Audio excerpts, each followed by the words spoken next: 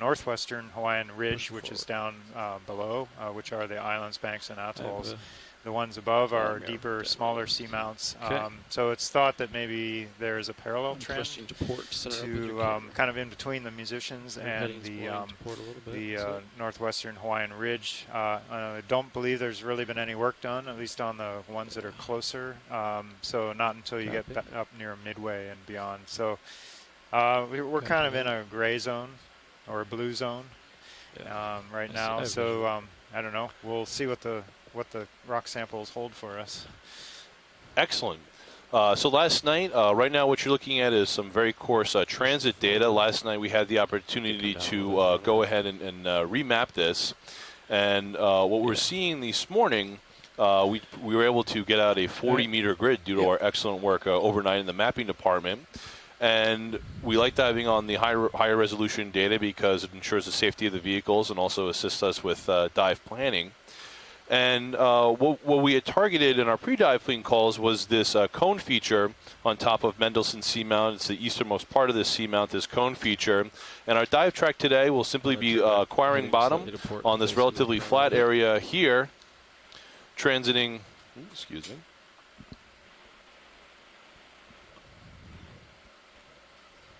Oh, it's not showing up. Arriving on bottom. Great, thanks, Roland. Acquiring bottom here, transiting up this slope over a relatively shallow, steep slope, and then running the ridge up to the top of the cone feature itself. We're arriving on bottom now, already seeing a lot of biology. Wow. It looks like a pink coral bed to me. Double wow. Double wow. Oh, wow. This is a double wow here this morning. It's a triple. Triple wow.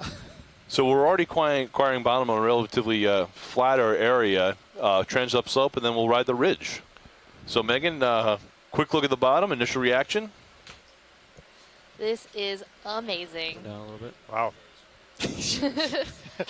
So it looks like this is just a dense pink coral bed. I'm seeing a lot of hemicorallium. Not a lot of diversity here, but just an amazing amount of large pink corals. So pink corals are precious corals. And wow. So would you characterize this as a high density environment? Right. Yes, yes, definitely a high density environment. Maybe lower diversity, higher density. Okay. I'm gonna say about 98% hemicorallium. I see one whip, and I think I see one Chrysogorgia.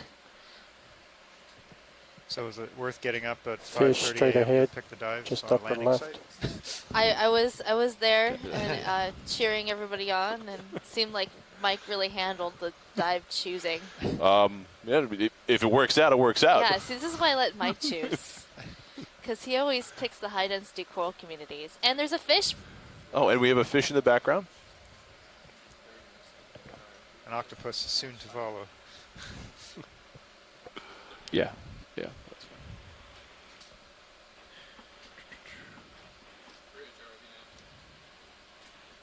You can go ahead and get lights out. So right now we're just getting situated on bottom. Let our pilots. Off screen. It was either a Macurrid or an Ophidiid, but that's all I got. Watch lead, pilot. Yeah, I couldn't see it either. It was what we call an eel fish, a long eel-shaped fish, but then most of the fish at these depths Okay, are Ron, I'm eel settled in, fish. so if you still see that fish, I can go for it now. Okay, see I think a nice rotation towards the left based on the Sirius view would be I'm really sure we'll nice. see more fish. Okay. I have a good feeling about this site. Yeah, watch lead. So Megan, you also pilots notice just how got settled in, consolidated so the we're just getting our substrate lights is out. here We're ready to too. start It's the not dive. as rubbly as some of the other locations that we've been to. So maybe that's part of the reason why we're seeing such a nice stand of coral.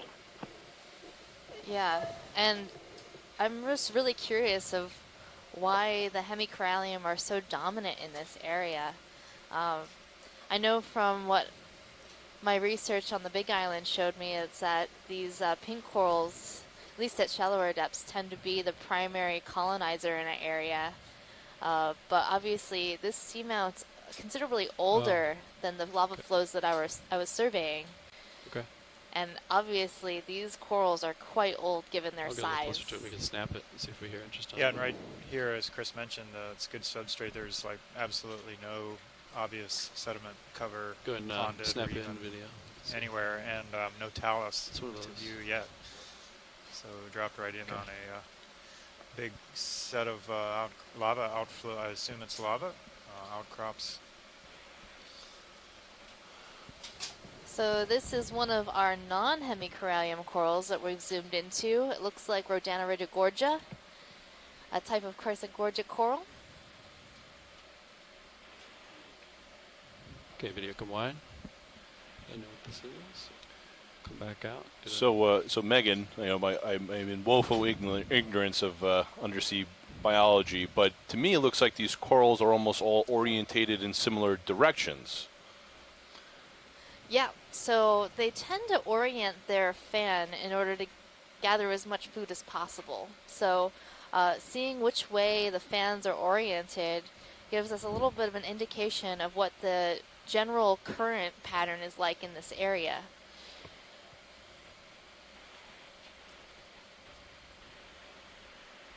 You know, if you're a coral, you can't move, you can't rotate your fan, especially these types of hemicorallium, which tend to be very brittle, next move would be and they cannot flex in the current. So they orient their fans in order to gather as much food as possible. Some of them are like only a foot or less apart from each other, facing the same way. Yeah. And they're doing really well. That's pretty amazing. I think. It seems that. So, like, judging by my sonar, I kind of want to go that way. Not bad for a Monday. Definitely not bad for a Monday. This will solve all of your cases of the Mondays right here. Yeah, let's do that. I was not expecting this. I was expecting a high-density community. I just wasn't expecting this much so quickly. Especially all of these pink corals. I mean, obviously there are some other different corals spotted around in here, but... Now, Megan, you said the pink corals were precious corals. How do you define a precious coral? So a precious coral refers to any coral that's harvested for human enjoyment. So that includes corals used in jewelry making or making of other fine art objects. Yeah, so we're on the bottom. We'd like to establish a bailout. That group includes pink corals, like these hemicorallium, red coral, which are harvested from the Mediterranean, With that angle, is it okay if I push in the Sirius? Which are actually still harvested in Hawaii. And it is the Hawaii state gem, even though black coral is a live animal, not a rock. I can, and gold coral. Do this number. See if there's anything down in here. There's some large colonies. And so fans of this size have a really thick base, and it's those bases that are that people will use to create these types of jewelry. So all those thick branches and thick bases allow for the most amount of substrate to create gems and jewels for setting in placements like rings and earrings and as pendants. When I was on the ridge. And I've also seen some carvings. Could we zoom in on that anemone by any chance? Yeah, video come in on anemone. It's your favorite anemone, John. Do you remember what it's called? No, I don't. Yeah, absolutely. And John, could you check your private chat, please? So this is an actinostolidae anemone. Video. Thanks. It has these really unique bulbs at the end of its tentacles. And these are quite large anemones. You can see that in the view we have these two laser dots. Those are 10 centimeters or 4 inches apart. So this anemone is 4 inches wide, or a little bit wider. The perfect size for holding in your hand. Except it would sting you.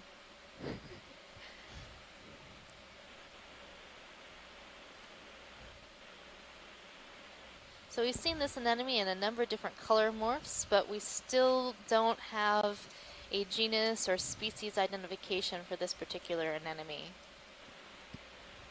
Well, actually, do you want a close-up of this? I can come closer if you'd like. I think we're good on the anemone. We can, to identify these anemones, we have to actually see their internal structure and be able to count the tentacles going around the outside, so having a full view is actually more helpful. Lasers are clear. Got it. Okay. At least that's as much as I know about anemone taxonomy. Ready, pilots? So this one looks like 30 it meters, caught something, and 255, 2 it's tenths. putting its tentacle inside its mouth, or that oral disc in the center of the anemone. Trying to calculate Bridge, ROV nav. Go ahead, RV now. You ready for a ship move? I am. Should at least Could we get do 30 meters? Bearing 255. 0 decimal 2 get a tight knots. shot of at least one of these corals. Copy that. Good copy. I think my brow is incorrect. My email was not sent. Ooh. Sent. I'll go Swimming jelly. Yeah, I'll go squishy. Might be close. It's going down pretty fast. And now we have a small water column animal. It looks a lot like the type of jellyfish that feeds on corals. So we actually collected this jelly a couple days ago. The first time that this jellyfish has ever been collected. Copy, thanks, Bridge. All of our midwater First ship move underway, scientists pilots. were super excited to be able to have a sample of this jelly. So it has 4 tentacles. Drifting back. Yeah. And it's likely swimming around looking for its next place to land to feed on a coral. We've often seen them on chrysogorgic corals or bamboo corals. And something like these hemicorallium that we're seeing in view may not be its preferred food item. Further below The that we polyps of passed these has corals can pull in the close jelly to on the it. skeleton, and they also have a lot of Can't calcium. see it right now, but it is as we tissue, so panned it up might be following harder that to guy. feed I saw on, but one. I'm not sure about that. We thought that about a sea star that was feeding on mostly primnoid corals and bamboo corals, and then we saw one feeding on a hemicorallium as well. So it would be really interesting if we can spot this particular jellyfish feeding on these Let's tilt hemicorallium. down. That would be a new observation for us.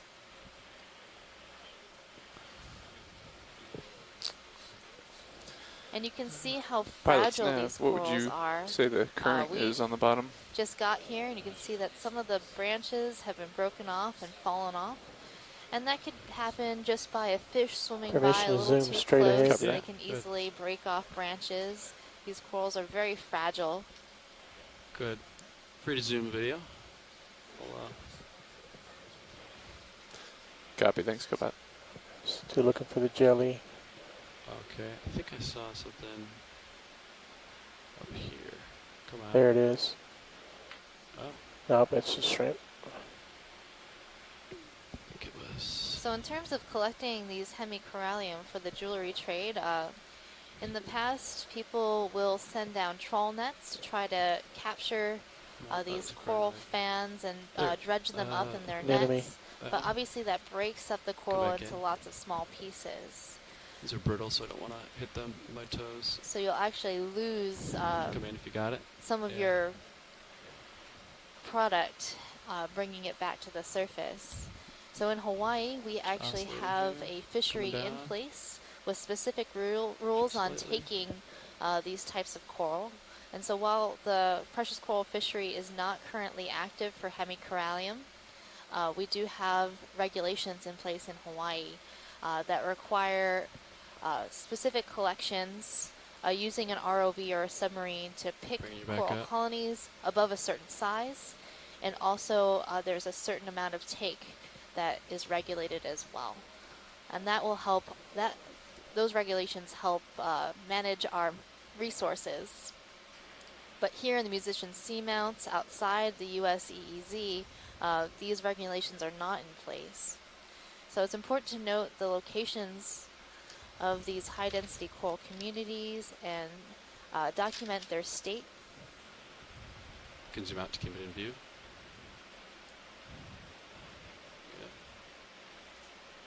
Okay, we'll let that go video. specimen. Really don't like these lens jitter we got this year. It's new. It's not been this bad. Copy.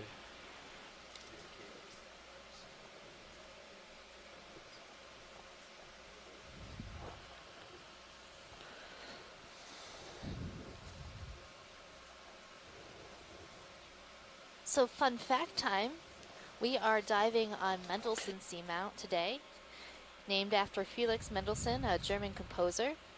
And everybody has probably heard one of his compositions. If you don't know it, he actually composed the wedding march that brides hear every time they walk in down the aisle and get married. So that's not the Here Comes the Bride song, that's the other wedding march that I'm talking about. I believe Chopin actually composed the Here Comes the Bride melody. So that's your fun fact for today. Mendelssohn composed the wedding march.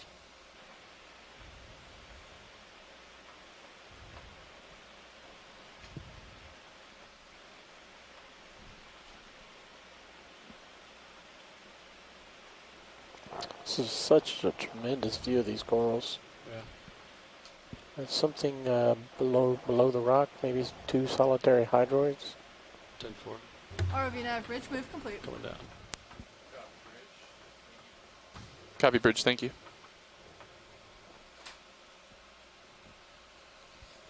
Ship move is complete, pilots. Copy that now.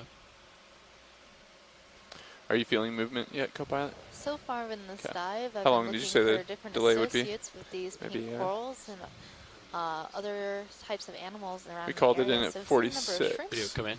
and a number of anemones and some crinoids as well. Yeah, the ship move was called in at 46. Presume roll. So only Yeah. 2-minute delay. Doesn't sound. Yeah, sounds good. I would anticipate at least 4 minutes. All right. Right now Center of we the are pair. zooming in on 2 single polyp hydrozoans.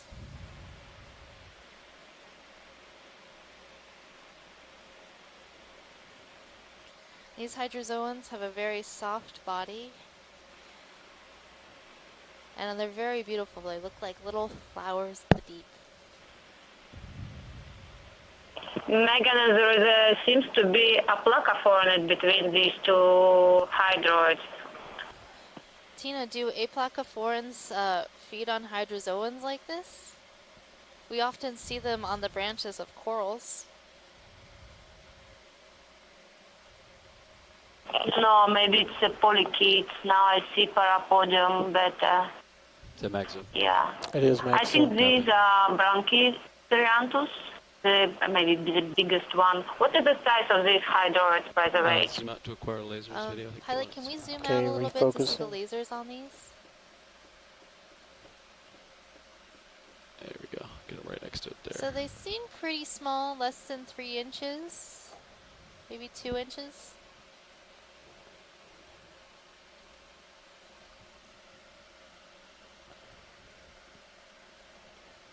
Yeah, they're a little bit small for Brachytherianthus, maybe just growing up.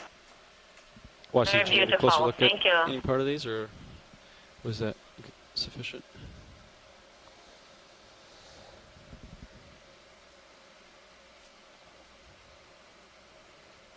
Okay, pilot's clear when video's clear. Great. Keep moving here.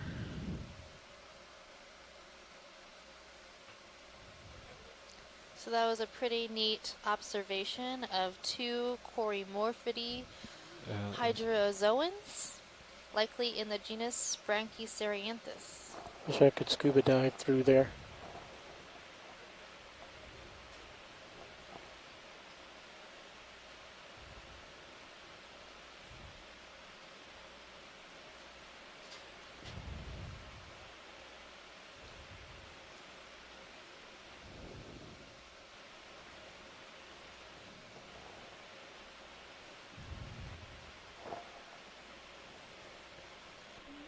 Do we know how fast these grows? Any kind of guesstimation of the age?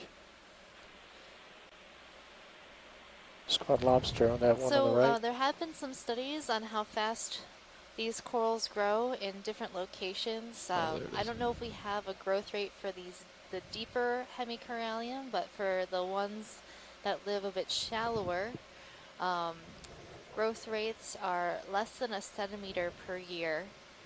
Centimeter per year. Let me just look that up real quick. I think I have it somewhere in a PowerPoint. So, I see something else off to starboard roll, and I'm going to take a peek. See a broken stalk of a And sponge. they grow at different rates in different parts of the world. So the red corals that grow in the Mediterranean grow at shallower depths, and they grow a little bit faster. These deeper living species tend to grow a bit slower.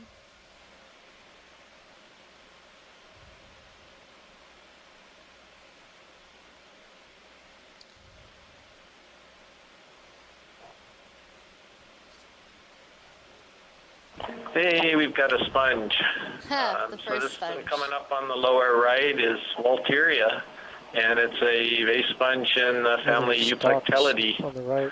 So, yeah, I don't know if we're going to see very many more sponges, but this is a really beautiful glass sponge, and we've seen it before, so it's great to see it again at this location.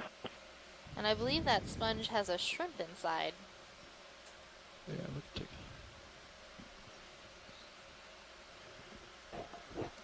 Yeah, these sponges often have commensal animals that live inside of them, and we think perhaps for life even there are some brittle stars that wind up inside of the mesh and presumably grew up with the sponge, and there's no way we can figure out how they can get out. So the same thing I think for the shrimp. It's perhaps trapped in there, but then that may be exactly where it wants to be because it's quite protected and presumably it's getting enough food to survive and thrive inside this sponge.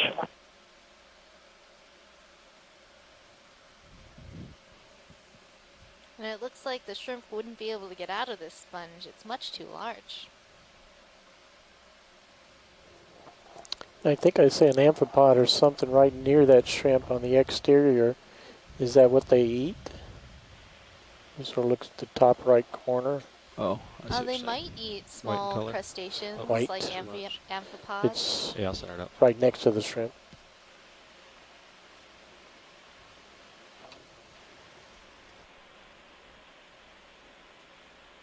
RV nav bridge. Okay, video when you're clear, I think.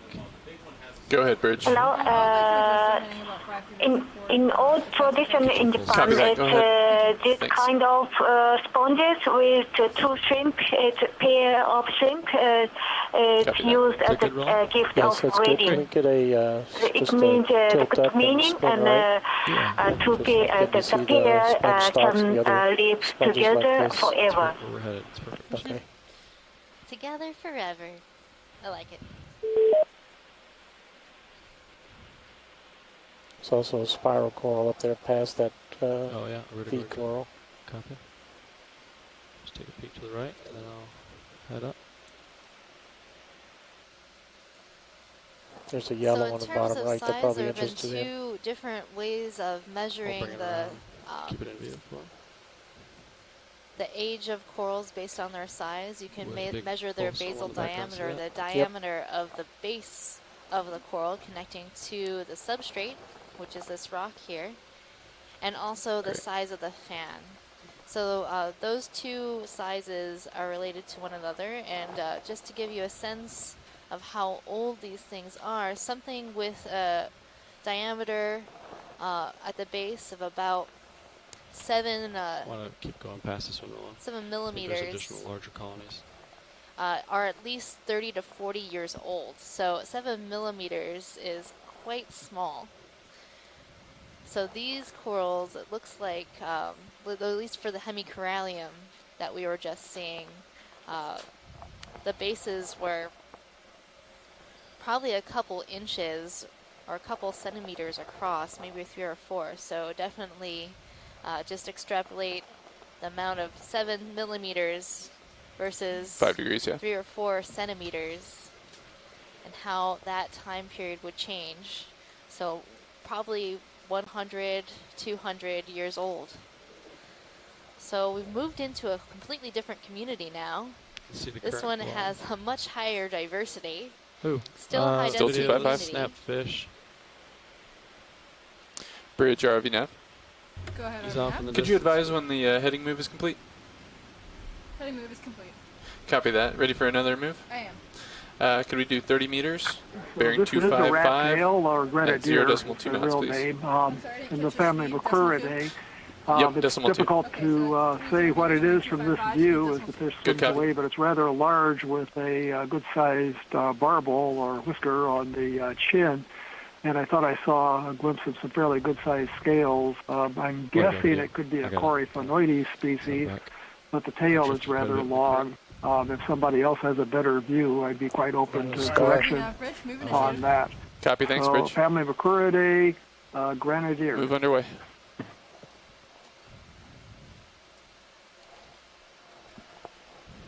Yeah, I'd agree with you, Bruce. I think it looks more Coryphonoides-like. Pilot, can we zoom this yellow colony? Absolutely. All right, video. I'll get my lighting on it nicely here. Try to calibrate for the current. Picnogonid on the left, sea spider. Copy.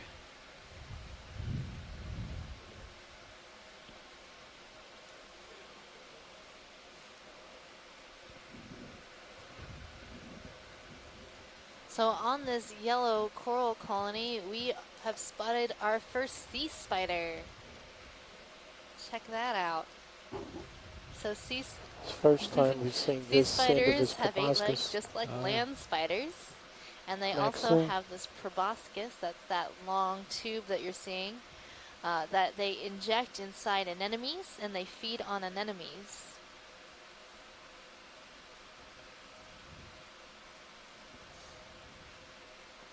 So this yellow coral we're seeing looks to be a Perizoanthid, so a type of coral that parasitizes other corals and takes over their skeletons. Kind of blowing around a little bit. So I'm not sure what type of skeleton this used to be. Maybe a bamboo coral, perhaps.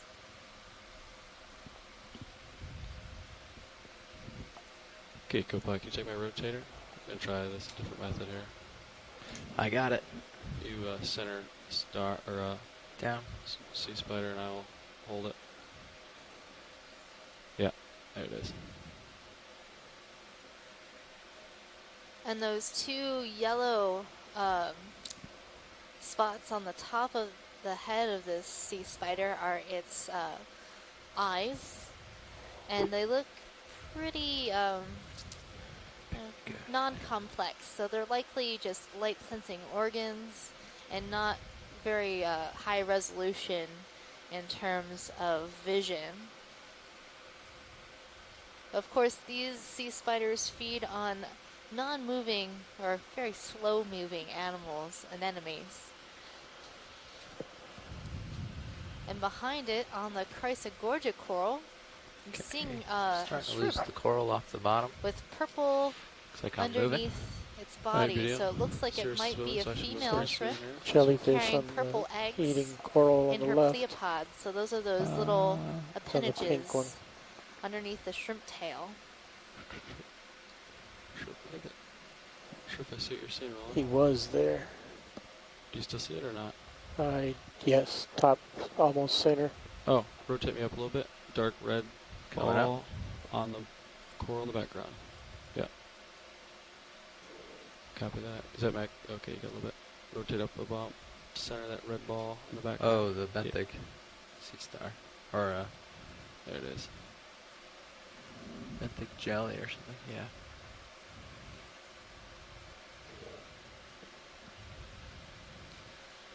And there we have it, our first sighting of a jellyfish feeding on a polyp of a coral. So this is the same jellyfish we saw earlier in the dive that was just sort of swimming through the water column. Okay, video, when you're clear, we'll... And there is one attached to one of the corals and feeding on a polyp of the coral. Thanks, Copilot. Got you in view at Do the star? 7. I'm kind of low, so coming up. Copy video. Okay. star real quick.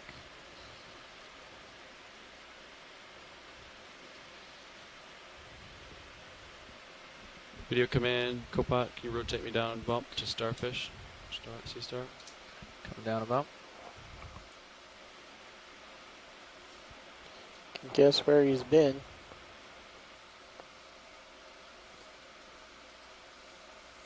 So we have a predatory starfish in view. This one looks pretty fat and happy, so it recently had a nice big meal. So this looks like the starfish Hippasteria. It's likely making its way over to the next coral, this bamboo coral. And it's probably going to start feeding on it. Video's clear. Great. Pilot's clear. Got you at 56. Delta 15. I'll take my rotator back. You got it. And move forward. Off we go. The general uphill, maybe a little bit more west than our current track, so you can Copy, turn that thanks, way. Bridge. I'll come around after the move. But I'm over the ridge at this point. So in view right now, instead of seeing a whole garden of pink corals, we have a very diverse community of Chrysogorgia corals, bamboo corals, Prognoid coral. And I'm not seeing any of the pink coral we were seeing earlier. It's just it's crinoid. Okay, it's crinoid. Chris Ma. You can come out. Hi, Chris. You can zoom out video, yeah. Hey, I just thought I would follow up with that sea star. You were right. Hippasteria, probably Mascipula. I also just wanted to clarify that the fact that the disc in the arms is so swollen is actually probably water. In case you didn't hear that, ship move's complete. So this is one of these interesting differences between the preserved and the living animals that became really apparent to us after we started seeing them alive.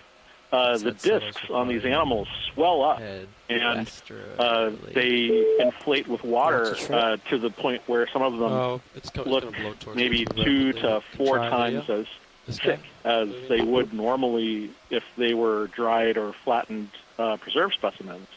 And even though they do have a really elaborate system of the pyloric stomach and sort of digestive glands, just to clarify, when they're feeding like that, we're not actually seeing them sort of swollen with food. We're actually just seeing water inflating the disc, although that might be part of the feeding mechanism. I'm not sure. So anyway, and always happy, of course, to see one of my starfishes feeding on a bountiful garden of coral. Wonderful. That's really interesting. I just thought that, you know, given that in the deep sea finding food can be difficult, when you do find it, you want to eat as much as you can. So due west. A lot of the midwater fish You're absolutely right. Sonar, what do you think, you guys? Got this you're absolutely right still, about the general uphill is, and figuratively you're correct as well, that you know they'd be they're trying to take advantage of the food as much as they can. But you know, I guess I'm just trying to clarify that a lot of the sort of swollen appearance is probably more ready for another shipment. The water than 30 meters, because we bearing often see a lot of 270 degrees that, at 0.2 that are, knots. for example, like those cookie stars, those things that are properly looking like cookie stars, the pentagonal ones, and the discs on those swell up as well. And sometimes you'll just be kind of surveying or rolling along the bottom, and you see this kind of round orange sort of half a ball sitting on the surface of the seafloor. Copy, thanks, Bridge. And and it turns out to be a sea star. And when they're dead or when they're preserved, they're flat. And so when we see them alive like that, it can be kind of surprising because we don't really observe or think of them as being any different from when they're preserved. The color is one thing, but they also just take on a really striking round ball-like appearance sometimes. Anyway, you have a sponge, so I'll let you get back to it. Thank you. Thanks, Chris. All right, pilot. Always a pleasure. West. Good morning. Got a couple more minutes until Good morning. Sirius feels it. Okay, video, if you want to zoom out while I Have a good lateral day. port, maybe we'll get a kind of a cool video. I don't know. Just a heads up, pilots. We're making pretty good pace so far. No rush Never mind. today. We have to average 0.04. Now there's a both waypoints. Metallogorgeous apparently up to the right somewhere. But people in the as you chat know, were we asking got to take about. samples, and that takes a while sometimes. I don't. We'll boogie as much as we Yeah, can. John, I Make think sure the next we've watch is on. kind of We're long doing good, past so it, good so terms. you don't need to look right here. As long as we're not taking too many close zooms or samples. Yeah, and Scott, we usually don't pull off of sponges to look at corals anyway.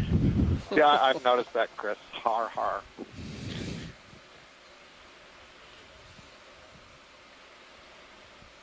That sponge, by the way, was Bolosomini, the new genus in the subfamily Bolosomini. I'll take a peek to starboard. Perhaps I should ask, since I've only been tuned in now for about 15 minutes, had you seen Metallogorgia already on the dive? I hadn't seen any, and it's one of the reasons we were so interested. It looked really tall, but it looked like it might have some lower branches, so it was either an interesting tall Chrysogorgia or first Metallogorgia. Yeah, I spotted that colony, but then... Actually, Scott, it was only one that we seen together with you. That was definitely Metallogorgia. All other are more or less tall Chryso. So, Tina, you're saying you did see one on this seamount today? Yes, the one that you have mentioned before with rows, yeah. Okay, yeah, I didn't get a good enough look. Thank you. Up the ridge we go.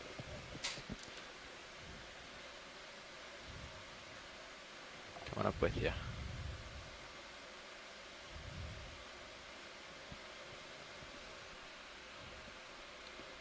So right now we've entered the land of bamboo. We landed originally in a coral garden full of pink coral, and we have traversed into a bamboo forest.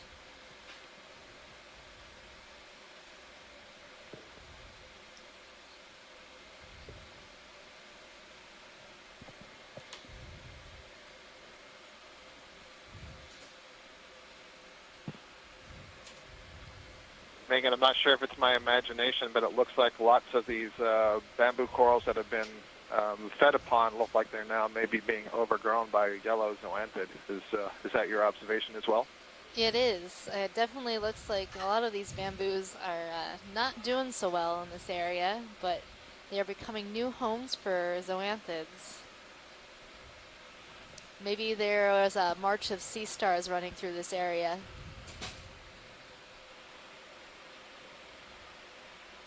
I find it amazing that it's so diverse, such a quick change from those other corals to these in such a short distance. Keep it. Yeah, that's really surprising to me too. Scott, do you have any theories of what might have gone on here to have these very different communities so close together? Sounds good. Co-pilot. At 280, 275, I mean. I'm sorry, were you asking if I had any idea? Yeah. Yeah, so, I mean, it's a great question, and it's the subject of study by several different groups, and there are different layers to consider. So, for example, do you feel it there too? Can the bamboo corals that we're seeing be very old, and we're seeing the product of a recruitment event that happened hundreds and hundreds of years ago, but for whatever reason, now other species are recruiting, or the patch that we just came out of, all the corallium, maybe they recruited and got the best spots for capturing the food out of the water, etc. Maybe there's something about the bottom that we can't tell that makes it preferential for one kind of larva to settle versus another. So, for example, maybe there's a type of bacteria growing on the bottom that the larva can feed on when it first lands, or that is somehow changed the bottom. Under me, and I can see it before. Perhaps it has something to do with the availability of the larvae, the propagules themselves. Was there a big wave of larvae that came in at some time in the past and has settled, or maybe there were just a few that got here? They were very successful growing into a few colonies, and then once those colonies had developed, you had lots of localized recruitment. That is, the colony that we're seeing here are reproducing and putting yeah, the out uppers more are fully offspring swung out. that are I then took the growing starboard up. swing arm If and that brought was it the in a case, little bit, you know, you would expect because to it was see in our prop wash colonies getting of lots of beat different up. sizes, not I necessarily can all try giant stowing size it and colonies. adjusting it in a different way to see if we can get rid of that. Maybe they were growing here for a while, and then that's when the sea stars found them. Here's a great place for a sea star to The outer ones are all the way live up for a and long all the period way of time because deployed. it can finish feeding on one colony and then They move rotate. to another adjacent The uppers one. rotate, so they're rotated Perhaps up and the out sea as far stars as had they'll go, wiped out and I think they're a fully bunch of deployed. corals They from pushed the deploy lower one part, more and time, then their make sure. terrarium corals moved in. I The meant sea to stars fully don't deploy like them them as much, so if I they had do it. well, It was and a the mistake. bamboos have to Keep an eye find on somewhere your else. So Delta there's Copilot. so many different possibilities. It just requires us coming back with some thoughtful experiments that we can set up and do some long-term monitoring and try to learn a little bit more about both what swing it arm is uppers that are hitting dictates anything. why we Full see out. the communities, these kelpie communities, in the places that we do. Lower swing arm on the starboard. I'll bring it back outboard. And I'll stow it a little. That was a great explanation. Looks like the sea star is feeding on Isidella, perhaps. Isidella bamboo coral. That's a genus of bamboo corals that have the branches arising very clearly. The sea star is helping us see the skeleton by feeding on all the soft tissue around the skeleton. And you can see where it branches. The branches come from a dark material, which is protein-based, and the white internode between the nodes is calcium carbonate-based. What do you make it? 10-4. Yeah, so I think this sea star we're seeing is the same type as the one we saw earlier, Hippasteria muscipula. And you can see part of its stomach sticking out just a bit. It just probably finished eating all of the tissue in this area, and it's probably going to work its way over to the next branch over. This is a cool shot, but I agree. Being a little close to bottom, so I'm going to come up a smidge. Can we also look at some of the other bamboo corals in this area? Absolutely. It looks like we might have a couple different species here. All right, video, let's come wide, see what else we got. So like this whiter looking one. Holding there. Turning you just to the right. So now I'm sure you know, but since we have a nice strong current. Well, there's ones all over the place. Or to the north. All so the tethers any one over of there. these sort of white-looking ones. I really don't have a lot of concern with come in video. Lower deltas. I'll try to get you some black back. As long as we keep the bottom. Is this the coral you're talking about, watch just lead? right on or just outside this 12.5 mark. This one's still a little that's what I'm keeping an eye on rather than delta right this minute. Copy that. Like the one that we I noticed just it creeping zoomed inside in that 12.5 Maybe meter the circle just one a tad, so. in the upper right-hand corner. I like to push the limit for good shots. Megan, one thing I would say that looks a little bit different from the one you just zoomed in on to the first one that had the sea star was note that the angle at which the branches are arising from the main branch. So on some of them they're more curved, and some they're much more straight and angled. I don't know for they certain that makes a difference, but one thing I'm noticing. Guessing it As I'm looking at how thin the branches are here, they seem very, very fragile. Kind of delicate polyps, and I'm wondering if this might actually be what we refer to as the S1 clade. There's a genus of bamboo newly described a couple of years ago by Laswelly and myself called Cladorisis. And that name translates to effectively Copy that. Thanks for the heads up, Rich. Bamboo coral. And they have these thin skeletons. Some of them are hollow, like a soda straw. Direction. And they also branch at the nose. Would you like to put that in? There's a possibility that these belong to the S1 clade rather than the How much longer are you going to? Hard to say from this kind of a view. What we would need to do is look at the polyps under a microscope, see what their sclerites look like, do some genetic analysis. Stand by for a minute. That sort of thing. And we've made a number of collections of lots of different corals, of course, on this expedition and others in the capstone. And as we accumulate all that material from the museums and do the genetics, the beauty is we'll be able to give names to these things and then relate that back to all this video and imagery that we're collecting so that in the future, when we go out with the ROV, we can actually identify these things with much more confidence. So watch lead, are you clear from this area? Is there something else you'd like to see? Or? Great. All right. We get lasers back on, and but they were. So Scott, do you think we have two different types of coral in this area, or do you think they're both, like all the coral here are S1 clade? All right, coming back to your field of view. Copy.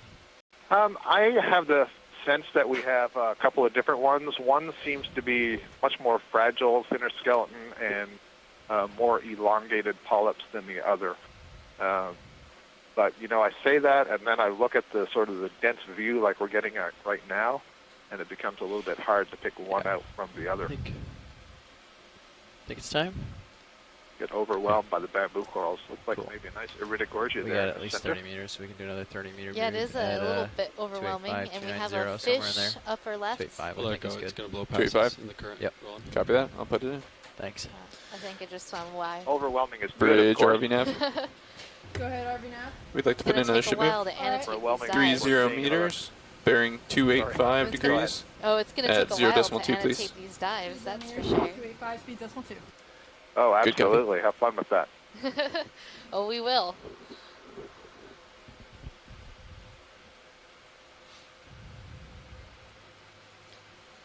So this Iridogorgia seems to have a pretty tight spiral. Copy, is thanks, this Bridge. the species that's going to be described soon? Or is it more like Iridogorgia bella?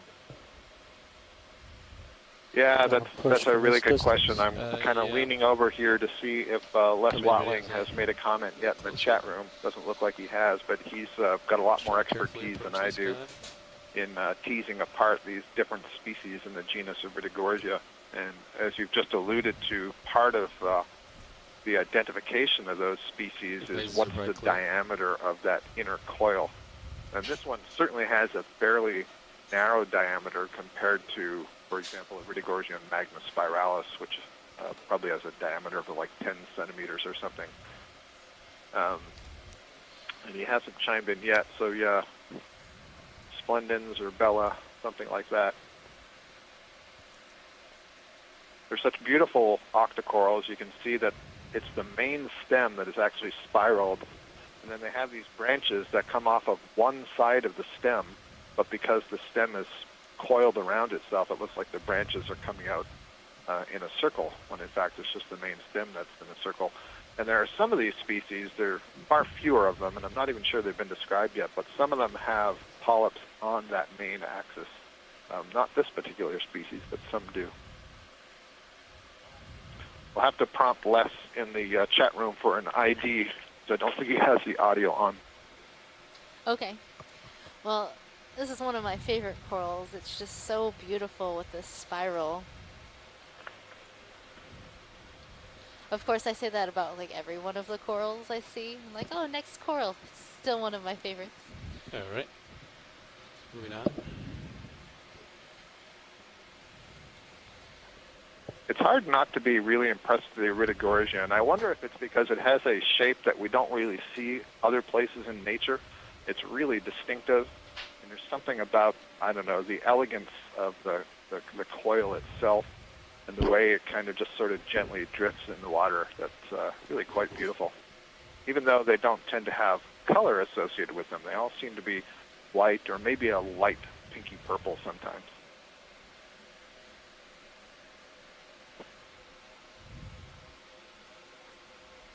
I like the way you phrased it yesterday, Iridogorgious. Iridogorgious.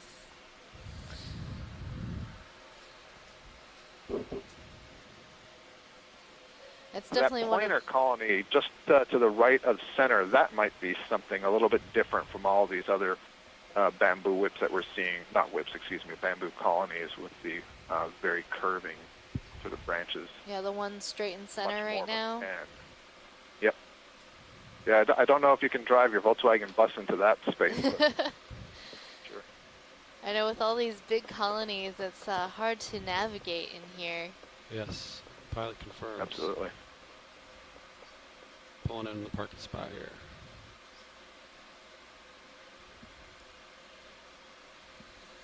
But this Iridogorgia, just to the left of the screen, looks more magna spiralis-like to me. Iridogorgia magna spiralis.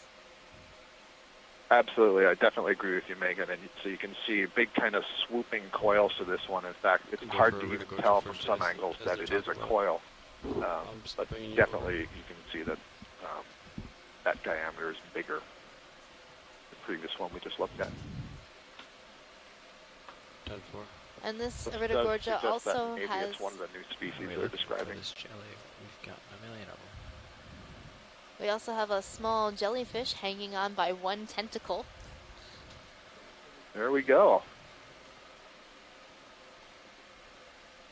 So, who's hanging on to whom there? Can we see, is the tentacle wrapped around the branch, or is the polyp got the tentacle in its mouth? I suspect it's not the latter, because usually we see the jellyfish feeding on the polyp, but oh, that is what it looks like. Yeah, it looks like the polyp has caught the tentacle of this jelly. Like rotator. Yeah. Got it? They want jelly. Bouncing down? Yeah. It's kind of interesting. But maybe the tides will turn and See this that jelly there's will tissue start missing. feeding on the polyp. Go ahead. Uh, Say that again?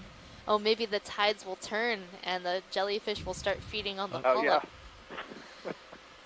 Yep. Holding there. But I noticed that the polyps are missing from the skeleton on either side of this one, so there's some kind of interesting interaction going on here. But we've now seen this so many times, especially I think on your cruise, we've seen a number of these, but several times over the last year and a half, that this is not an accident. See too many times this little four-tentacled, giant see the streamers? hydromedusa doing something with the corals. Stopping. What we would need to do, oh, there must be a ctenophore there. Looks like I see some ctenophore tentacles streaming off to the right. Yeah, it looks like one of those benthic ctenophores, Jalfiella. Yep. Okay, we'll let this colony go video once you're done. And then, I was going to say we would need to, have samples and be able to look at effectively the gut contents and be able to determine what direction that predation event is going. Is the jellyfish eating the coral, or is the coral eating the jellyfish? I heard Scott France interested in it, but I could be wrong. Well, we may never know. At this point, we did collect Copy, one of thanks, these, Bridge. the other day. There was a whole group of these little jellyfish Shipment on an complete balance. Iridigorgia, and we tried to get a whole bunch of them in our sample, but they kept popping off left and right. Snap zoom But on we this. did actually It's not a really good manage to position, collect one jelly. See if I hear interest on this. I remember that collection, and the observation is being made in the chat room that we could look in the guts of that jelly to see if there's any sclerites, which are the microskeletal elements that are embedded in the tissue of the corals, and that'll tell us if it's feeding on it. So indeed, this is a different species of bamboo coral. This looks to me like it would be in what we call our J clade, which includes the genus Jasonitis. That doesn't necessarily mean that we're looking at Jasonitis, but it is similar to them. Polyps are much thicker, and you notice that they seem to reflect white. The ones that we were looking at before were much more transparent. And the whiteness that you're seeing is probably because these sclerites, again, made of calcium carbonate, they're very, very small in size, and there can be hundreds embedded in each of the polyps that we're looking at there. They're probably in the shape of scales, and they reflect the light to make it give that milky appearance.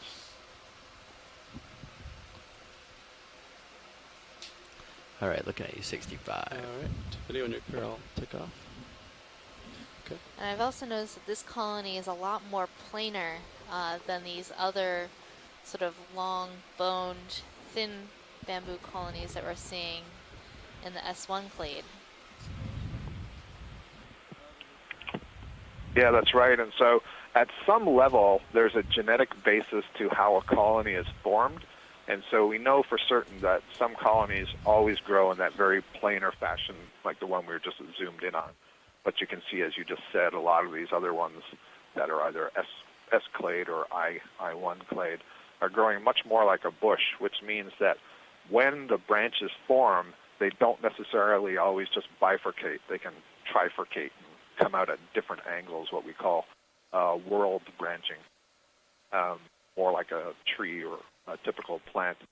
But we've also seen that there are some colonies that can have multiple kinds of growth depending on what the current conditions are. So what direction is the water coming from, and that could influence them. So I'll let you go to talk about the fish.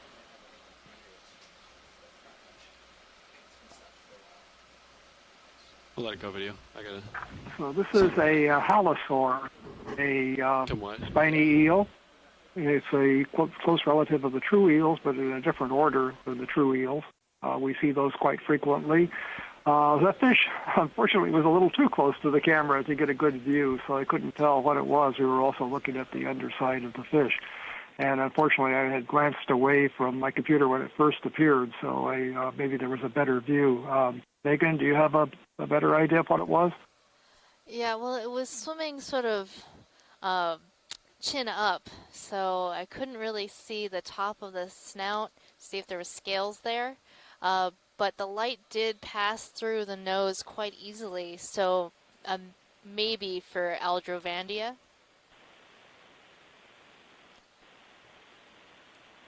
Yeah, I saw the same thing, so that sounds reasonable. The yellow the Aldrovandia are a genus of these halosaurs that have lack scales on the top of the head, between the eyes and the tip of the snout, and the snout's often translucent. It's a common genus in these waters.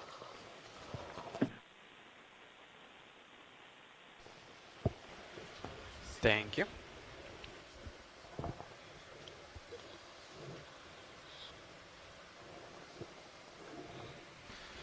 Okay, co-pilot. Yep. I'm going to get to center in your screen. All right. Let me come up a little bit. Yes, please.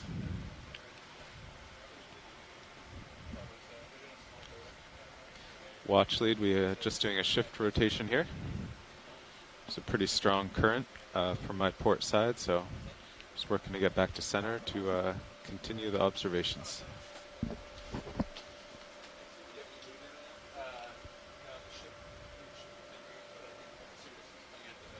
So we are experiencing a little bit of current right now, and also going to go through a pilot change in just a bit. So just give us a moment to get situated, and then we'll start. Navigator, what was the heading of the last move? But in the meantime, please enjoy this beautiful view of our 285. bamboo forest. 285, okay, so. Looks like you should be done too. Okay. It's just the tether pulling you over. It finished 5 minutes ago. Small fish bottom. So you can see how quickly the current is flowing. I have the slope about 290. You see the particulates in the water, that marine snow, moving quite quickly across your screen.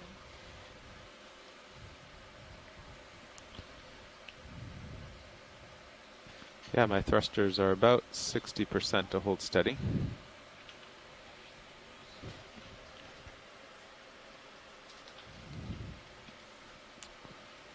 Okay, everyone feeling good? So Cirrus might have a little more to move. Just a little bit. Should be coming to an end now for sure. Nicely centered. I'll just holding 60 over.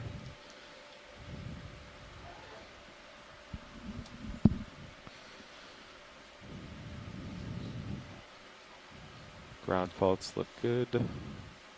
Comps all look good.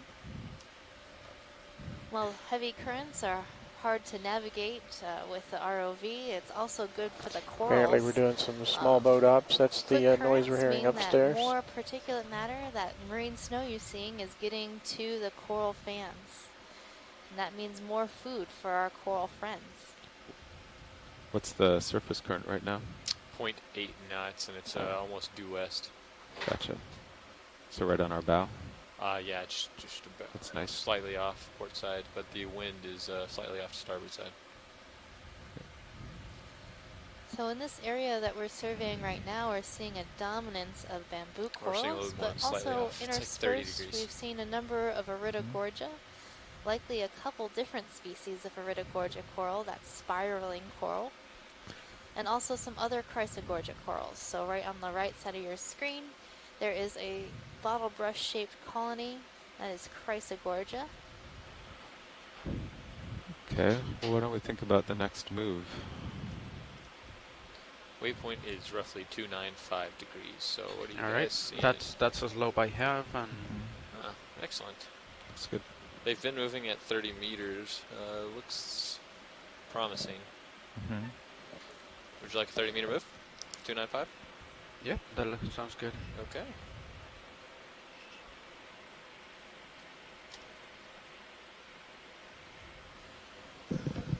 So John, No, that's a this 0.04 area video. that we're looking at right 0.04, now yeah. is it's a bit different in Yeah, they're terms of the close to geology Ridge, of RV what nav. we originally saw.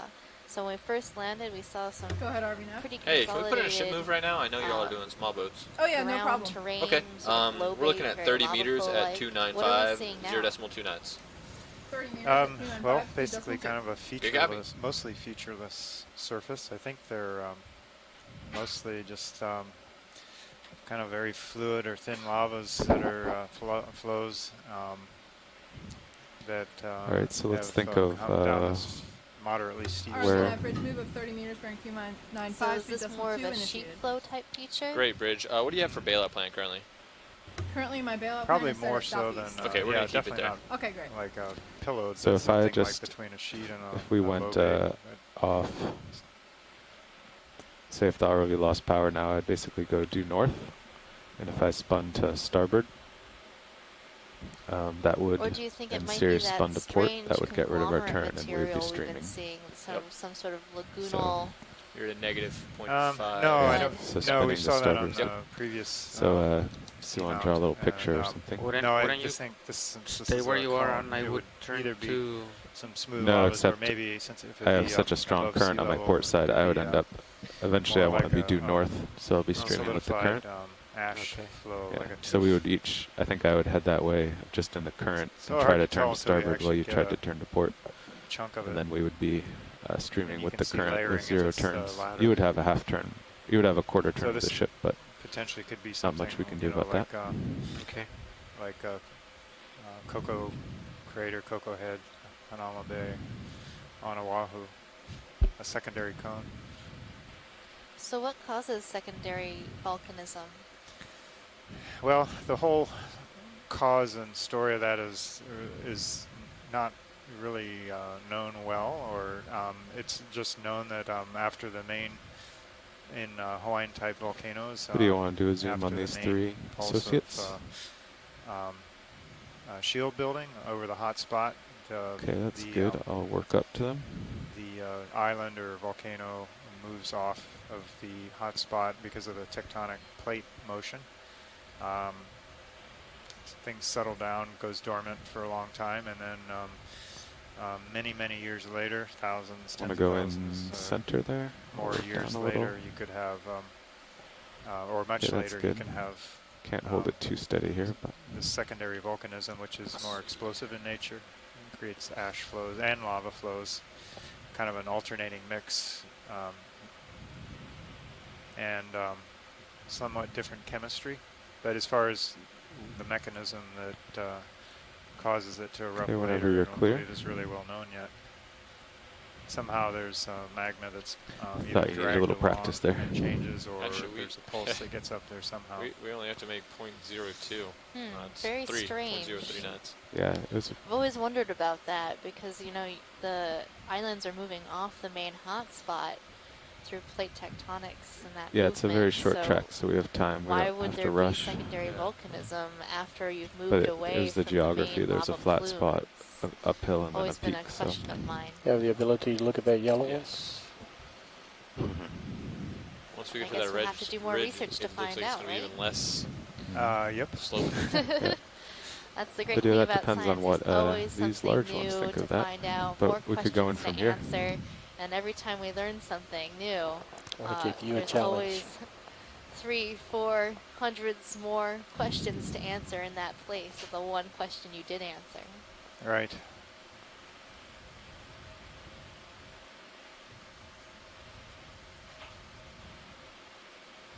This looks again like this bamboo skeleton has been overtaken by Perizoanthids. So I think I'm drifting zoanthids are back. corals that grow on top Confirm. of other coral Yeah. skeletons. So all that yellow tissue is not the original bamboo Okay, tissue, go wide. but zoanthid tissue. And the particular zoanthids we're seeing here Full are wide. cannot create their Thank own you. skeletons. So they have to use the skeleton of another coral as substrate. Now in shallower waters, especially in Hawaii, we have seen a certain type of zoanthid It's definitely high called density. Kulamana halmeae. It's a precious coral. It is also parasitic and lives on top of the skeletons of bamboo coral like we see here. But it can create its own skeleton Yeah, it was all pink. after subsuming the host skeleton.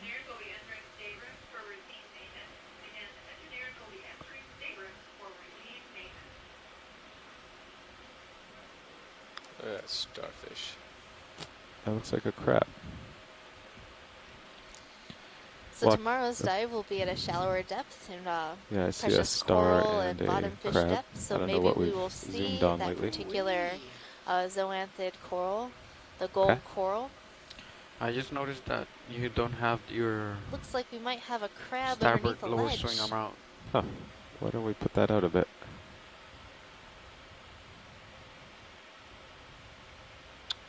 Yeah. Crab. He's not happy about something. Probably me. Okay, video. Tilt up. Yeah.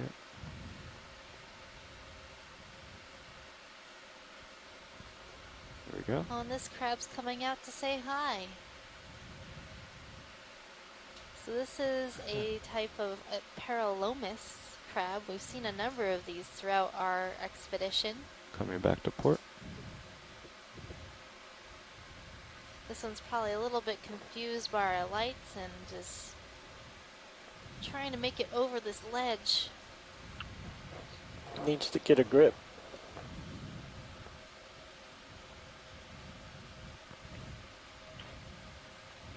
Hey, Megan. Is he holding something? Hi. It's Megan. Hi, Megan.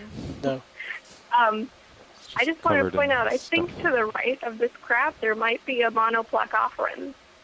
It's a little shell-looking thing, just a little bit to the right of what's on screen now. So just to the right, pilot?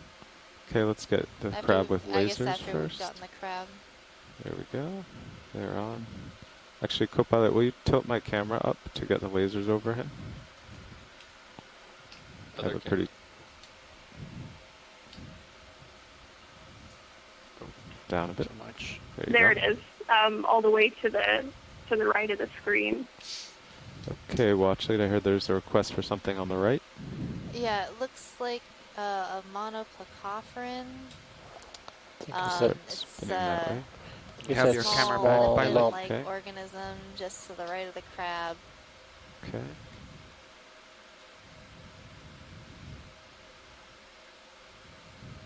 I have you at 80 degrees. Okay, we'll move soon. This lump? Is that the one? Yeah, that's what I was saying, but now that we're looking at it up close, I'm not sure that's what it is. It might be a sponge. Like a really small sponge. I'm not sure. Okay. Yeah, the wide video. I think it might be a sponge. Oh, I think I see why the lower was stowed. Look at it, bruised there. Yeah, why don't we put it back in? The day. Okay. I'm glad the crab did pull-ups and not me. Yeah, they actually, now that you guys mention it, I do remember them saying it was he had a getting hard whipped enough time around. getting over that lip, and he had I was a lot wobbling more around out there bruises so than much. your I think there's common still a little rock air in climbers. there. Yeah. Just never succeeded in bleeding it out. So. All Okay, right, pushing bridge ahead. move complete. Copy that. Thanks, Bridge.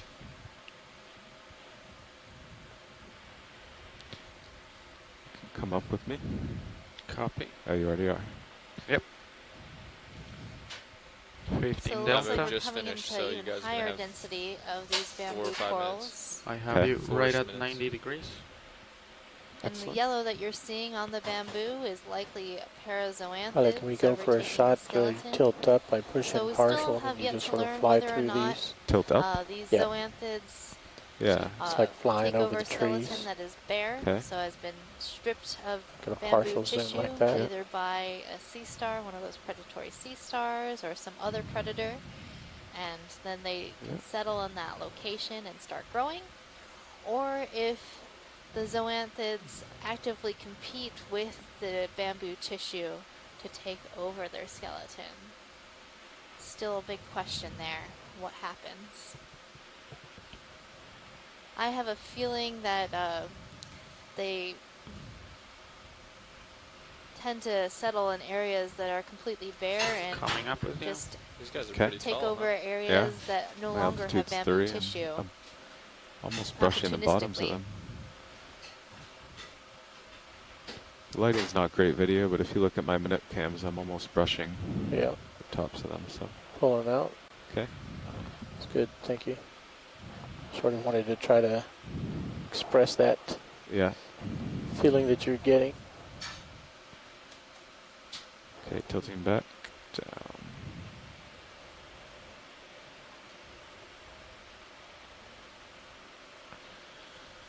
Okay, so your camera is 60. It's better.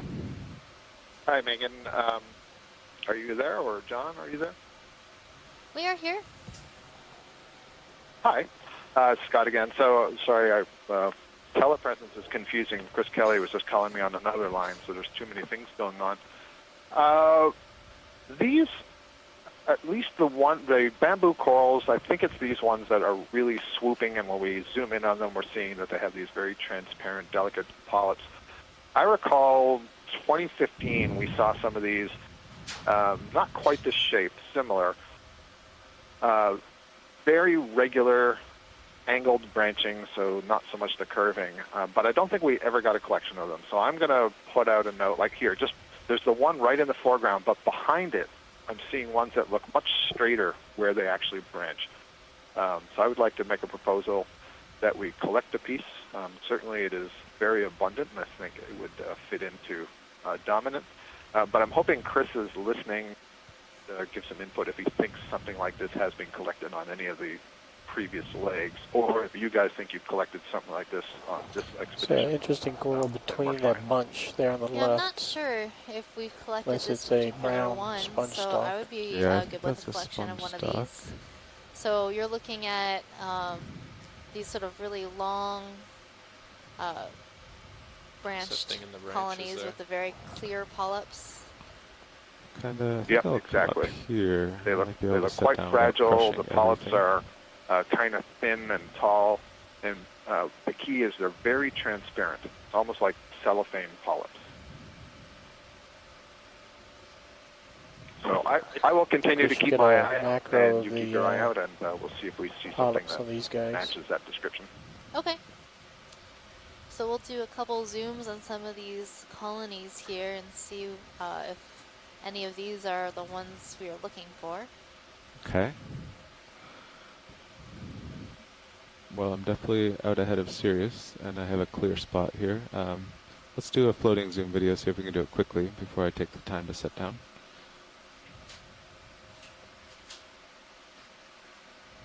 So these polyps to me look quite clear and very fragile.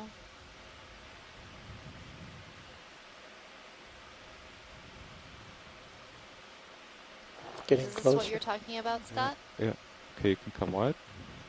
Hi, mate. Yeah, sorry, I was starting to type some of this observation. Yes, this is what I'm talking about. You see how perfectly straight the branches come off of that main branch, and then, as you said, the polyps are really, really transparent and almost shiny. And what I remember most, and they also have these very large, sort of amorphously growing colonies, and by that I mean they're big kind of bushes that are really messy looking. And the image that I have, I could send around if people wanted me to, but the image that I have, I remember we saw that in front of kind of a wall of yellow zoanthids that were overgrowing behind it. And it was really, really striking. And I know we did not get a piece of that, and I've always wondered, what is that bamboo coral? So this is the closest I've seen to it since then. So definitely I think it's worthy of a collection, and I'll see what folks in the chat room have to say. Okay. So we'll set up for a collection of this. Looks like we might have a spot to land, which is always good given how dense the community is here.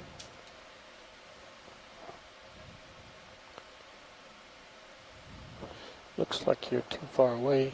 Yeah, I drifted back a little. Do we have any samples, Nav? None. Copy.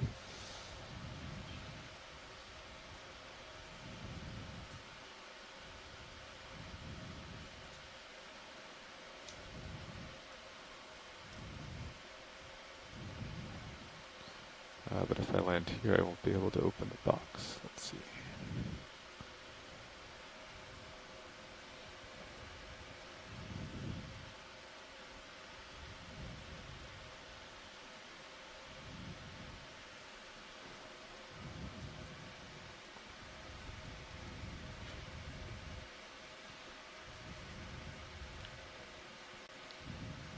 So my chat has shut down. So if there's any disagreement, speak now or forever hold your peace.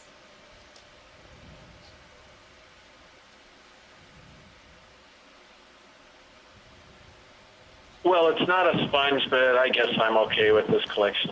And to answer your question, I didn't quite catch the early part, but I think this is an extremely valuable specimen to grab, because even if it winds up being something that we collected, it's so dominant at this location, I think it's important to know exactly what it is. All right, Feeling good about Chris. Sirius's position? Yep. Yeah, I haven't moved much So in the Scott, last do 2-3 you want minutes. to try to get a branching Your stable, point? you want to do another Since these, stables there? these Sure. branches are Go for quite it. To be able to long. open up your It might be That's difficult what I'm to a little grab worried a branching about. point. side. Yeah, I can see that Copilot that's set up to definitely open an the issue, port a side problem, box. but that is kind of critical. It's Slide good. tilt What we're down. doing right Yeah. now is really valuable, so if we don't get the branching point, at least we can see where that branch is arising. It looks to me like it's just post the node, so it's I'm not sure if we'll be able to technically open a nodal honestly, brancher. but This would be internodal. Behind this, I saw a branch we that looked definitely like it can't had hold an a auto. slightly shorter one. I understand that this is a pretty big overall colony, so it's going to be tough to get that branching, but that would be ideal. Yeah, the one that's just come into view now, I think, in the upper right. Okay. The tip of it, the branch point wasn't quite so far in. Do we also actually, need a nice before shot? we start, Go ahead, pilot. oh no, I was talking to Copilot. Okay. Before we start Copilot, why don't we just try putting the drawer out a And bit? it's basically any one of the just bifurcating points seeing that what you happens. can get would be great. It doesn't matter which Drawer's one. moving out Okay. It'd be slowly. nice if it was preserved. Sounds good. Do we also want a nice zoom of the base of this coral? Yeah, that'd be really So if we're helpful. I confident think what we we're can going do to this, see, I can already be a see lot just better off. near the top left of the screen, is that the nodes themselves will be overgrown. Okay, stop there. And that's a good indication that these are really old colonies. And as they maybe grow, do they kind of port grow wing like inboard. trees, where those main stems continue to get thicker and thicker. And the tissue is depositing the calcium carbonate, and they deposit so much that it completely overgrows Okay, see if you can go those another dark inch or two. nodes, the protein-based nodes that you're seeing. But when we zoom in, you'll see they're kind of swollen or bumpy. And I suspect what's going on there is they get to such a large size that it's extra You haven't moved, stability right? No? by Okay. growing over the nodes. So, But there's an pushing out? alternative hypothesis, and that is that you have I one should, colony okay, stop there. overgrowing another. Should be able to get it in there. I So don't think close that's it. the case, Remember where it is. We'll learn what and we can. don't go out I any suspect further this when is it's going to time. be pretty fragile, pretty All right. brittle. The branch Okay, is going to close break it. very, very easy, and it may be that when you put it into the bio box, it'll break again. We Okay. did collect It's breaking, something he said. similar to this on the American Samoa to Honolulu leg earlier, and one of the one things that that looked, we discovered that is has that it it very is that quickly one that's oxidized. It's center turning right. black very quickly. The polyps are turning black very quickly when we got into the lab. And in fact, all the polyps fell off the skeleton. So that's a warning to you that if this is similar to that, you want to try to deal with it as quickly as possible. Look how big this colony is. Okay, watch lead. Yeah, it's huge. We are all set up. Do you have, I heard the line talking about the ideal sample point. Do you have any guidance there? Yes, so we want a piece that has a lot of branching, if possible. Okay. I'm saying at least one branch point. You don't have to get multiple because that's really long. I understand that. Yeah. So how about just There's a branch sort of right in the middle of this screen where it looks like a perfect Y on the right side, and there's like a small tiny side branch, maybe cut right in between there. That looks right like the smallest piece. under the right laser Big there? enough, exactly what I was looking at earlier. I think that's Yeah, it's probably about like the shortest one. right above the lasers and to the right, all the way to the end of that long branch. Oh, I see, way out there. Yeah, like there's okay. a Y and there's like a little side branch. Yeah, so I would get 2 branches. Yeah, 2 branch Okay, I points. can try for that to see how the geometry works out. Okay, arm coming on.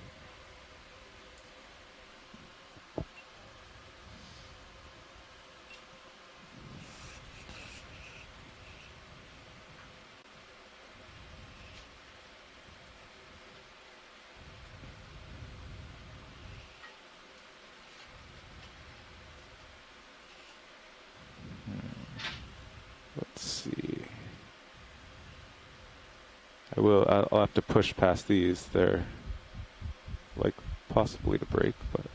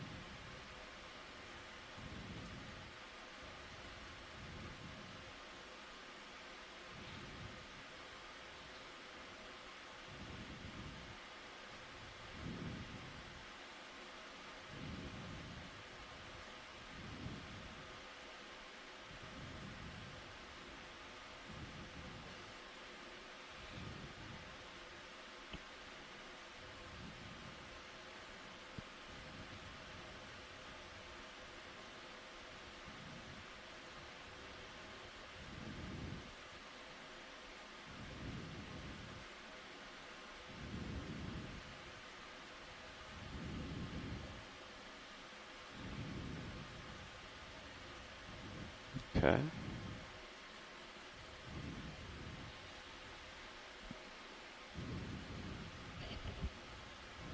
Is that full wide on main HD? Yes, you're full wide. Okay.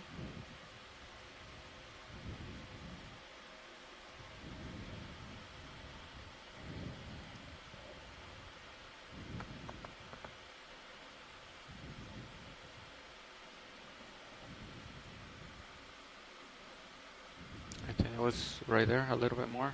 Mm-hmm.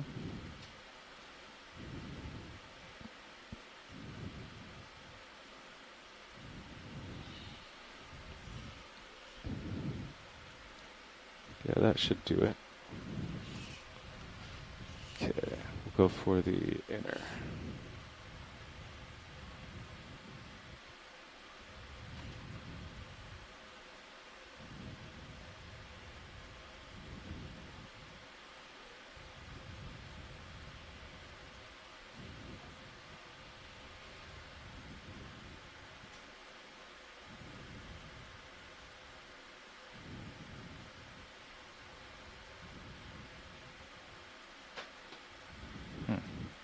I'm actually at the joint limit for this now. That's what the problem is. Because we can't go past 90. Let's see. You want to tie it on HD too? That's okay, I can see. Thank you, video.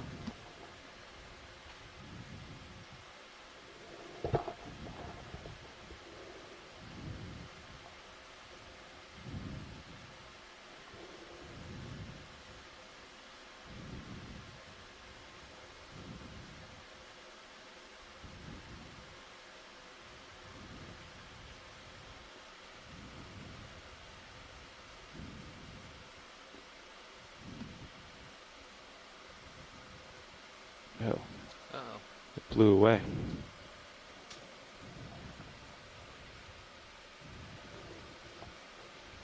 Well, at least there's plenty of left to sample. Mm-hmm. Sorry about that. There's only an inch sticking out, but the strong current blew it away.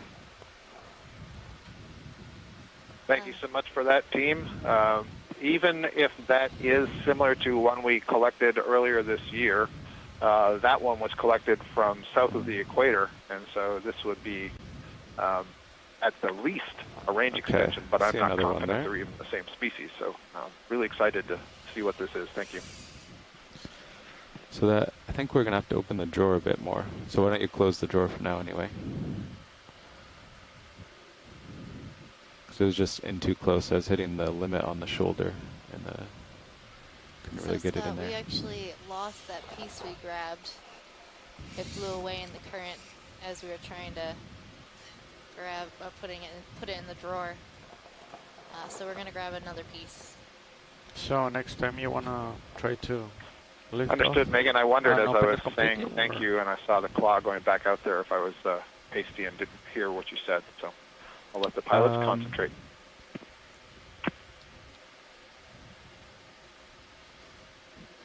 Yeah, well, if we take off, that'll be tricky, but...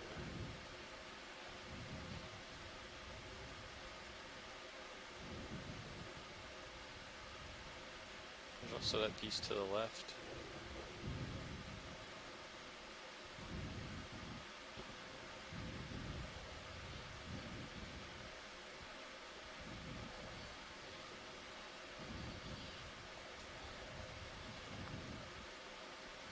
It's touching the rest of it.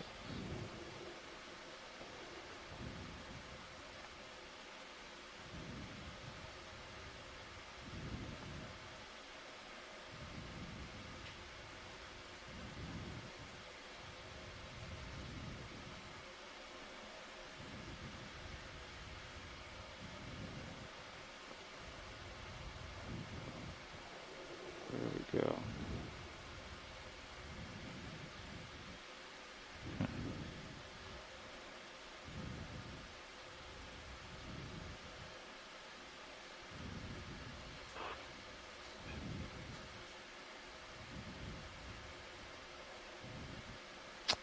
Having trouble getting the jaws past that piece there. Because every time I move up, it touches the rest.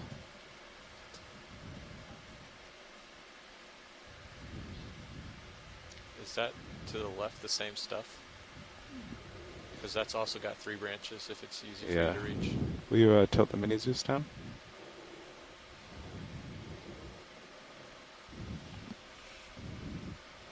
That's a good one. A little bit easier to get your jaws in there. Mm-hmm.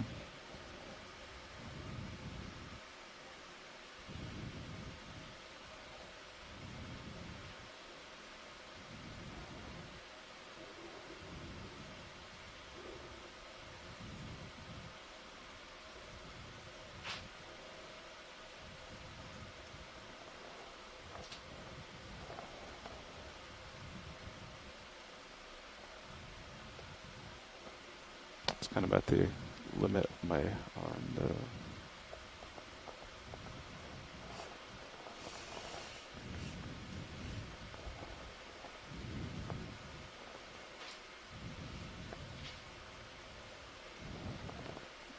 Yeah, I can't reach that one. All right.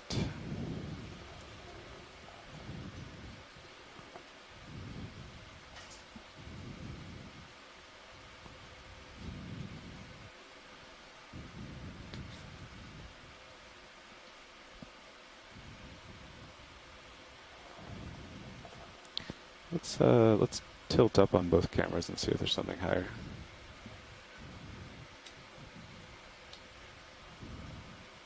Main HD.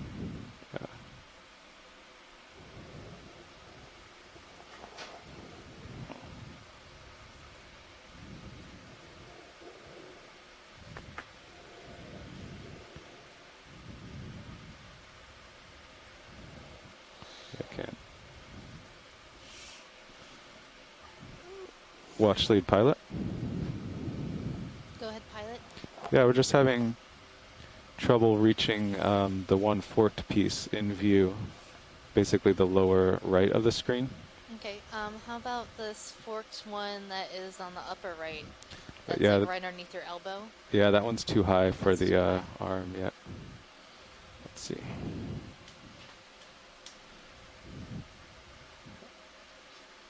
I know what we'll do. Why don't you bring the mini Zeus down, I'll stow, and we'll just sidle over a couple of feet so we can reach this one on the right. Okay. Okay. So bring it down so I can stow.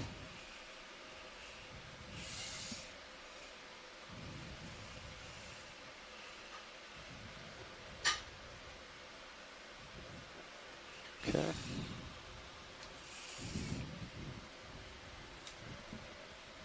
Oh, and while we're doing this, will you turn your heading to find me? Make sure we're all set there. Okay. Okay, and I'll leave arm hydraulics on. Still in view. Okay. Haven't really changed much. You have your main Zeus. Excellent.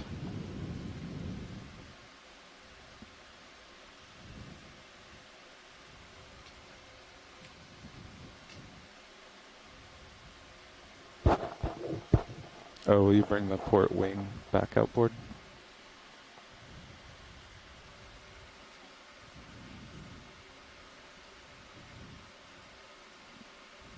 Thank you.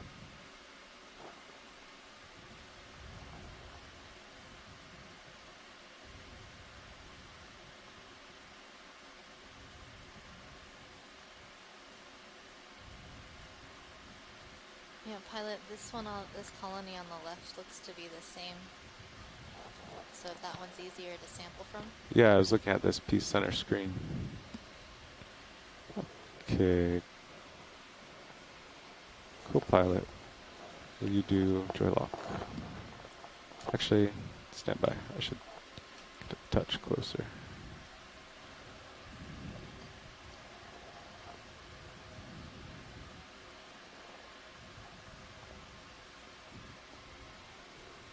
Okay, let's try it there.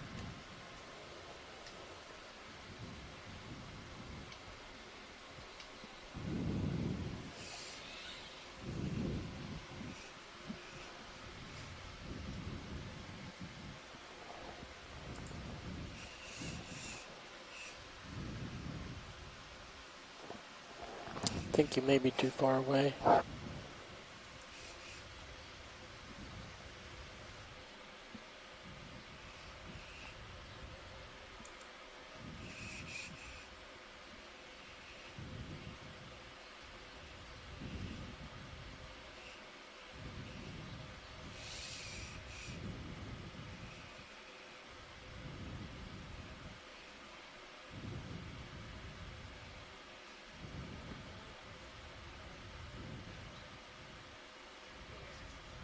RV Bridge.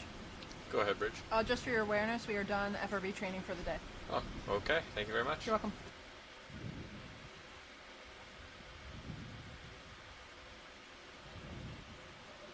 Just trying to get a good angle on it.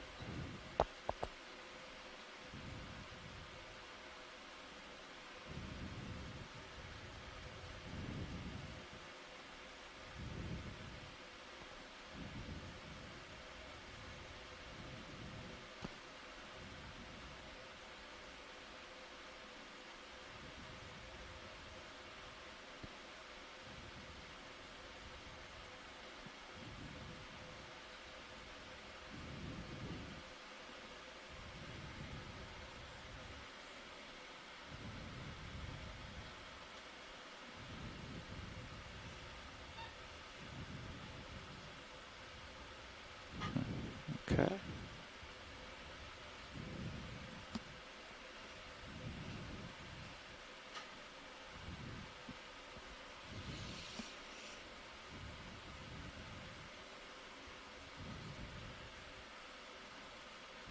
So it is hitting, but you might be aware. Yeah. And, oh, the lid's closed too. Open either. Oh.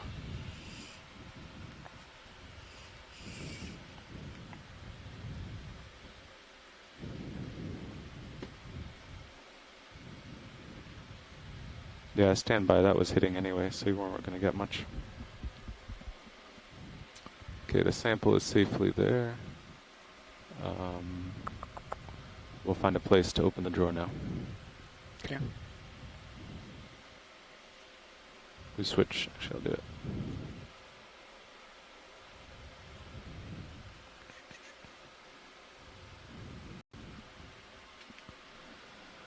And Nav, will you move Sirius closer to D2 now?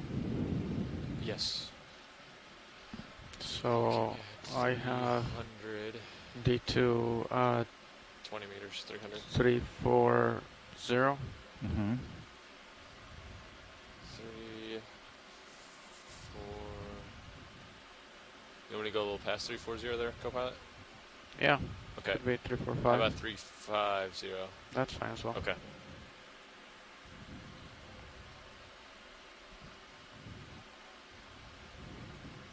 Bridge, RV nav. Video, will you zoom out main HD? Hey, we're ready for a move here.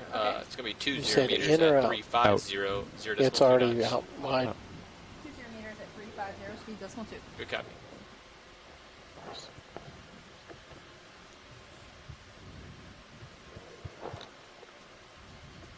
Camera's tilted up a little bit now. That's why it looks in. RV nav bridge move of 20 meters, bearing 350, speed decimal 2 initiated. Copy that. Thank you very much.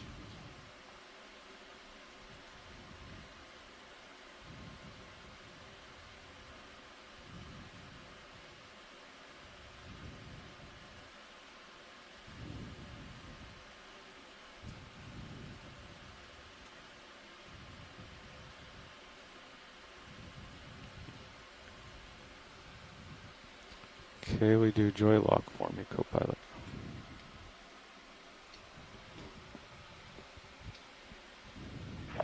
It's been a while since we've heard any audio from the ship. Is anybody online? Okay, now wing, port wing in. Make sure the lid is ready to open. The Okeanos is still here. Yeah, Bruce, I think they're just being quiet because they're collecting. Okay, thank you.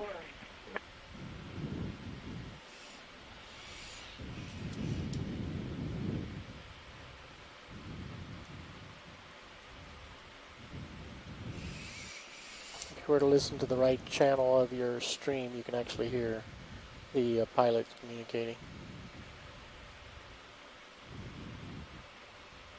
Excellent. Okay, thank you. We had a question here. Somebody wondering, what's the clarity of the water? How far can you see at this depth?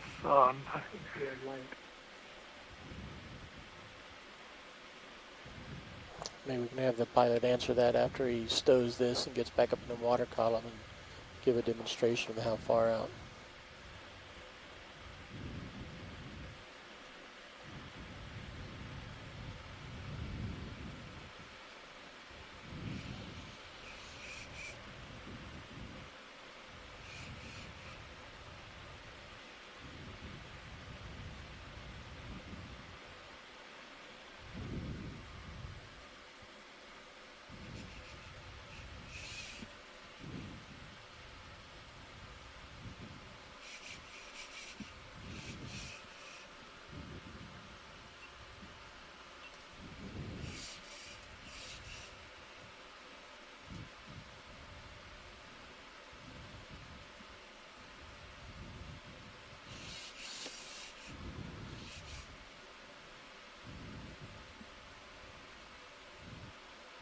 Then you want to put it in the inner? I was trying for the outer, but I'm really hitting my limits there. It feels odd.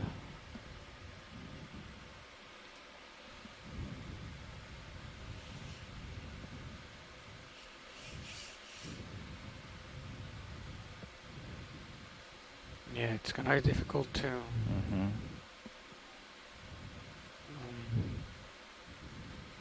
Do you want to maybe turn it like this, put it in, and I'll just close the box, and hopefully it stays in there?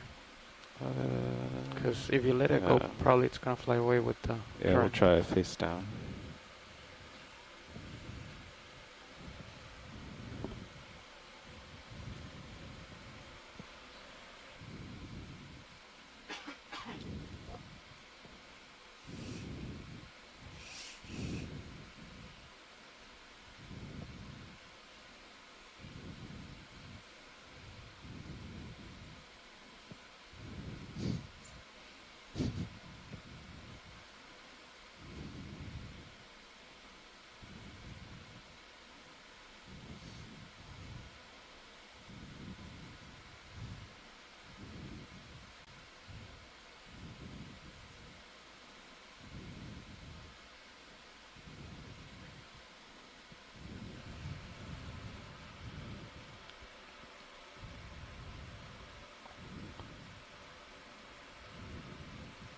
So you want to let it go, or do you want me to close the You drawer? can start closing there.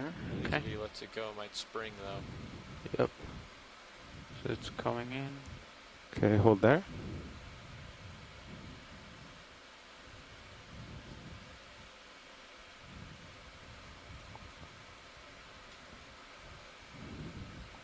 Okay, keep closing.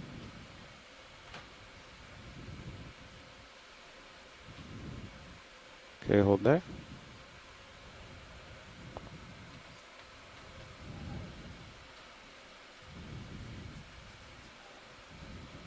Okay, keep closing.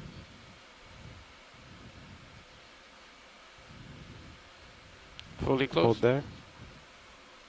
Oh, be careful with that manip cam. Yeah. See it there. Okay, keep closing.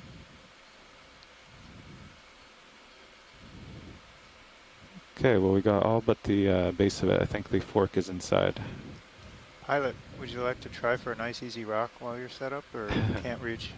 Oh, that one. I think those are pretty far below us, actually. Okay. We Just set check. up on this rise. That's fine. I just saw an opportunity. Yeah.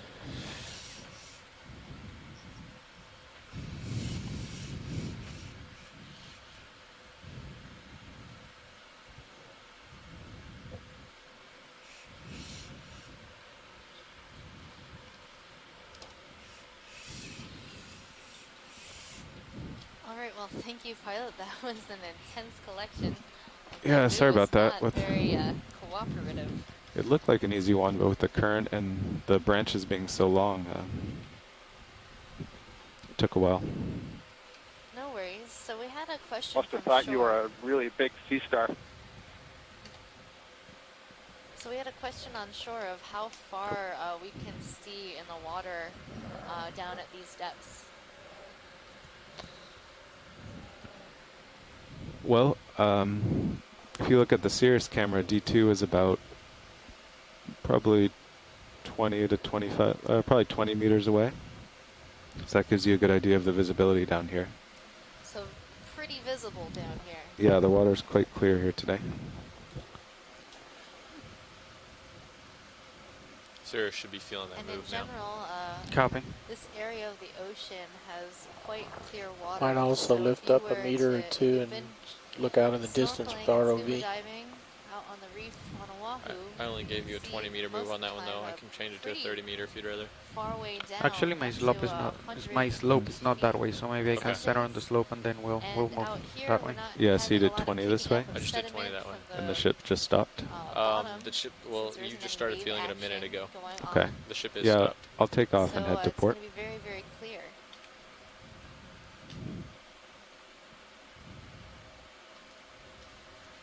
So we just collected one of these really interesting bamboo corals. There's been some discussion on our chat room of if this is a brand new species, what we should call it. Scott, would you like to propose your name? Can you maybe tilt up and look in the distance? I think I might actually have to read it here because I was doing some translation as we were collecting. And one of the things that I was noting, comparing it to bamboo coral that we had collected back in April from down near the Cook Islands, that looked similar to this, it produced an awful lot of mucus, which these bamboo corals do as possibly a form of defense, or possibly if they're getting things settling on the colony, it's a way of sloughing that away from themselves. And what we found is that when we pulled this thing out of the bio box and then started to preserve it, just incredible amounts of mucus were coming off, so much that the polyps were being removed directly from the skeleton. So I did a translation of mucus, and I did a translation of snot, and combined that with isis, which is what most of the bamboo corals get combined with, the original... So you're still rotating to be uphill? What they call the type species of bamboo coral is referred to in the genus isis. And so ways to go. I'll keep sidling to port. I guess you blew in the current while I was taking that sample and ended up drifting away. Opinions in the chat room. And then we also noted that the polyps tend to oxidize very quickly, which means that the tissue begins to turn black almost immediately upon being exposed to air. And so then I translated black snot. That would be Myza verse You'll have to play with the arm on the way up tonight. Whenever I got close to that outer box, And then another it was hitting possibility the if you use mucus joint limit, snot, which is set to phlegmites about 90, and then also the force feedback there you kept go. vibrating You can pick the when I ones was in you'd the air, rather so use in the future, Megan. not really sure. Even though I turned the force feedback down to 1. Well, I like the Yeah.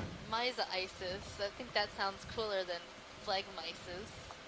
I did, But it's bump the also a box a little few harder times to and felt it then, which, was my mistake. But there were a few, when it was in the air there, it was definitely just going. I was We on have that a last cruise, question. but I figured it would fix Sorry, we have a the pots. question here from our visitors. No, I don't questions think it's about the the pots. water It's quality the down force there, the feedback. nature of the water. There Hey, have been Copilot, are you businesses in facing where you wanna Hawaii be that facing? draw water No, from he's the deep gotta ocean, start but much rotating. shallower than this. Desalinize the water and then sell it as very pure water. So the question is, what's the water quality? Would the water be drinkable from this step?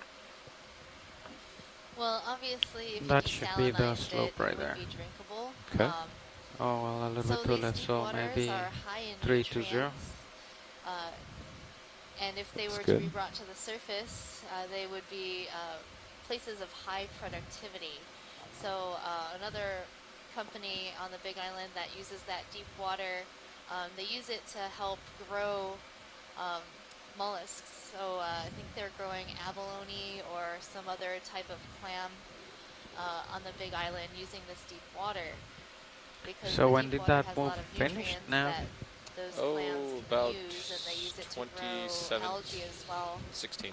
That have a lot Okay, of so I nutrients, think, has a lot of nutrients I think I that should the be algae okay then needs for to another grow. move. Yeah.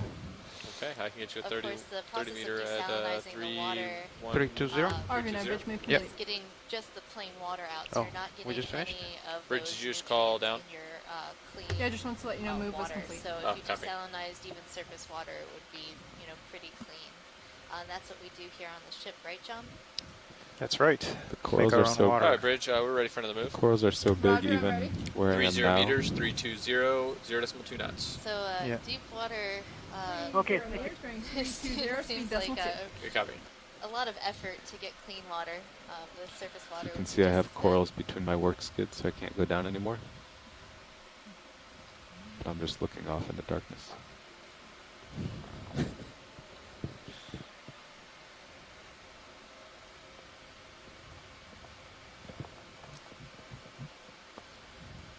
Arvin, So I right bridge now move we 30 are in meters bearing bamboo 320, forest. Fish. speed Wanna decimal go on 2. a fish video? That we're seeing around Copy here that, Bridge. are bamboo corals, Oh, he is struggling there, isn't and he? we have a fish coming Look into view, how hard he has to swim.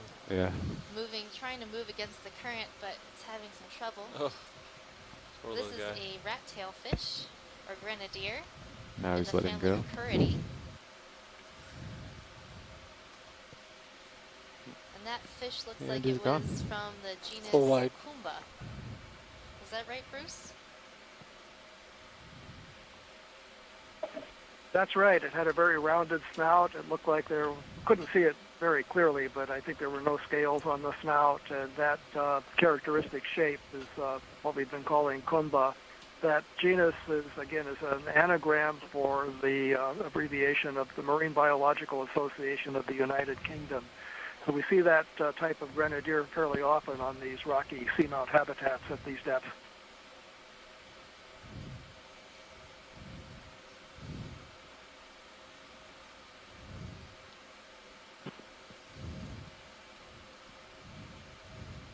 Megan, can I follow up on the names that we were just talking about earlier? Oh yeah, sure. Go ahead. So while we're looking at all these bamboo corals, many of which appear to be the similar species or the same species to what we just collected, we know there's at least a couple in here, but most of what I'm looking at is the same, except maybe the one just coming into view now in the center of the screen. Looks like the polyps are somewhat thicker and a thicker color.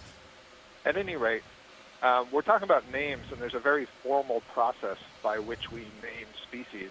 And I mentioned that I had been translating those names, and it's very common for formal scientific names to be Greek or Latin.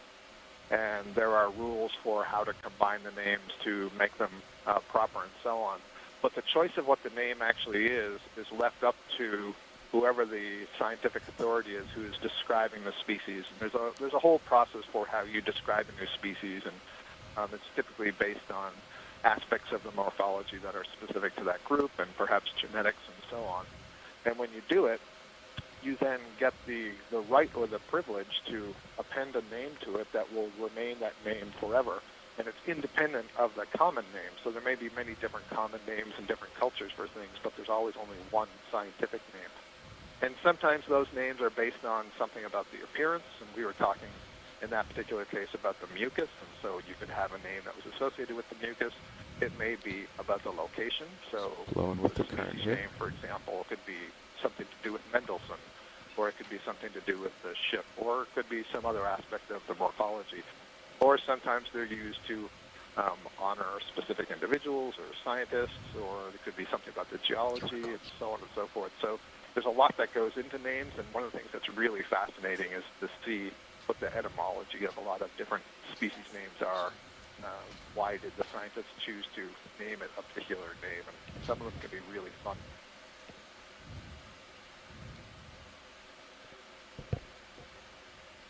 All right, thanks, Scott. Megan just stepped out for lunch, and so the biologists on the line are welcome to keep feeding information or sending it in on the chat line. If there's anything you want to look at, let us know. Otherwise, we'll proceed upslope. And we'll keep looking for a rock that's accessible.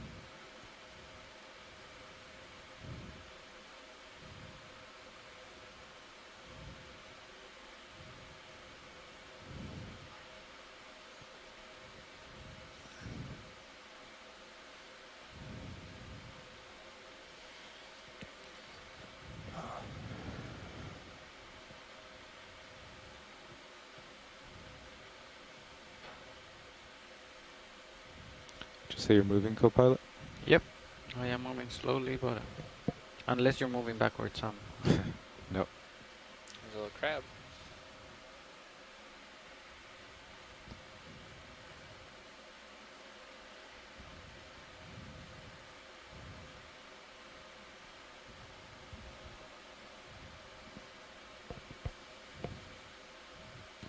Video, I can't get much closer, but we can try this crab here.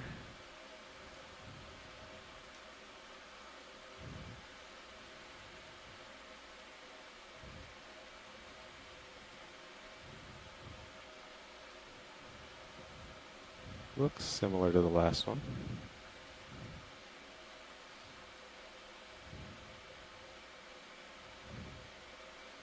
I think he's guarding the few rocks that are available. I would have to crush about a dozen of these colonies to go down and poke one of those rocks. Yeah. Okay, whenever you're clear, video.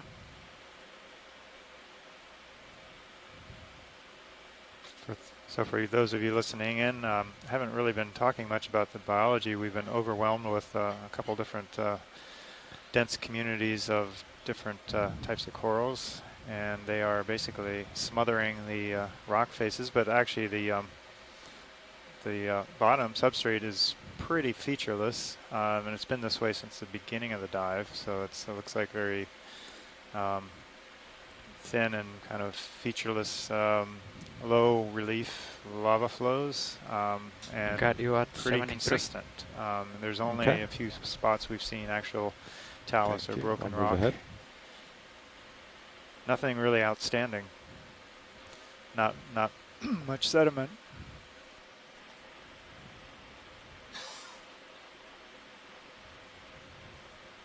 Obviously, good place for biology to live, though.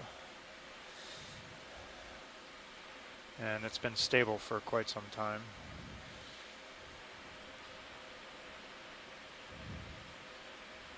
No rocks tumbling down, no landslides.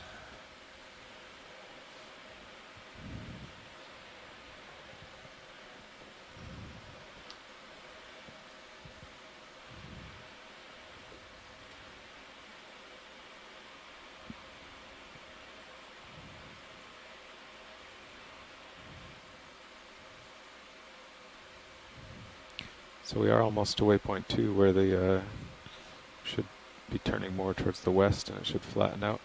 Yes. RV nav bridge move complete. Thanks, Bridge.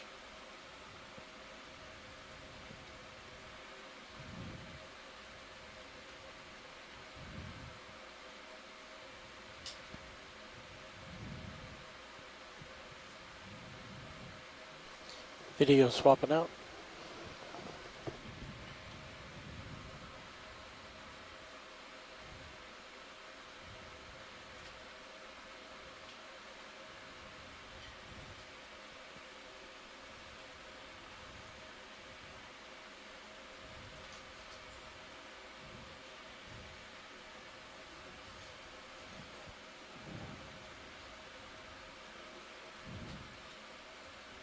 For you, those of you who've just joined us, we are broadcasting live to you with just a slight delay that you received over the internet from the musician Seamount, northwest of the main Hawaiian Islands.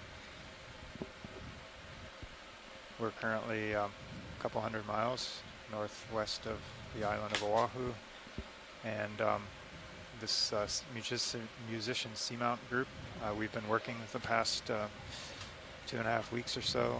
It's a group of about 25 seamounts and associated volcanic ridges that are northwest of the main islands and in between the main islands and the northwestern Hawaiian Islands. It's largely on the high seas outside of the jurisdiction of the United States or any other country. Right. Do you think it's We are time currently for another? within the exclusive I have you at economic zone, the 61. 200-mile I should political be limit, still swinging on for about Mendelssohn maybe Seamount. 1 minute. These seamounts are Okay. given Well, I names guess there's of, no rush given the famous short dive composers tracks. over the last hundreds Maybe of you can years. find a rock. Yeah, that's why I was And, following this kind of only rockier limited work has area, been done but up here. In the 1950s, 60s, early 70s, there were some video, will you zoom in on this investigations hole? using just mapping, low-resolution mapping sonars at the time to just characterize hold the there. basic topography. And then decades later, in the 80s, early Can you 90s, even there get was in some there? dredging Not of really. rocks done.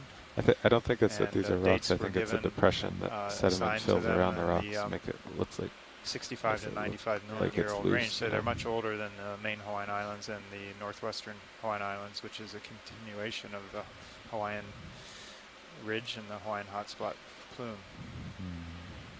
Okay, we can go wide video.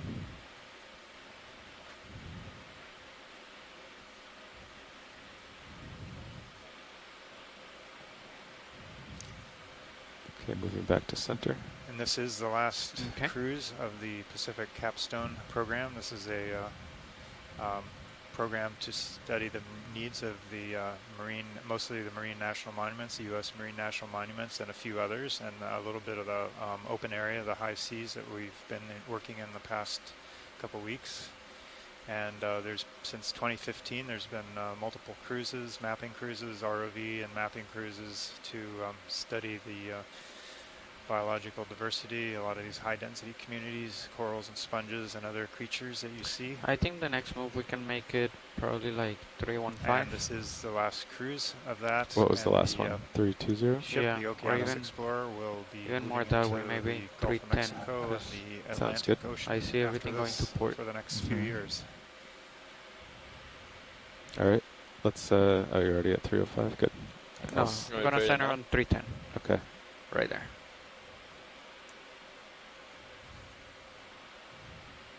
And then, I mean, we're coming up, so 20, 30 meters.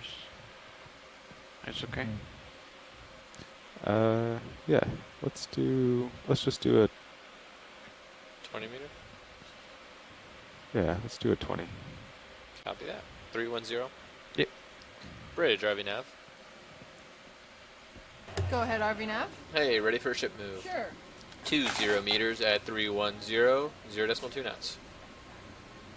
That's 20 meters, bring 310, speed decimal 2. Good copy.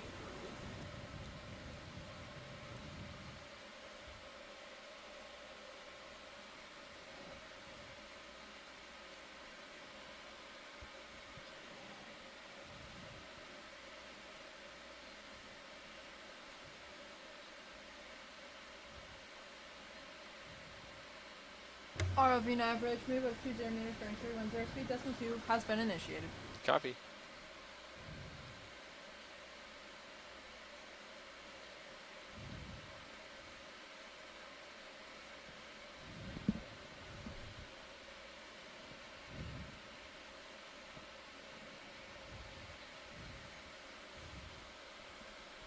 There's a big fish between us.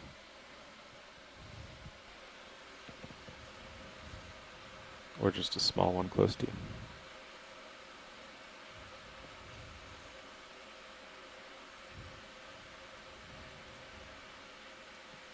I think you got another fish down there to your left, bottom.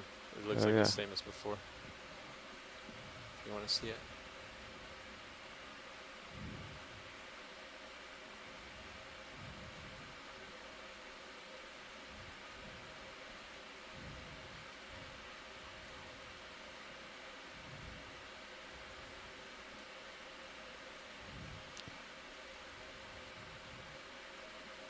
Video, could we go in on fish? I think it's another rat tail.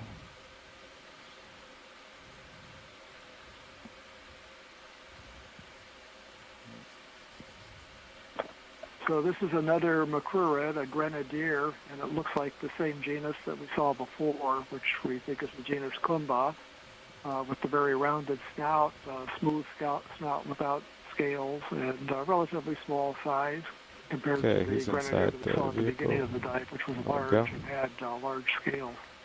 This one almost looks like it wants to volunteer to go into the box. That would have been quite a catch. To catch him?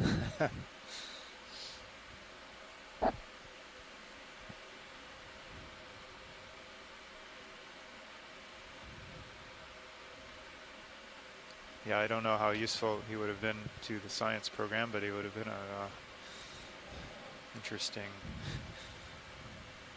opportunistic snag. Actually, it would have been very, very useful because that genus is known in the Hawaiian Islands from only one specimen of a small juvenile collected back around 1898 or so by the Bureau of Fisheries ship Let's zoom in Albatross. center screen, this And it red dot. hasn't been confirmed by collected specimens since then. So we've seen quite Video, a few could we of these zoom in center? grenadiers that we identify as Kumba. The Kumba is based on an identification by Dr. Tomio Iwamoto of the California Academy of Sciences, who's an expert. But getting more specimens would definitely be of use to the scientific community. Oh, okay, Bruce. Yeah, now I remember you mentioned that earlier, that it was the one can go a little tighter. collected in the late 1800s. Good. Yeah, I don't know, maybe that's a candidate for the eventual suction sampler type of thing that they might get. Of course, it'll be out of the Pacific after this year, but I wonder if it would fit in that. Yeah, maybe one of the other vessels that will be working out here, but it would be wonderful if we could collect some of these just to verify their identification.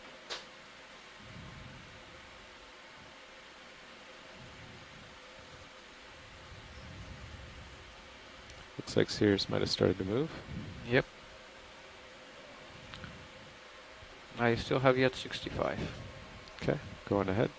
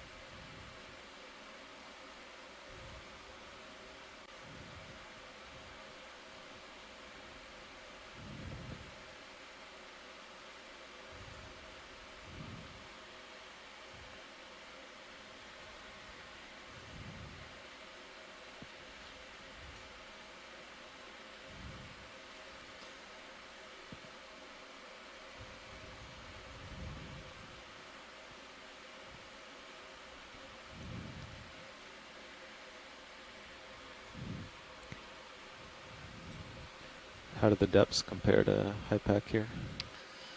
1723.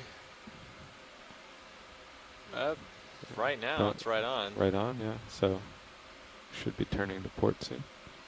Yeah, I think I am already. Yeah, the slopes keeps changing. Right now I'm center on 305, and it looks a little bit to port. So that's good.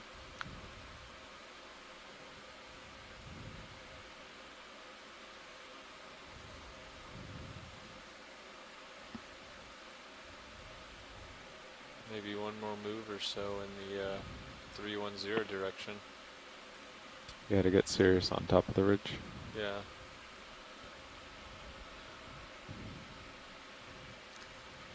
So for those of you who just tuned in, we are continuing up the slope of this volcanic cone. When did that move start? Mendelssohn Seamount and the musician Seamounts. You're seeing deep sea coral community, a very dense one at that. I believe these are still mostly bamboo corals. We've been in this forest for quite some time. About 3 some more of the other minutes ones swing or are okay, the yellows, I believe, are ones that have Perizoanthids who've grown over the skeletons of the bamboos. See some sea stars and brittle stars. John, sounds like you're going to be a biologist when you get back to shore. I don't know how far I'd go with that. I'm not going to reach in and grab the mucousy coral. Certainly accurately described what's going on here. It's certainly what we would call a high-density stand of corals. And at this particular moment, it seems to be dominated by a single species of bamboo coral. Though, as you say, some of them are being overgrown by these yellow zoanthid. And I suspect that is post-injury to the coral because of feeding by sea star or some other predator. We've also seen the aplycophoran mollusks, the worm-like mollusks that feed on these things, as well as others. And it is possible that there's some effect of age, although I imagine some of these colonies are really quite old. You can tell from the thickness at the base of the colonies that they've been growing on these rocks for a very, very long period of time. And I think, maybe you could say more about this, I think that these really, really large ones seem to be on the upper side of the promontory when we kind of look down to either side of this feature. The density seems to drop off a little bit, and the sizes seem to drop off a little bit. Crinoid on the rock. Yeah, that certainly could be, Scott. I'm just kind of overwhelmed by the amount and density of it, and probably need to get a little wider view to good. Confirm that for myself. That is a Brisingid asteroid that we're looking at there, so a relative of the sea stars that we earlier try a saw tighter shot center on the bamboos. Oh, and there's an aplycophoran mollusk. I don't know. It looks frozen to me, but I can see this little brown worm-like thing on the rock. Below this? The upper right. Upper right. Upper right of, sorry, I'm changing streams here. So right now you're looking it's about at as close as I can get without this giant coral. A filter-feeding version of a sea star. I didn't hear any talk on it. To its upper right on the rock, I saw one of those little aplycophoran mollusks, the worm-like snail. That there's Will you go wide, little squiggly brown thing. Oh. Now it's on the left side. Yeah. Yeah, you don't have to zoom on it. Yeah, those are actually specialized predators of corals. Do a lot of damage, those little guys. Those are the ones that wrap around in a spiral on the, is he looking for the another branch. sea star? Yeah. Exactly. I know there's one to your starboard. All of the mollusks, so your snails and your slugs, they have a specialized feeding structure, and it's kind of like a sandpaper tongue, a very raspy structure. Sorry, what were you looking at over here, video? In shallow water on rocky shorelines, they use that to scrape algae off of the surface of rocks and seaweeds and so on. And those aplycophorans are using a similar sort of structure to scrape the polyps off of the coral skeleton.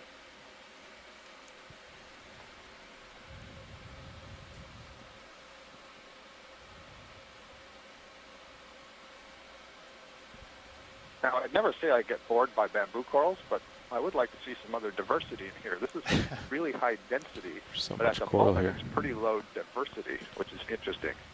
All those yellow, lots of different kinds of species earlier, but once we got into this really thick forest, the top one. Those are dominated by one species. Very interesting, and they're all getting their food out of the water column. You wonder how it is there's enough food flowing through here for all of them to be surviving. So I guess there's enough water flow back and forth and through the spaces. Maybe it has something to do with how open the branching is that there's enough food to sustain everybody. Right, well, I don't know if did you see the pink coral forest at the beginning of the dive? Those big fans were stacked.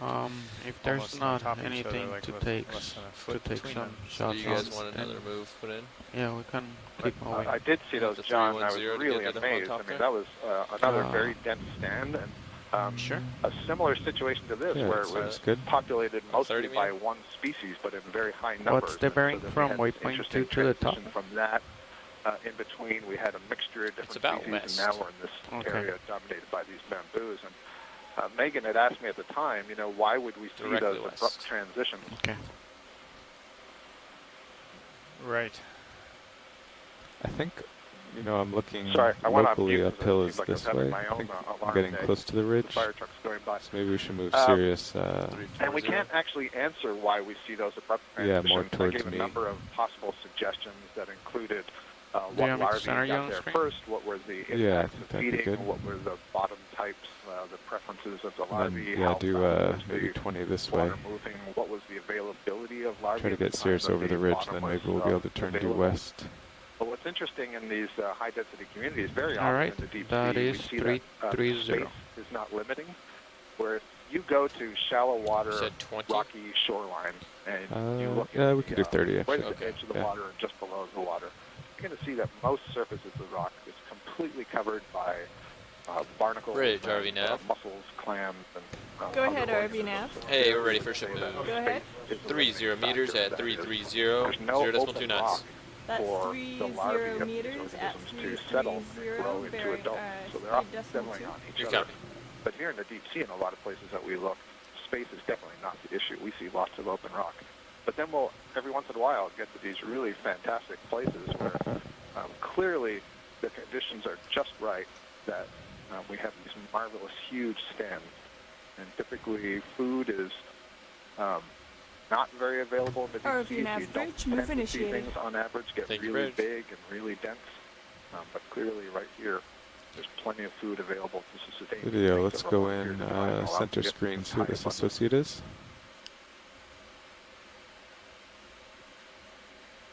Okay.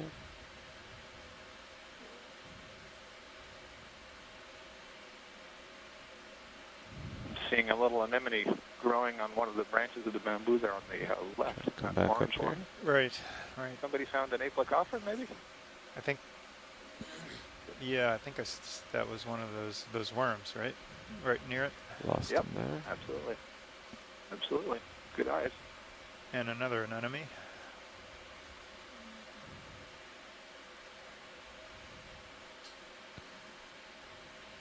Okay, we can go wide.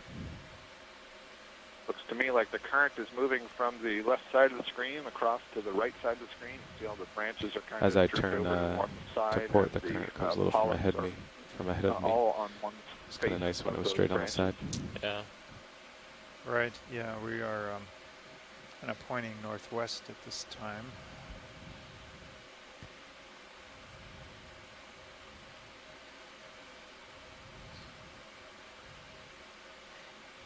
And the geology is, when I can see it, has changed a little bit. It's a little lumpier. You can see some pillowed bulbous forms. Previously, it's been pretty featureless. It was pretty smooth and kind of nondescript. I'm starting to see a little more variation in that, though it's basically the same material. John, can you remind me, and maybe you've talked a bit about this already today, but I know that over the course of our whole expedition the last couple of weeks, we've been transversing across some fracture zones, and I believe the understanding was that the ages of some of the seamounts would be any further till you like the north side and south side of these areas. Okay. Do you have a sense for the holding a pretty low delta right range of age for this feature?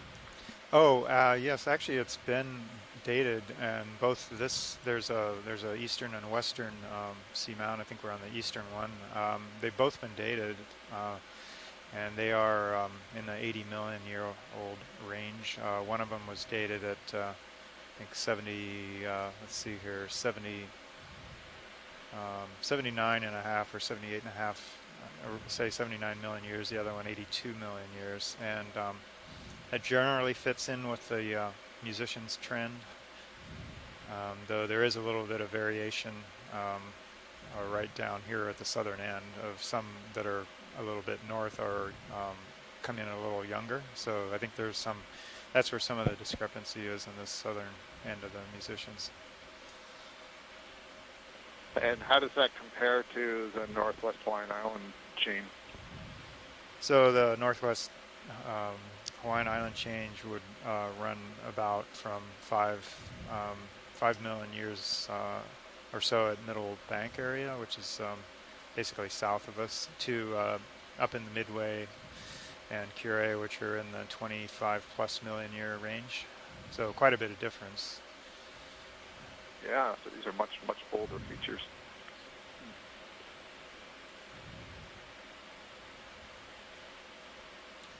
Looks like you have a crinoid there hanging off of the coral.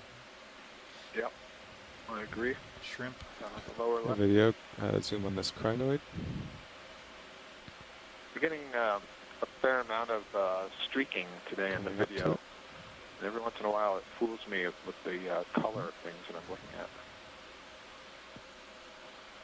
Oh yeah, I don't know what's would be causing that. We, as far as conditions go, it's flat calm out here. It's been like that way for the past day or so, a couple days.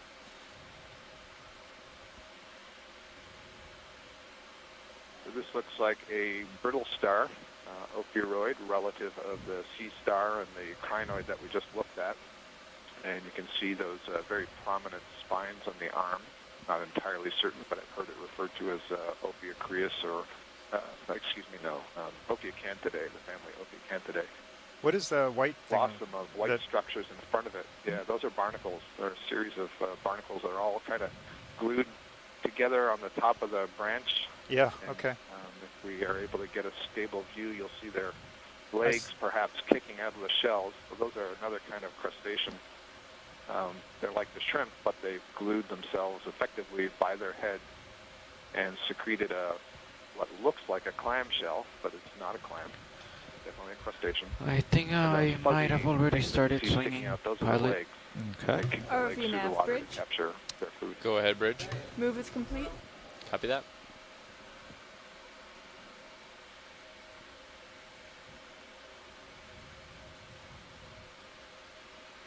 Because it shouldn't be surprising that when these were first discovered, barnacles, that is, people did think that they were some kind of mollusk video because of that shell.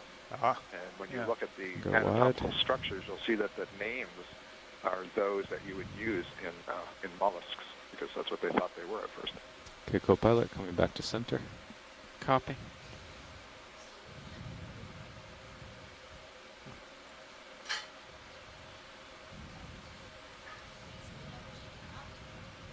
Nope.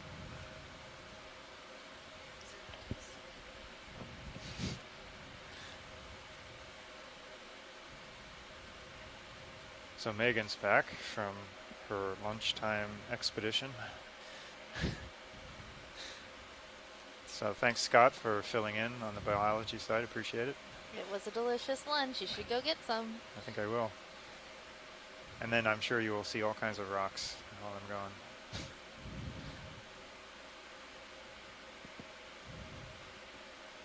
We could, if this is a spot we could reach, pilot, we could go for something here. Ship is stopped. Without, if we didn't have to damage any coral. Yeah, I was just looking. I was going to bump some of these with my skid. There's a kind of this square-looking one right at the bottom of the screen. Yeah. Or something around there. Anything really. What at this is point. that? What's what? That little guy. Is it the lobster? Remains of something? Flat lobster or the one on the left? It's on the left on that rock there. That's weird looking. Oh, look, rocks. Rocks. That actually looks like a... Oh, wait a minute. What's this? This yellow one from above is confusing me now. Oh, is that This is interesting. what we had seen before? Yeah, it looks like it's Well, fortuitous. are we at a good spot here to try poking one of these? Yeah, I guess we might as well try. Since this is a short dive. Okay, co-pilot, will you get my joy lock? And spin up hydraulics. Hydraulics are up.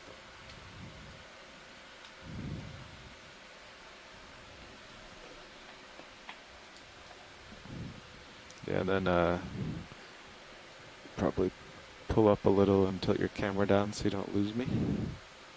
Alright. Do you want HD2 on the main? I think I can poke it like this. Alright.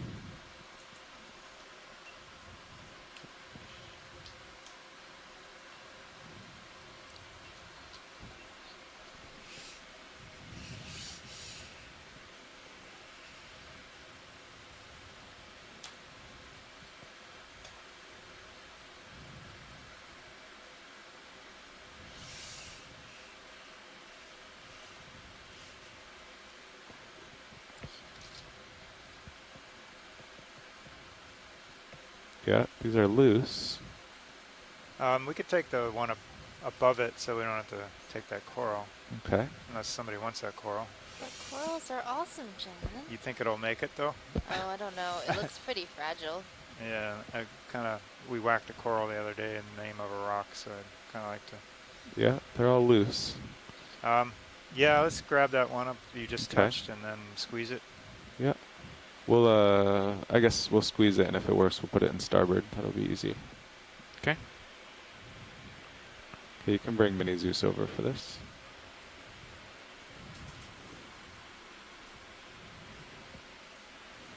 Excellent.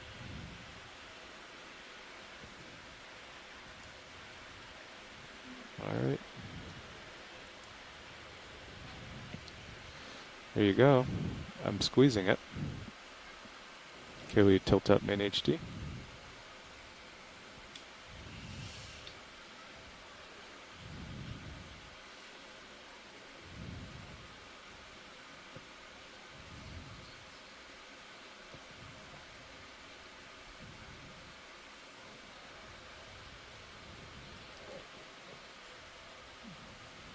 Okay, spinning.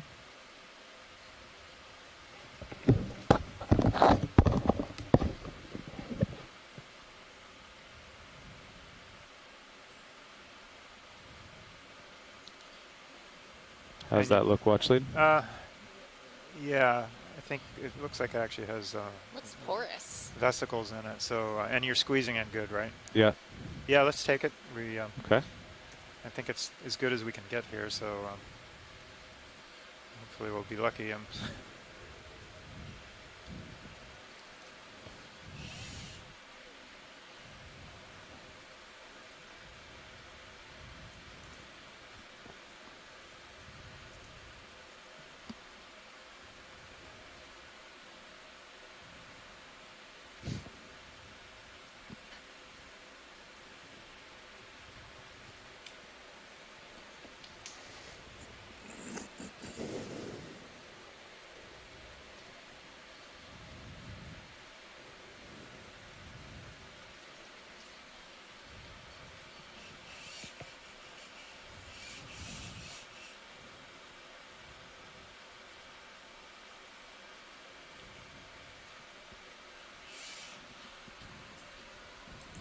Okay, arm coming off. All right, thank you.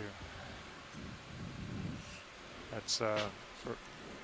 All right, I have you at 83. First rock collected at 2159 UTC from a depth of 1713 meters.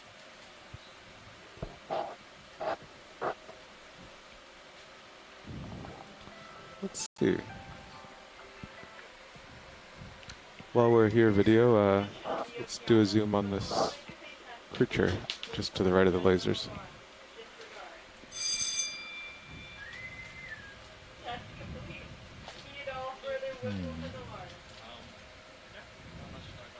Crinoid.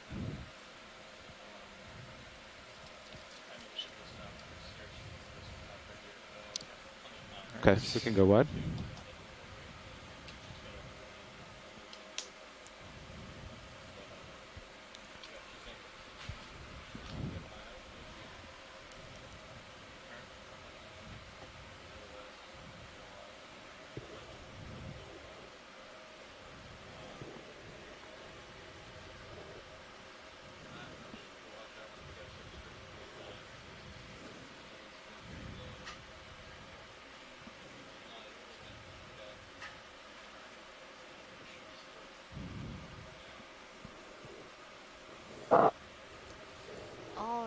So we have collected our first geological sample. Hopefully it is a good rock that has some nice Looks basalt like in the middle. if you turn a little to port, we'll get them centered up. Having a rock that has Do you agree, basalt in the Copilot? middle is important Center in up on what? understanding the age and origin On the of slope, the maybe volcanic material that 10 or formed 15 to port. this seamount. So right now we are at a depth of 1,710 meters on Mendelssohn Seamount. And we are diving on a cone feature that might possibly be some type of secondary volcanism on Mendelssohn Seamount. We are currently viewing a beautiful bamboo coral garden. We earlier collected one of these bamboo corals with these very long branches and crystal clear polyps. We have yet to determine what species of coral this is, but this sample will definitely help us understand a little bit more about the bamboo corals in this area, since that is the dominant species here.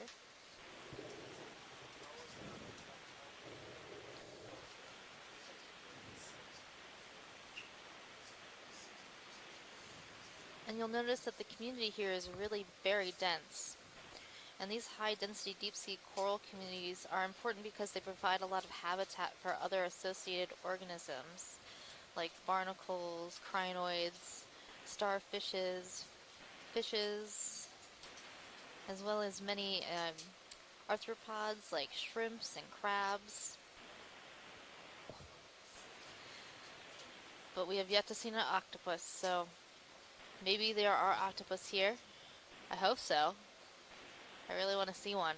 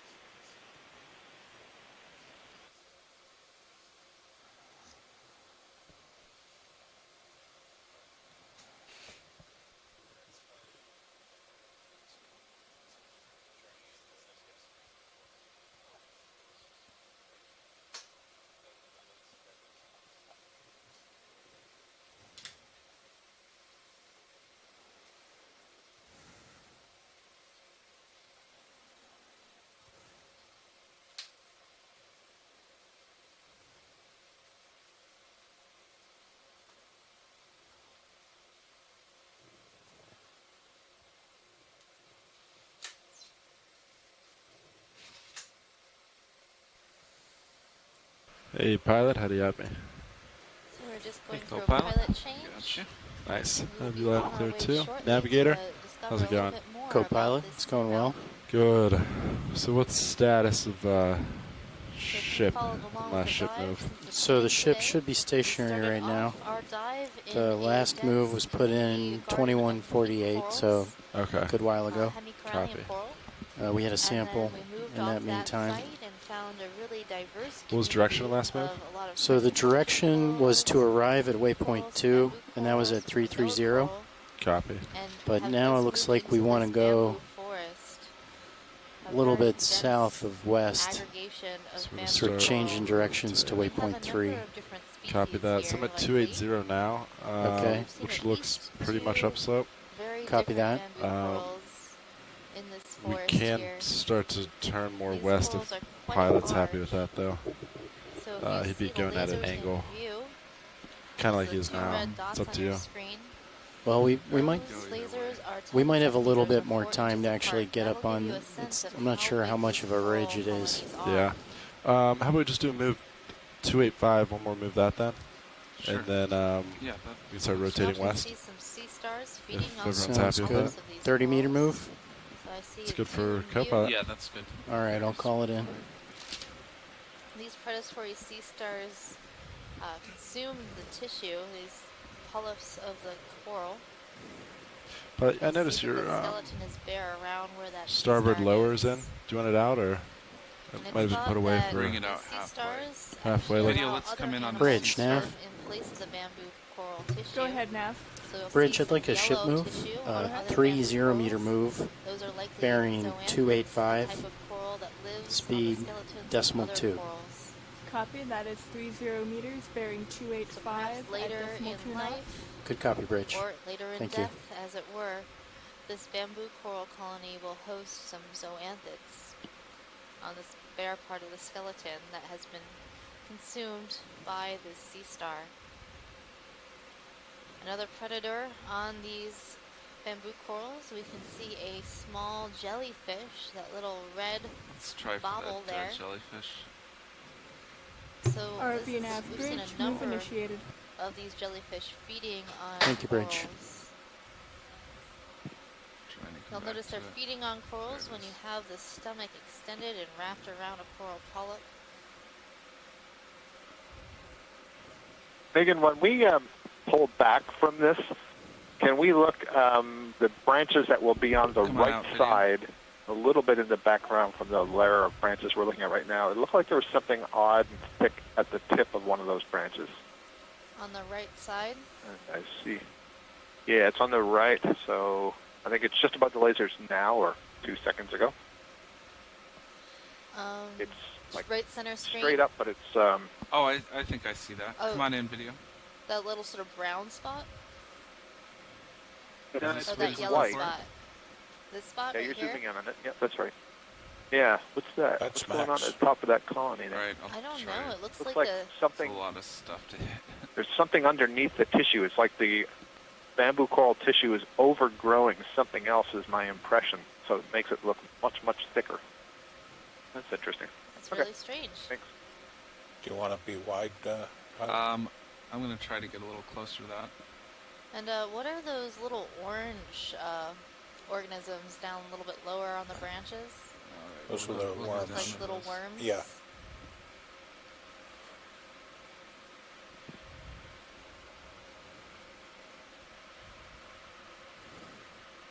Good. Oh, I see. Yeah, oh, there we go. Yeah, so the apocopheran mollusks, John and I were talking about these a little bit earlier. I see 3 of them there, one very small, curled just above the branch point, and then 2 longer ones. So come back these are kind of sort of like a slug. They're related to the snails and slugs and chitons, but they are their own class of mollusca. They're called apocopherans or solenogasters, and they are specialist feeders of cnidarians. And as far as I know, they definitely feed on the octocorals, as you can see here. But I heard you asking Tina earlier. We saw some next to those giant solitary hydroids, and I don't know if they feed on those as well. But I was describing to John that, like snails and slugs, they have a rasping tongue, kind of a little protein belt filled with little teeth. And they use that to scrape the surface of things that they're feeding on. So in shallow water, they'd be scraping off algae from the rock, and down here they're scraping off polyp and coral tissue from the skeleton. And you can see they do a really nice job. It's very shiny and clean. Yeah, those apocopherans are quite a bit larger than some that we've seen before. Yeah, I wonder if they've been very successful here, growing for quite a while as they fill their bellies. And well, there's plenty of corals to choose from in this area. Go ahead, Nav.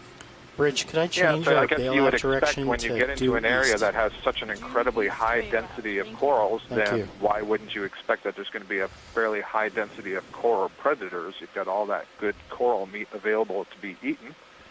And so the sea stars and the apocopherans and possibly some other organisms are taking good advantage of that. What I would like to know is what are the predators of the apocopherans and the sea stars? Since they're getting the food from the coral, there must be something else that would like to take advantage of them and feed on them. That's a good point. Maybe some of these fishes Pilots, in the Nav, area would feed just on these be types of advised, smaller due to the organisms. surface current, if we lose propulsion, Yep, and it's that gonna connects back push to your us into idea the of, peak. you know, why is it so valuable so I'm for going us to be to watching know it whether very these carefully, high-density communities, and because if it happens, the we'll have to corals are start hauling in attracting right away. crinoids that sit on them, they're attracting the sea stars that feed on them, Looks the like apocopherans 16, that feed on 70 them, and meters, so so perhaps the fish it's come in not and that, feed on those. yeah, And we don't have that yes, far to the go. elusive octopus, where are the octopus that like to lay their eggs on corals, for example? that We now? know they do it. Sorry, Megan, it was a sea star just out of the screen back That looks like the there. highest point in our area. Try going back. on the surface in the middle. This orange. On the rock, Tina, or was it on a coral? It was on the rock. My feeling it was like terraster or something like this. Okay. Over there. Oh no, it was just base. Oh. I see. Right.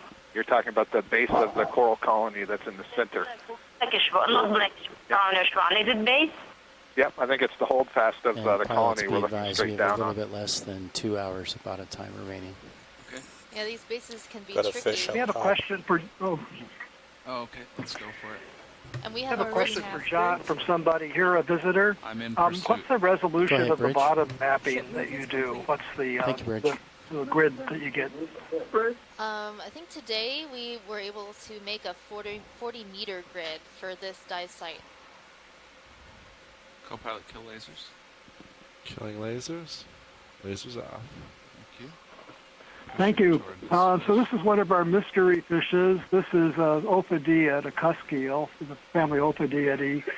This is what we've been calling Spectrunculus, fairly robust, good-sized fish. I'm always interested. Right, I don't know if we can zoom in on the pectoral fin, the fin on the side. If it did a whole lot. I keep Try to aim looking it for down a little individuals more. of these that might have rays on the lower part of the pectoral fin that would not be connected by membranes. That would indicate it might be a different genus, Holconicteronus, but we haven't seen that on any of these. So tentatively, we're identifying this as Spectrunculus. I don't see any free rays on the lower part of the pectoral fin. And I don't see the sutured lobes of the gill cover and depressed head that would indicate Basal Diameter. So And the after this, cusk I let eel, it go. probably Come on out, in video. I this gotta let this genus one go. Spectrunculus, do a and nice maybe push even forward. the species Spectrunculus crassa, which is a shallower, darker species than what they see in the really deep sea. Thank you, Bruce.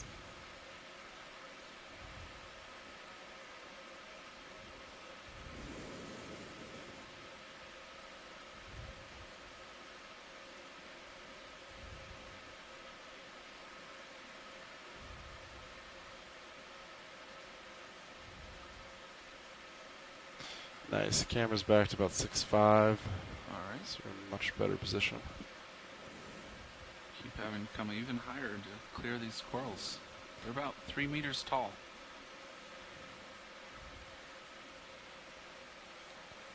Pilot, did I hear you say these are 3 meters tall? Some of them, yes. 2.5 anyways. I'm, right now I'm 2.5 meters above the bottom, and this is at eye level. So these are some amazingly large bamboo colonies. And they're even denser The past over few here. days we've been seeing a lot of very, very large colonies. And even yesterday we saw what we've dubbed the minivans. Yeah, it looks like sponge. according to my sonar, it's starting to rotate more west, or southwest. Was Good, that's a what colony that was as large as a minivan. It is now logged as the largest record of a sponge in existence. Yeah, And we co-pilot, found on that note, colony we should be that sponge here in the pretty Musician close to Seamounts settling out from the at last Schumann move. Seamount yesterday. Copy that. Maybe another minute.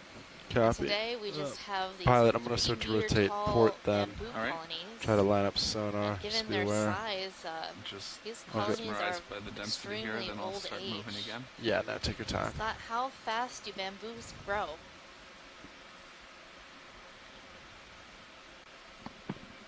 Well, actually, any close-ups? I'm sorry, Megan, were you tossing that out to me? Yeah, do you know how fast bamboo corals grow? Dang it. I mean, that's a great question, and it's one that we have a lot of interest in.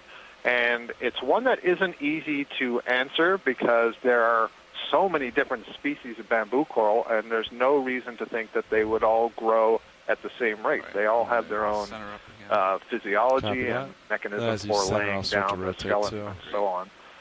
But there have been a couple of species that have been studied, and the answer in part depends on the depth at which they're growing and the amount of food that's available. So the more food that's available, the more energy that they have for growth, potentially the faster they can grow. The depth at which they're growing is going to in part dictate what the temperature is, and the colder the temperature, you would expect the lower the metabolism, and so the slower the growth. But we're talking about axial growth that is getting longer on the order of millimeters per year. Maybe if they're growing fast, maybe a centimeter a year. And so if you see something that's 100 centimeters tall, then, maybe it's 100 years old, something like that. But if it's growing slower than that, then it's even older. And so it's tough. Basically, you need to get a part of the skeleton. I was blown past rotation, will so kind of effectively drill into I the was skeleton rotating and use ratios of stable isotopes, that is, chemicals that can turn into other chemicals through time because they're radioactively decaying. And they can use that to get an estimate of what the age of the actual skeleton is. So looks good for how long it's been sonar. there. So it's a fairly lengthy process, and it requires lots of samples. Copy that. I'll call it in. Hopefully we'll learn more about it in the Bridge, future. Nav. It'd be really interesting to know, how long Could I have a has this 30 whole meter community move? been here, and how long would it take to recover 255. in the event that we've lost some of Speed these decimal corals 2. for whatever reason. Copy. It That would, is a probably 30 take a long meter time. move, bearing Hundreds of 255 years, at decimal 2 knots. Actually, Bridge, belay my last. Could I make that bearing 260? What's the oldest bamboo coral on record? Yep, so that's 30 meters, bearing 260. I'm Speed going to have to decimal 2. check that. Let me look in the Thank literature. you. I think it's on the order of a few hundred years. The black corals have been, wow, look at this one. The black corals have been aged at older, I think 4,200 years is the oldest black coral that is confirmed and on record. Maybe 450 for a bamboo coral, but I'll get back to you once I check it out. I'm guessing that this big, huge kind of red tinted colony we're looking at, this may be a different species. It looks like a little bit more rigid, thicker branches. Say again, this may be in the D clade, so something like Ecnomysis. So maybe when you get closer, if some of the polyps are closed, maybe you'll see that the polyps are volcano shaped. Set down here, I think it is. Yeah, this one definitely looks a lot stiffer. It's almost vibrating in the current.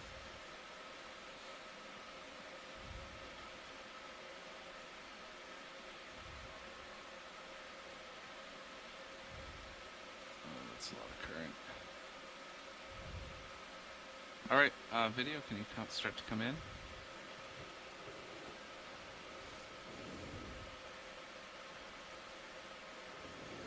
It's all closed up. Looks almost like Ecnomysis. What do you think?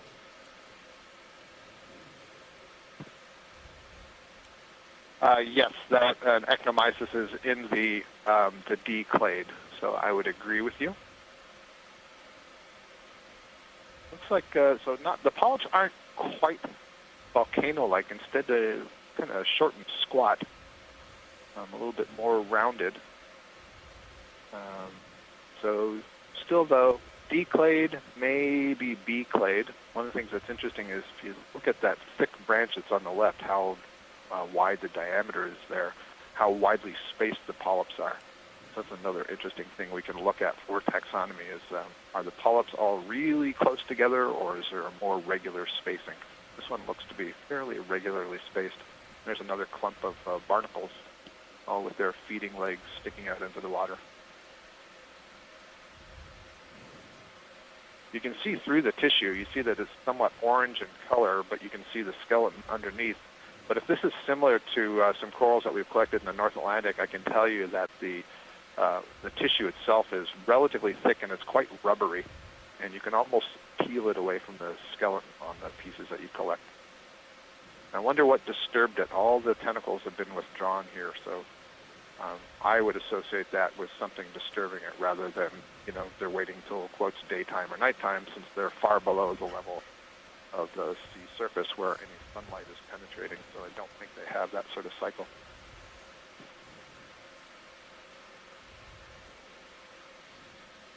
Anything else on this watch lead? I think that's good. I'm only seeing a few open polyps. Maybe those are the brave polyps. Oh, there are a few.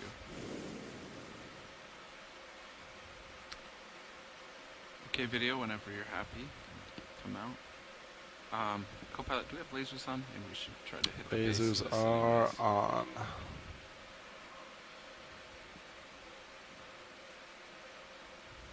Well, that colony isn't as flexible as some of the other ones in this area.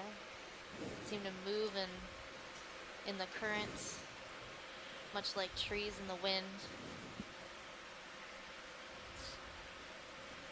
Well, I think I can laser the base at least.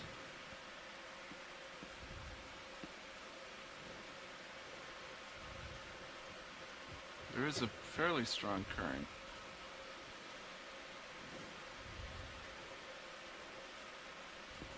But I'm actually going to rotate slightly starboard a little. Sonar's kind of changing on me. Okay.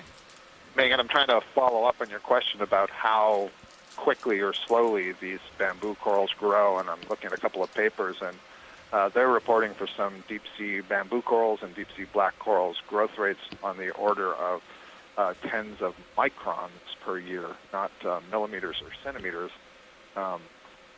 100 microns would be 1/10 of a millimeter, and so if something is growing in diameter, its thickness at 50 microns per year, that means, what is that, 0.05 millimeters per year. So that is very, very slow. Again, that's the thickness. That's not how tall it gets. But so this is why you've heard us often say, wow, look at how thick the base of that colony is. That's telling us that this is a very, very old colony. So something that would be, let's say, an inch in diameter, that would be about 2.5 centimeters, which means, 250 millimeters. And if it's taking 0.1 millimeter per year, then that's over 2,000 years Snap old. on this starfish. I think it's the same one we've been seeing. So 1/2 a millimeter would be about the thickness of pencil Go ahead, lead. Bridge. So that just gives you a perspective Thank you, of Bridge. how little these bamboos grow in some cases.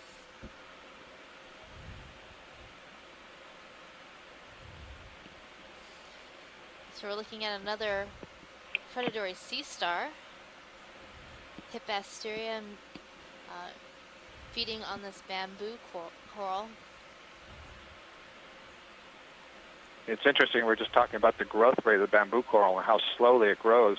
It's interesting to think about how quickly is the sea star feeding on the bamboo coral. And I think you've heard Chris Maw say a few times, oh, there's a snail on the rock, the back left, just went off the left corner of the screen, a snail, and next to it maybe an aplacophorine mollusk, and then there's also, I think, some brittle star, very white in color. We don't see too many snails moving around the bottom of the rock down here. It looks like the brittle star is on the move. You can see that it uses its legs to move instead of its tube feet, crawling around there on the rock. I've always been impressed in how quickly brittle stars can move across the bottom. Absolutely, they can run. Do you have any more zoom? Let's look at the snail. A little far away. So that's a pretty interesting snail. It has a very interesting texture along the whorls of the shell at the top. Yeah, this looks like what I would call a predatory snail, and you can see at the end facing away from us, the tip of the shell sort of comes to a point, and then just below that you can make out a faint gray little tube. And that's the structure that it uses to pull in water, kind of like the trunk of an elephant, and generates a water flow through there, in part to get water to move over its gills, and so to do oxygen exchange. But also it can kind of sniff the water out ahead of it, look for whatever it is it's interested in feeding on. And so as the water is coming in through that tube, there's a structure on the inside that detects, basically, we can think of it like smell, but it's detecting chemicals in the water column. So it's probably a predator seeking its prey. I do think that might be an aplacophorine mollusk on the lower right there. What do you think? You probably have a better view of it. Yeah, I think it looks like an aplacophorine, and I do see that sort of middle line down the body that they tend to have. Let's come in tight on this one more time. Let's start talking about it. Yeah, so what's interesting is that's a beautiful comparison there. They're both mollusks, but they're each in their own class, the class Gastropoda for the snail and the class Aplacophora on the right, but they both share the characteristic of having that rasping tongue. And then you're referring to that groove. If you look on the underside, basically the foot that you see on the underside of that snail on the left is modified to basically a folded over groove that runs down the length of the body of that worm-like mollusk. Okay, let's and they don't have shells, the apocophorans, but they do have kind of scales that are embedded all along the length of the body that are made of the same material. I land up that at the about shell of the snail is made. 275. So they're really small. You don't see them. Which is Yeah, that's currently what a little threw bit me of off with sonar. that little. Invertebrate zoology lesson there. Yeah, on that note, I love Copilot, it. you should be stationary I love right learning now. more about or just invertebrates. about. They're just the most Copy that. I'll awesome keep creatures an on eye. the planet.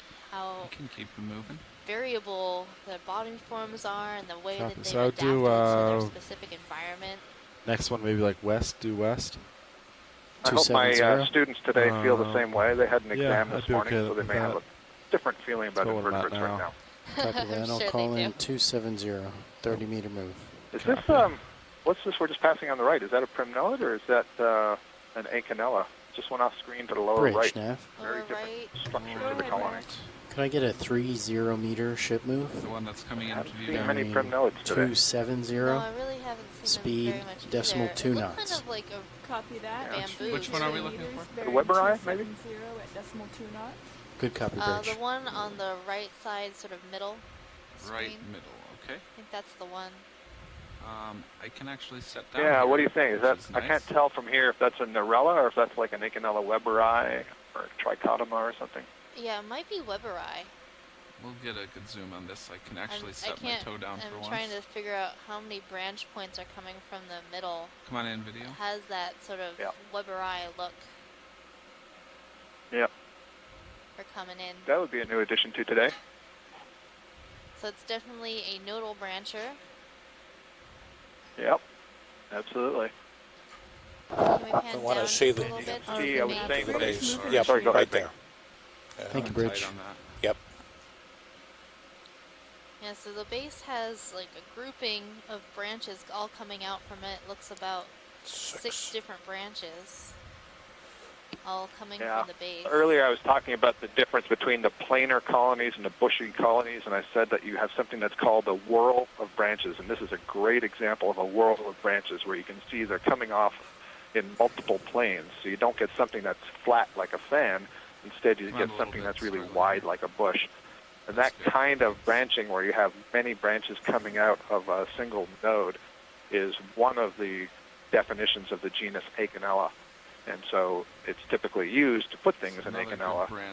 But just coincidentally, on Friday, my former PhD student, Esprit Histin Saucier, had a paper come out about Acanella, and we've now been able to show, based on genetics and studies of the polyps, that some Acanella are actually planar. So that makes it very confusing. And not all of the ones that have whorls like this are necessarily Acanella. And a good example of that is Webberi, which is not very closely related to the other Acanellas. So this has more than 3 branches, which is what I think Trichotoma usually has. So this may not be Trichotoma. Not exactly sure what it is, to tell you the truth. Come on out. I lost my All right, bottom. pilot, I feel about But it's 8-0. new for the day. Yeah, it's definitely new for the day, and it's what looks most like what we've been calling Acanella webberi in our guide. One way off to starboard. Okay. You gotta So come there's up. a possibility it's that.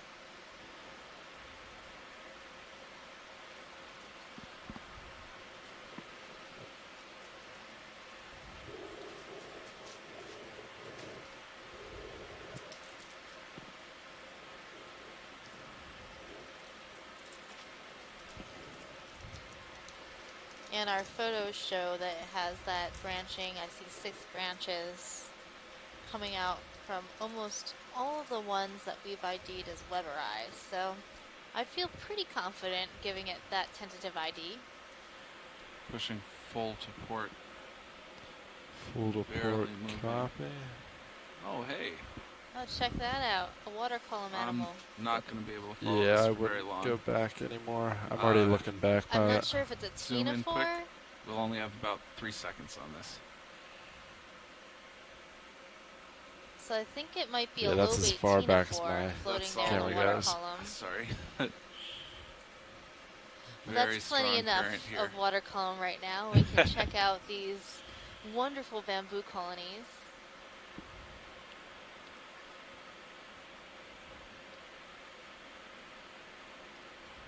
The forest keeps going, John. It's never stopped since I left. Nope, and we didn't see any rocks either.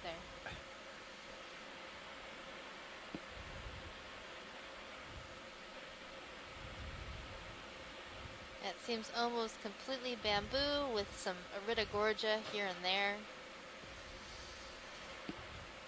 You following me up? Yep.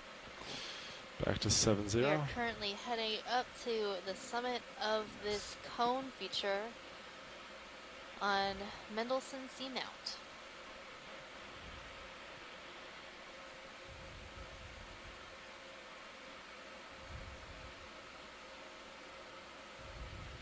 I get so excited about the yellow polyps, and I remind myself they're just the same zoanthids.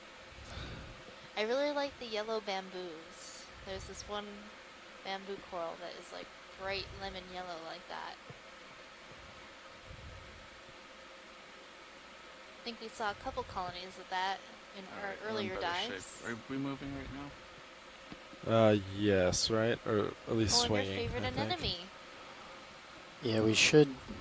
We should have just kind of gotten on station. You note the yellow one because the ship moved, but Cyros will have a couple more bamboo minutes. forest was reminding me of one that now. we saw back in April on one of the Cook Islands dives, or in the region of the Cook Islands anyway. And on the dive the next day to another seamount, we started to see giant yellow colonies, bigger than even the ones you're looking at here. So wouldn't it be cool to Go ahead, see Bridge. both of those in the same Ship place? move is complete. Come on in, Thank you, Bridge. Yeah, it would be really cool. And what would that say about the connectivity between here and other places in the Pacific? You kill lasers, co-pilot. Lasers are Yeah, that's off. that's a tough question. So there are different levels of connectivity, but the first is, well, I guess what we would refer to as just species level biogeography. So we want to know for species what is their distribution in the ocean. Are they restricted to very narrow areas? For example, maybe they only are known and live on one seamount, or are they distributed all the way across the Pacific, or just in the North Pacific, the South Pacific, or can they even go like Metallogorgia in the Pacific and the Indian Ocean and the Atlantic and so on?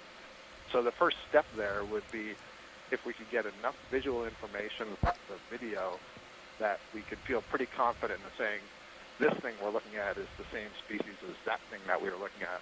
Then we would be able to say that, well, apparently the distribution of this species spans from south of the equator in the area of the Cook Islands all the way to at least this far north. And then you could continue to do those sorts of comparisons going east and west depending on where we were sampling. But then the question becomes, well, that is the range of the species, but are the members of the species still basically in contact with one another? And that's kind of a population genetics question. So effectively you're asking how far can the larvae travel relative to what's the generation time of the corals. And so if they're so far apart from one another, there's certainly no hope that they're going to be reproducing with each other. But maybe over, let's say, 2 or 3 generations, the offspring from one area could have their offspring eventually travel so that, the grandkids or the great-grandkids finally get from the Cook Islands up here to Hawaii. And so the speed at which that occurs, the distance over which that occurs, that's what we really refer to when we think about connectivity. And why that's important is, again, if something happened, obviously we've been talking a lot about mining, but if something happened like mining and we lost a lot so of ship coral, stopped. we Cirrus wanna is finishing know, up swing. How far So, away yeah, I think we would might have a larvae minute have to left come or to be able so. to repopulate this area? We've got because plenty of of the time force that we to have to make it to the waypoint. So at least with the capstone, the Okeanos Explorer video and data that we're getting, Probably we can get have the there first step and say that 10, well, 15 we know the minutes species even has this early. broad It's good to distribution, check out the so top perhaps too. there's a pool that it can come A little further bit south. of The question is, local high, I think. is that Yeah, likely? And for that, we'd have to get samples and do some analysis on the rotate. genetics. So are these all zoanthids? Fortunately, it looks like we should rotate Yeah, I think they are. We'll try. starboard. obviously we can't sit down with the Because I'm seeing forest some under live us. bamboo tissue and also this yellow tissue on the same Come on in, colony, video. so that It's would not gonna be suggest it was steady. zoanthids Apologize in overgrowing. advance. And then with a nice zoom, we'll be able to see the polyps. Yeah, Find somewhere where we can see both. the bamboo corals that you were referring to earlier that are yellow in color, I think their skeletons are much thinner than these. Yeah, I remember those Well, I know they bamboos. I was watching from the office, and I was like, wow, those are yellow. It's like, that's crazy. I totally thought it was zoanthids, and we zoomed in. I was like, I didn't realize that bamboos could be that yellow. Yeah. And I think so far as we know, all the yellow ones that we've seen, or the ones that we've been able to sample and study, all come from that, what we call the S1 clade, so the clade or isis clade.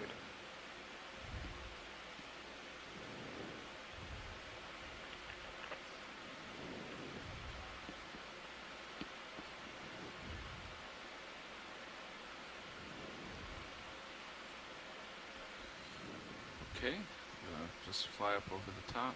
So this coral Yeah, also probably you're has a picking number something of on sonar associates. We're pretty seeing much some directly shrimp west on your and sonar. some anemones, Which would agree as with the well as bathy. zoanthids Yeah, so maybe we can, colonizing bamboo coral. no rush, but yeah.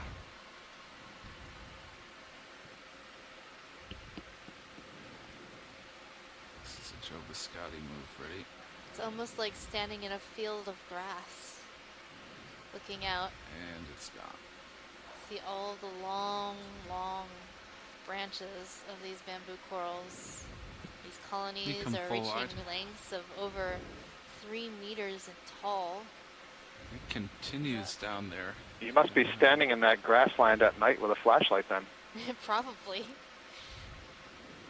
Good Very thing we dark. can Looking float straight above. down at your pilot. Okay. Come over to that. I think the ridge You can continues make a in this bamboo direction. maze. It's almost October, so Yes, pretty get much ready just for drive corn forward and I mazes. think you'll find it. Or coral mazes. Trying to come back down here.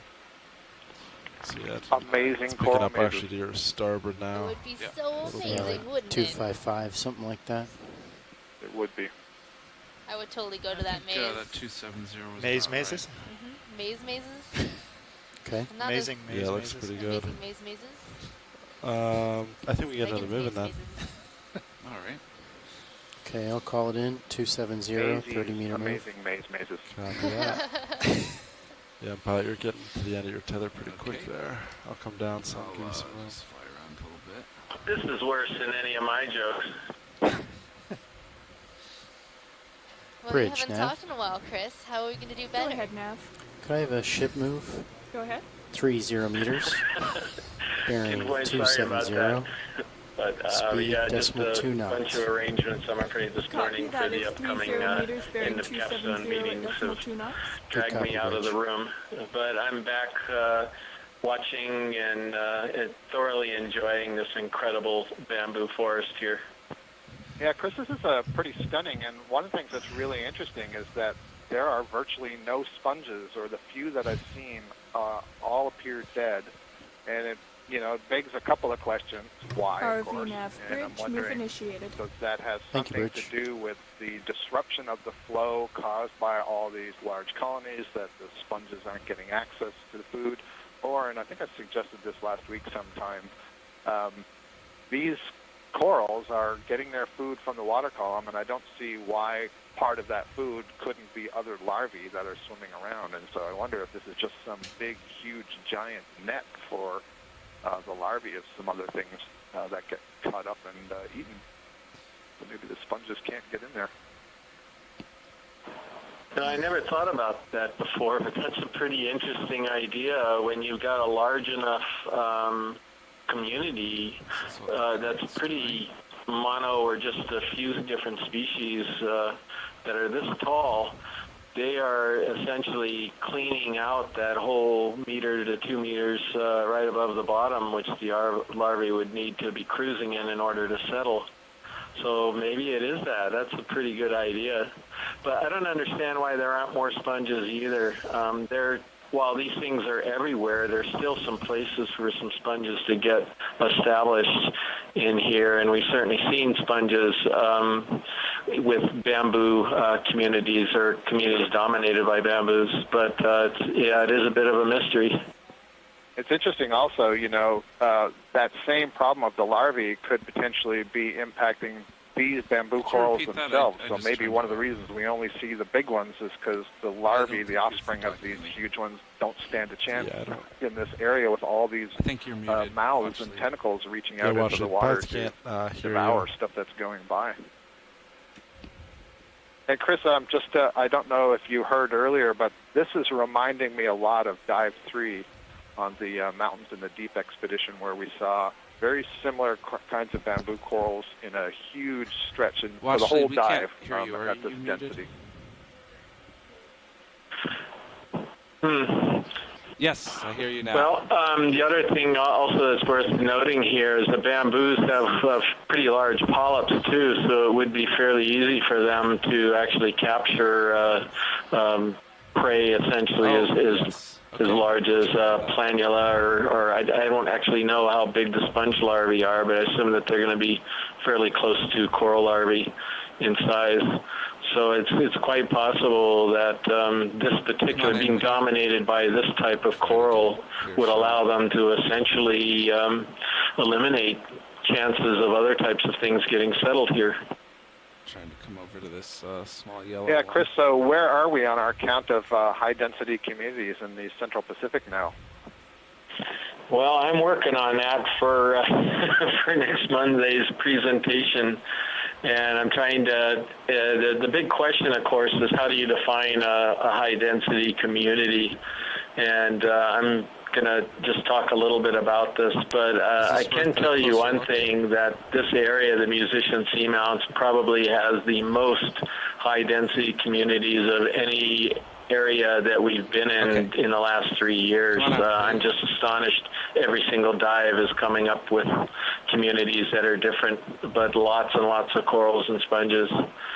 Chris, can I cut you off just for a second there? Sure. We were looking at, I think, an Acanthogorgia, maybe the first of the day, so something did get in there. You see it's a lot smaller. But there's something really interesting behind it, and that is the lower branch on that large bamboo coral had a branch going down towards the rock, and where it hit the rock, it put a new holdfast, which tells you that these colonies are capable of breaking and reattaching themselves and developing new colonies, depending when they impact a substrate. So, sorry to interrupt you there. Please resume.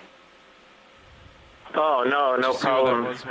Actually, I think I see a couple of them. Yeah, and I was so busy talking, I wasn't registering that we were looking at an Acanthogorgia, so thank you for pointing that out.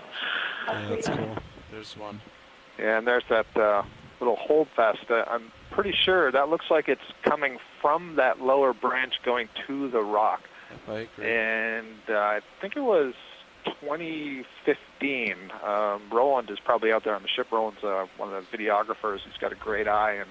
And we saw a colony that had put down, I think, 3 holdfasts. Maybe it was when we were in the Atlantic. I'm losing track. But the point is, these colonies are able to kind of adapt to their surroundings because they are undergoing asexual growth. That is, the tissues are budding off new individuals. They're secreting the skeleton. As the conditions change around them, they can reorient their growth, grow up in new directions, and so on. There's also something that was crawling up the base of that colony. Maybe it was a polychaete worm. All kinds of stuff when you get close looks in here. It's just fantastic diversity. And Chris, I fully agree with you. The Musician Seamounts have really exceeded my expectations. It's just incredible how much life we've seen up here. And you were on one of the Johnson Atoll legs. I was in 2015, and there's far more organisms up here, I think, than any of the places that we went down there. Must have something to do with the amount of food that's sinking through the water column.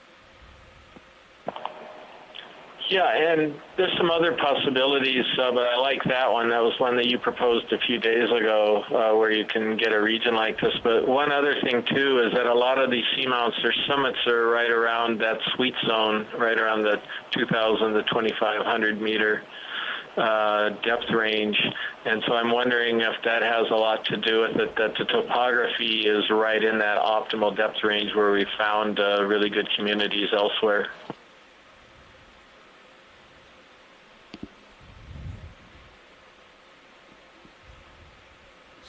Crab down here. Let's go for the crab. Come in.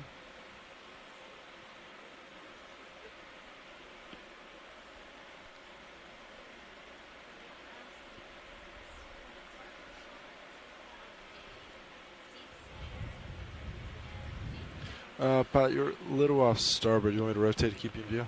No, I'm seeing a sea spider in there. I think I see a pycnogonid sea spider walking. I can't tell right now if it's on the coral or below the coral on the rock.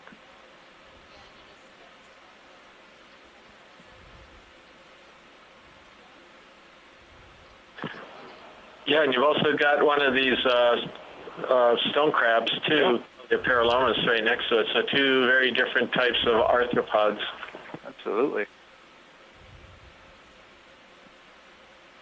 These sea spiders are so fascinating. They can get really quite large, maybe leg span going from one side to the other of 20 or 30 centimeters. And they are also specialized predators of soft-bodied organisms like zoanthids and octocorals and anemones. They have a rather long proboscis that they use kind of like a slurping action, so they can kind of suck the liquids from outside from inside of their prey. And they're in a part of the arthropoda that is referred to as the chelicerates, which is also the group that includes the true spiders, but they are not very closely related to the true spiders, although I would say closer to spiders than they are to the crab that it was next to. But they're all arthropods, all with that hard exoskeleton that they have to molt. One of the cool things I like to say about the sea spiders, they used to be in a group called the Pantopoda, all leg, is that they have so little central body that their stomachs basically extend into their legs, as do their reproductive systems.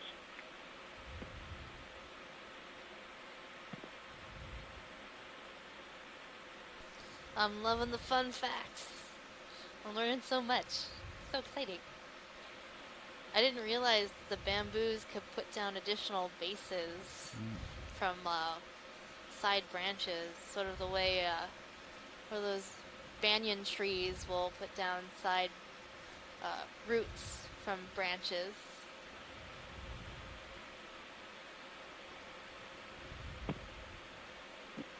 Yeah, that's a good comparison, Megan, and I don't see it all that often, which is always so interesting when I do see it. But it definitely happens. You know, you can.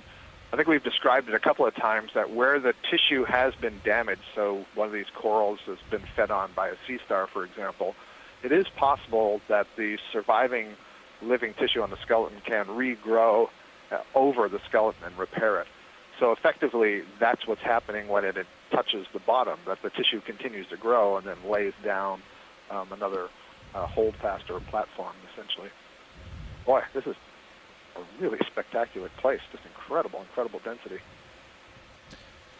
So do you think the I density... just wonder how big this colony is that we just went over, and just how bushy it is. I don't even know how wide across it is. It's got to be meters across.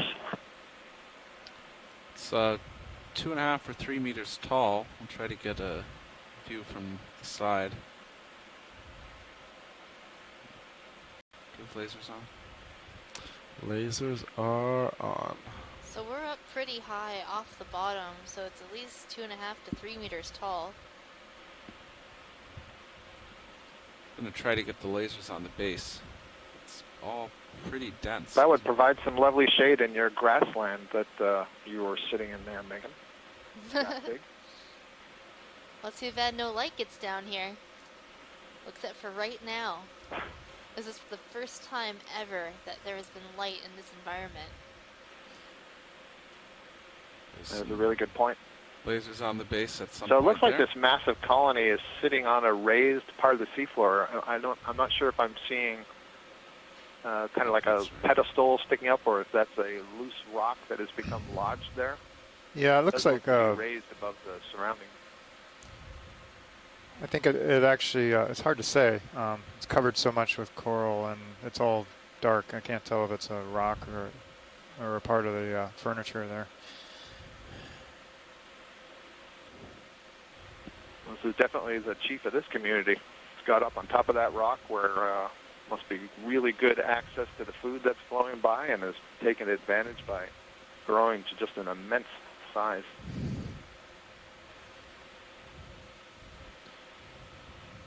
Yeah, it does look like an isolated boulder. It's like the first one I've seen of any kind of relief of this surface. So, John, we're not. I don't think we're climbing really all that much, right? It's not like there's a big slope ahead of us. Is there any possibility that that could be something that would have been explosively released from an eruption, or would that kind of thing not be happening once this feature has been submerged? I don't know about that particular boulder. That would be kind of right. Almost like there are things that are that big or bigger that get blown out of volcanoes, but seeing as how that's the only one, I kind of would doubt that unless there was some more evidence to be seen. 300 first. But you know, it is possible this is more of a alternating explosive, you know, eruptive cone, secondary volcanism. So it's like 305. Like in Diamond Head and let's do that. Hanama Bay area, you get a mixture of lava flows and explosive like ash eruptions. So could be a mixture. Okay. Yeah, you would do like a move to 300. Sure. 300. Sounds good. There's so many things down here that we can make these conjectures about. Great places to come back and do some more directed studies. It's picking 30 meters out. One of the things that's kind of exciting about seeing a community like this that's so densely populated is that we know if we have some interesting questions to ask, and this could be a good model organism to test. I have a 30 meter There's move. lots of it for us to come bearing and 300. see again. Maybe speed decimal 2 knots. See how they Copy that is a 30 meter branch move, off, bearing so on. So at decimal 2 it's a real knots. value to be able to find these habitats so that we know where we can do future hypothesis testing science. Yeah, too bad the OER proposal deadline was last month.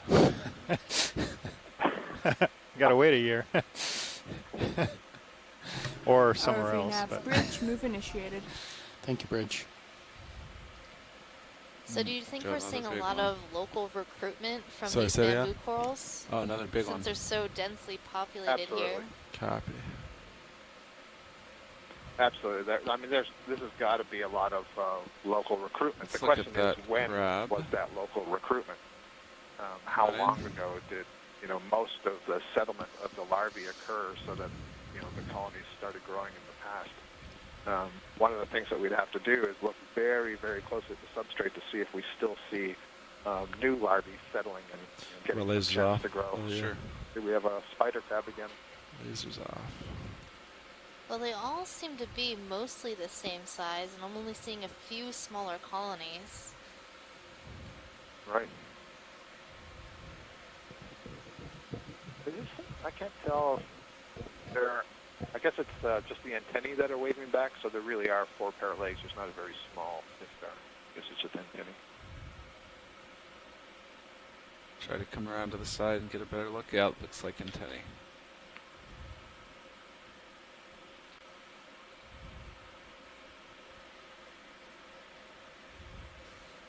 This crab is getting a little concerned about our presence above him. See how nervously Just pointed out that he has never had light down here before until today.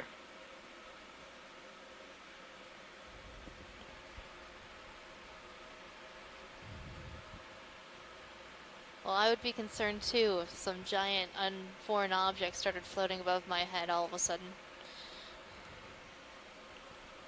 Well, maybe his reaction is, "Whoa, I'm living in a forest. Who knew?" Oh my goodness. Looks like a little baby brittle star right in front of him.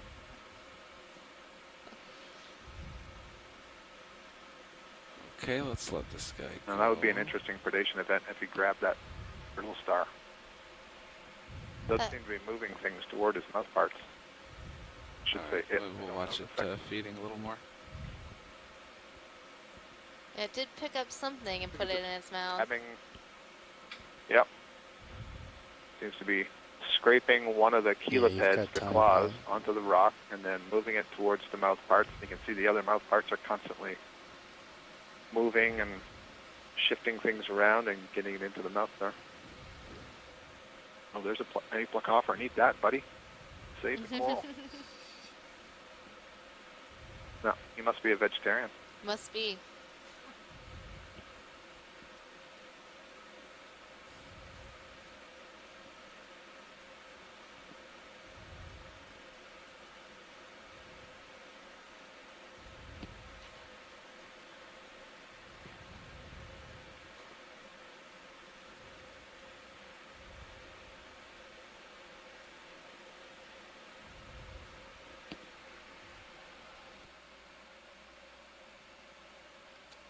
Oh, very cool crab. All right, I think let's move on. Come on out, video. Always neat to see things. Is that a reference to the fact that it's in water that's only 2.3 degrees Celsius? That's a bit cold for me. Right, but as we move, it looks like sonar is rotating back port. Well, that makes it a cool crab, all right. Rotate 10 degrees cool. port. Sure. Copy that.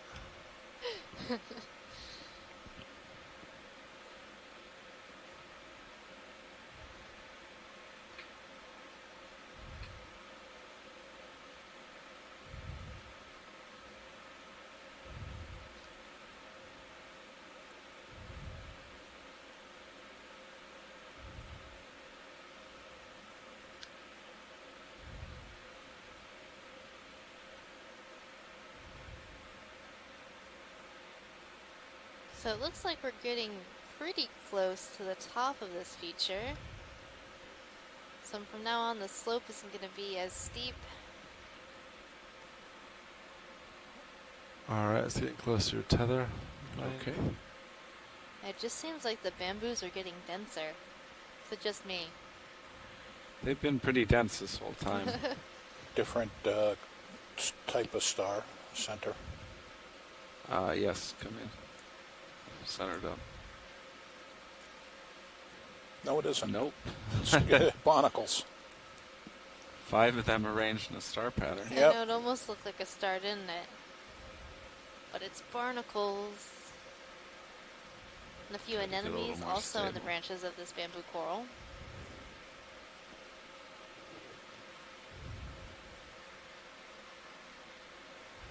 Oh well. All right. Let's come wide.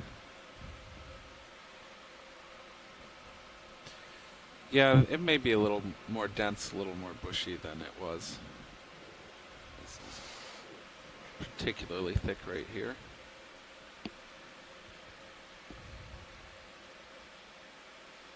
ROV nav bridge. Go ahead, Bridge. Move is Can we complete. check out that Thank you, Bridge. those dead colonies over Yeah, there? I was There's just something going over to overgrowing that. it. I agree. How are you doing, co-pilot? Co-pilot's happy. Great.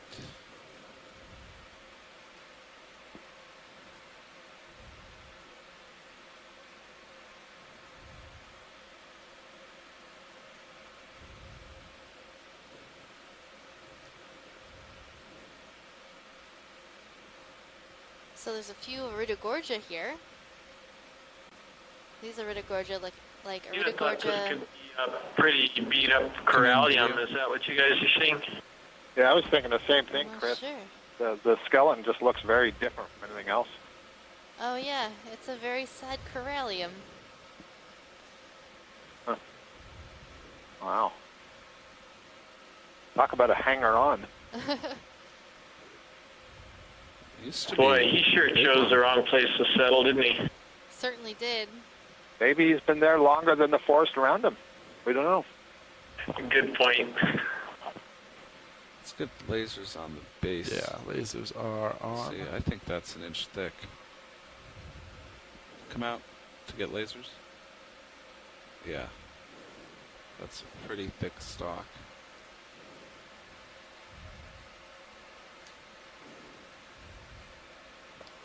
Yeah, it caught my eye. I thought, maybe it was a bamboo that had a really thick overgrowth, so we couldn't see the nodes, but lost it. These are definitely pink. And it's also very interesting to note that sometimes these pink corals, their skeleton is actually more white than pink, and other times their skeleton is extremely pink, and in the Mediterranean, the skeleton is a bright red. These are the same ones on this boulder, this rock outcrop? Yeah, those are all three hemicoralliums and... Four, maybe, yeah. There's one behind there. Pilot's starting to go a little off So I have a starboard. feeling that was just a local recruitment, or maybe these were here longer than all the bamboos. I'll come back. Copy that. Maybe this area started as a bed of pink coral, and then the bamboos took over.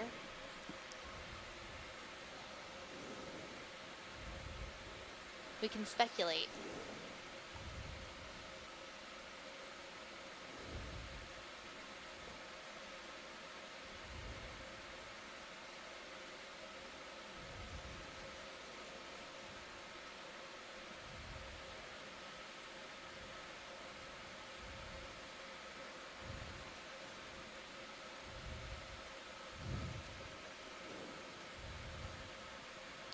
There have been a number of shrimp in the water column today.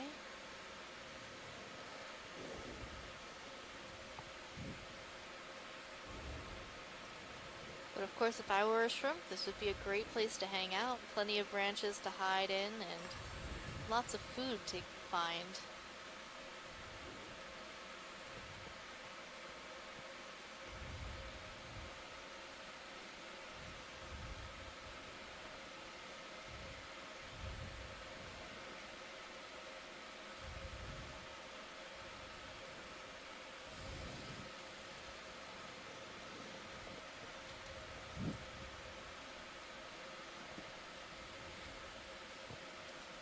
Just continues.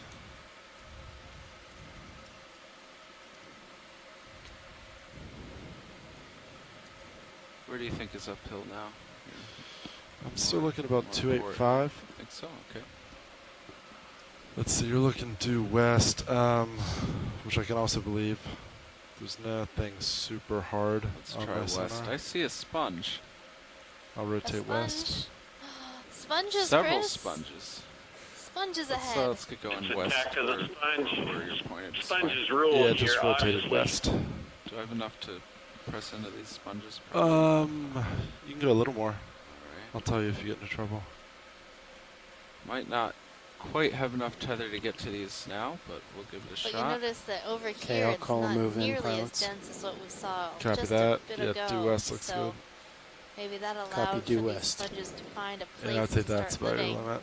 Pilot. Okay. Bridge, Nav. I think these ones might be I have the a ship Korea move, near please? Oka Erecta. Go ahead. 30 meters, bearing 270, speed decimal 2. Copy, that is 30 meters, bearing 270 at decimal 2 Come in knots. for the sponge. Good copy, Bridge.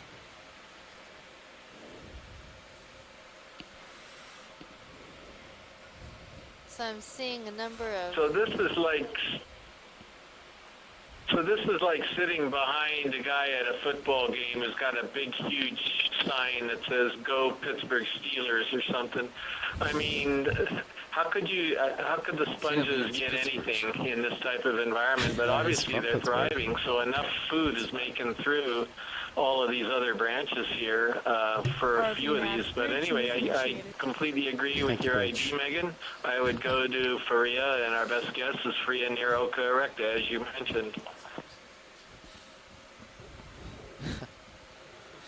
Okay, let's let that sponge go. Foam-fingered forest of bamboos. There's so dubbed another by over here. Dr. Christopher Kelly. Oh, there's actually a sponge. Yeah. Yeah, you have a little more tether now too. Okay. As I approach you. Well, you know... I think these are all the same, but we'll look at one or two more. Oh, like cheese heads?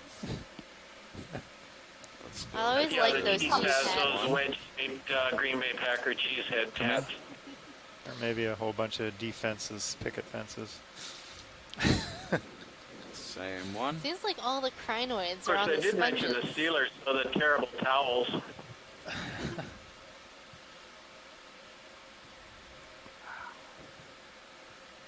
The crinoids seem to like these sponges. I haven't seen very many on the coral.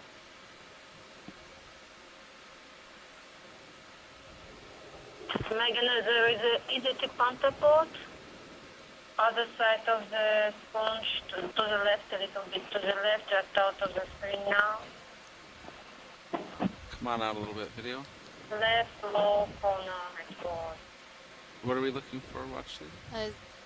Left of the screen.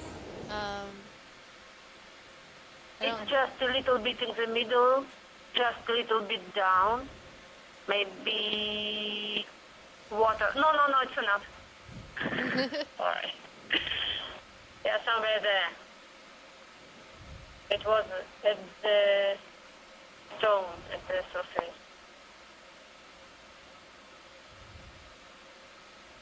So, did we want to look at something here? Yeah, can we just zoom in partially to see Sure, if we can come on see? in.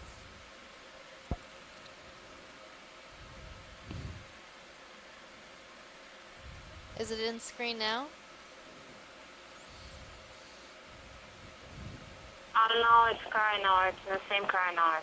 Sorry. Oh, it's the same crinoid. Never mind. Oh, okay.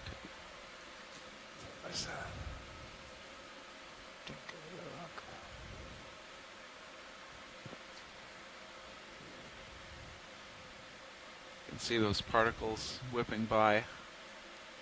It's likely related to the density, right? So this is a pretty productive area probably at the surface or nearby to be getting enough food down here to feed all of these corals and sponges.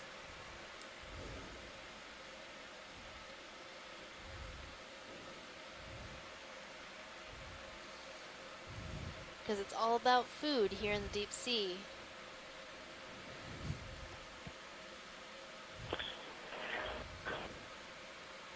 So Megan, this little sponge grouping here also sort of punctuates the point that it's possible they're all very closely related because they could all have emanated from a pioneer colony that did manage to get established in this area, and then as it was reproducing and some of its offspring managed to settle out quite close to it.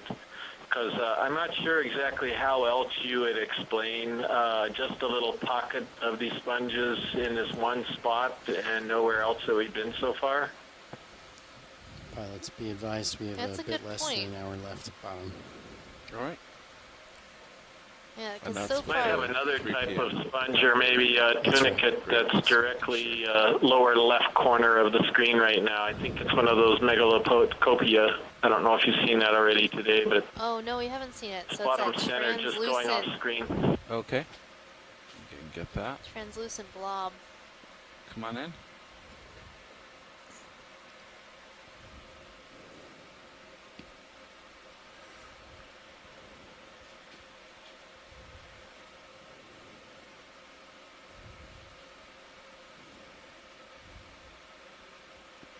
And I think that's what it looks like, that predatory tunicate. I'm seeing the siphon hole in the back and this big open sort of mouth-like siphon in the front. It says, "Come on in." It's a nice place to hide, right, John? I'm gonna hide right in there and get consumed. So that's the first spotting for today of that predatory tunicate.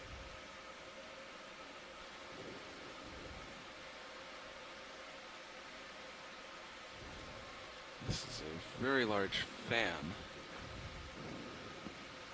Yeah, let's zoom this fan. It looks a little bit different than some of the other ones. The branching is really close together.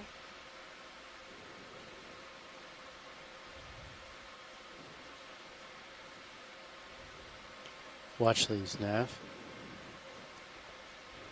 Go ahead, Nav. I think this might be advised, the, we have a bit like less the than an hour Jason left that we on saw bottom, earlier when we were looking and at we're that pretty planar close to colony. our target, so we'll but have this is, a fair quite amount of an time old on one. top of the seamount.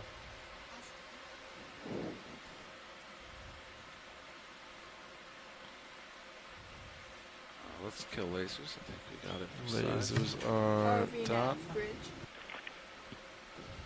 Go ahead, Bridge. Ship move is complete. Thank you, Bridge.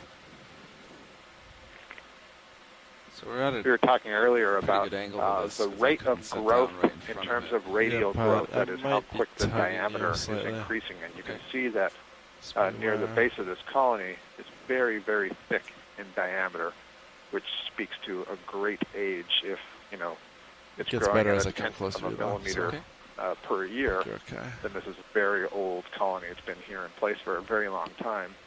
But another thing you can see is it continued to put up newer branches throughout its life. So you see much thinner diameter branches that arise from some of the thick ones. So that may be in part a response to how currents have changed during the lifetime of this coral.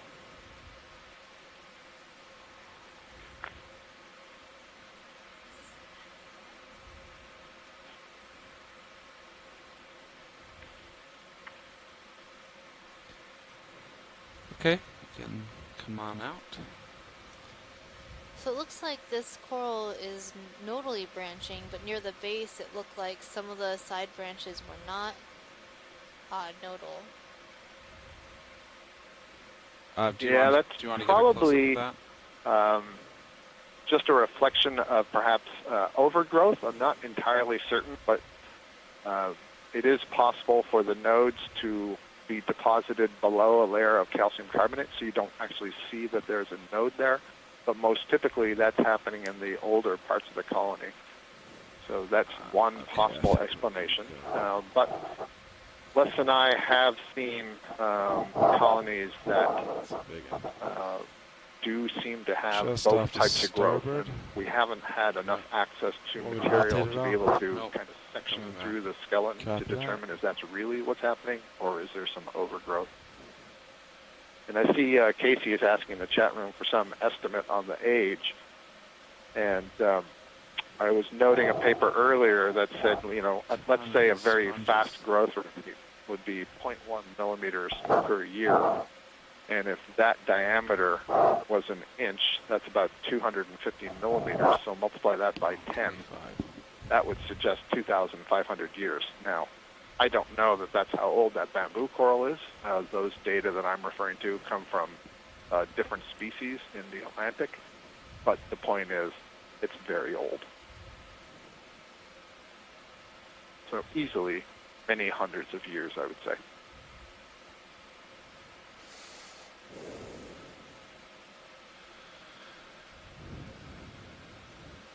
Okay, looks like it continues Well, that's west. just so impressive. How many corals are here, how old they are. Yeah, Nav, what's that's Yeah, Sort of that's like ship the status? redwood forest. Nav? Dive is making it very hard for me to Ship is tear myself away stationary from the screen. as of 3 minutes ago. But, Copy that, so it might have a minute or two swing. we sure picked a good spot. Part of that is luck, but part of that Yeah, I guess is, keep you know, going. the team effort I'm of still looking at west. the mapping data that's collected. Okay, due studying west, the mapping 30. data, predicting, Yeah. you know, All right, what I'll sort call it of in. slopes and topography and the degree of hardness of the bottom are going to give us maybe a the different highest sponge. likelihood of Bridge, seeing Nav. communities like this. Try Also, to get the up depth to is that. important. Go ahead. As Kelly noted Can I get a before, ship you know, move? we're in this sweet spot A part of the water 30 column. meter move, Getting lucky with a bearing sufficient amount of food and so on. 270, we speed decimal 2. sure struck it gold today, and I think we've been lucky more often than not. Copy that in, is 30 meters. I mean, bearing there's Seamount to see 270 some at just decimal 2 incredible, knots. incredible Good communities. coverage. It's not tight, but And with current, you I guess might feel everybody it a else little watching bit. should Just realize fighting how, current. I guess, how lucky we are to see this huge density, this really high density of corals, because this is not a common site, and this is one of the more dense Come in on this of the high sponge. density communities I've seen. So Now right as far there, as as I I know, 'cause come, Kelly as I said he would heave, you might give us feel some me. more data next week. But Am I as far as I pulling you know, sideways a little? we're talking, you know, Not on the order of 20 or so If I'm not, then known I'm not. communities It's, like I'm that. just fighting current. I'll let you go and talk about the sponge now, and get in touch later. Good luck with the rest of the dive. RV nav bridge, move Scott. initiated. Yeah, thank you, Scott. So this is a really interesting. Yeah, sorry, Megan. I was just going to talk about the sponge, but you can also. No, you go ahead. I know you've been dying to talk about sponges all day. I'm coming in a little bit. I'm trying to. I have been. I've been just itching. So this sponge is a really curious one, and you guys collected a piece of this thing a little bit earlier on in your cruise, and it turned out to be a soft sponge, and I believe that's what we're looking at, not a hard one. And this fooled me because I always thought that this was a hard one. It has a crystalline look to it until you actually took a piece of it. And right now I'm assuming that it's in the family Euplectellidae, and it's some equivalent of a vase sponge, and that subfamily that has all the vase sponges there. But the interesting thing about it is that there's another true hard sponge that looks very, very similar to this one. And I had them side by side, and if you're not looking very closely, you could really get fooled by which family the sponge is in. It's the same type of morphology as well, but in any case, I'm pretty sure this is clearly the soft sponge. Looks like it from the dead portions, and euplectellid, weird-shaped vase. Come on out. I like that identification. I'm just gonna call things weird-shaped vase from now on.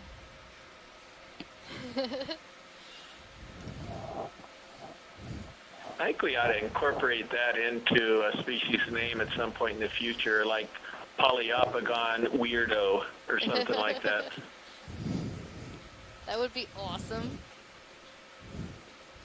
So this is the speed of the current for anyone interested. That is quite the swift current. That's as far as I can drift with it.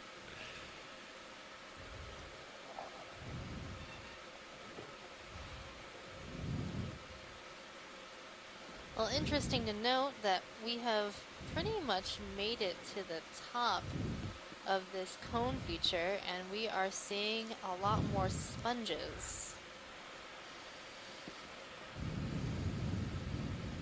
And two different sponges. The Faria near Oka sponges, this hard, crunchy type sponge, and then these Euplectellidae weirdo vases as well.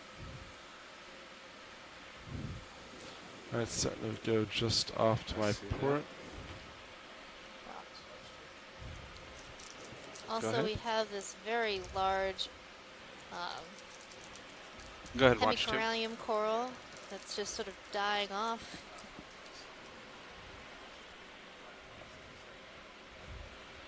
Okay. We're not sure that this is the true summit versus just a local high. Once we get up on top of it, we should be able to tell. But yeah, if you see anything, you know, absolutely you gotta order let your me know. pizza 30 minutes in advance. Starting to go a little more off port. Want me to rotate it off? I'll no, you come get it back. free if it doesn't come to you in 30 minutes. Well, that just depends on the pizza company.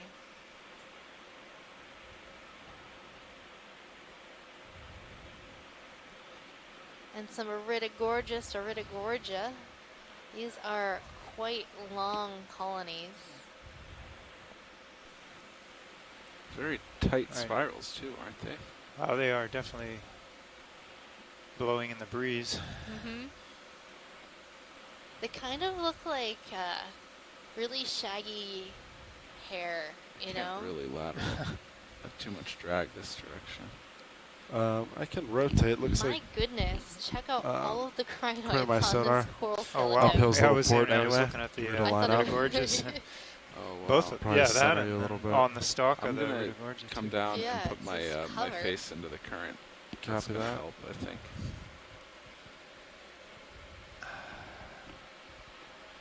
There's not much question where the current's coming Not from. that I didn't enjoy the bamboos, but I'm kind of excited to be seeing other things. This is a lot of crinoids.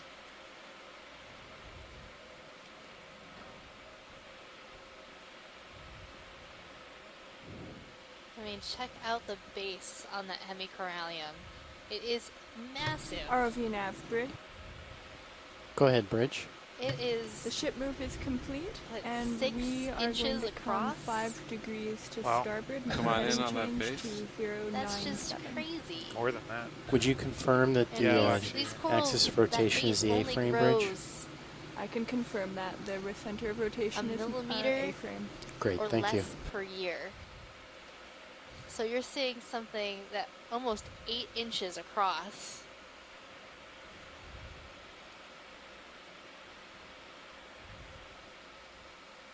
So 20 centimeters, a millimeter per year.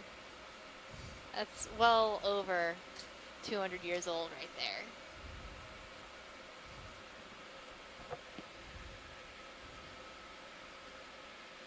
And this coral is just covered with these crinoids. Looks like we might even have a couple species of crinoid using the coral branches as a nice substrate to get up off the bottom and into the water column where they can feed easily. Kill lasers, we got size on Also this some Copy that. Lasers are anemones and some brittle stars. Just goes to show how these coral colonies can be homes to many organisms, and these communities are essential habitat for a lot of different species.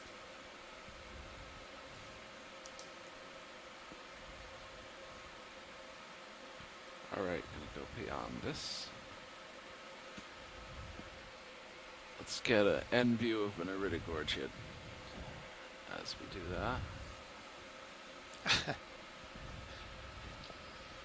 So, Caitlin, who gets the video highlights for today? Art does. Oh. So for those of you on shore, we have a number of video people here and a couple of videographers that do daily short videos, about a minute long, and then some longer ones spanning longer periods of the cruise. But the short ones are pretty much on the dive of the day, and so someone's going to have quite a lot to choose from and some stunning photography and videography here today. I just love the way it moves. This clip, I think, has to make it in. Yeah, that's definitely going to make it. Alright, we can get a little more hair. Though I know Art's holding out for a cephalopod, an octopus, but I don't think we're going to see one.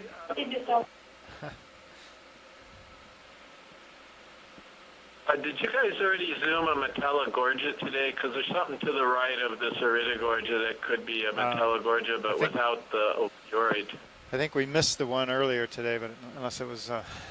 yeah, we didn't get a good zoom on one. Pilot, we're can yeah, there's no confirmed Metallogorgia, and if there's no opioid, I'm going to say in advance that it's not a Metallogorgia, because one has never ever been seen without an opioid. So there we go, a test that we can now test. Which one are we looking at? It's the sort of really hard to see fuzzy colony. Okay. Right in the center screen.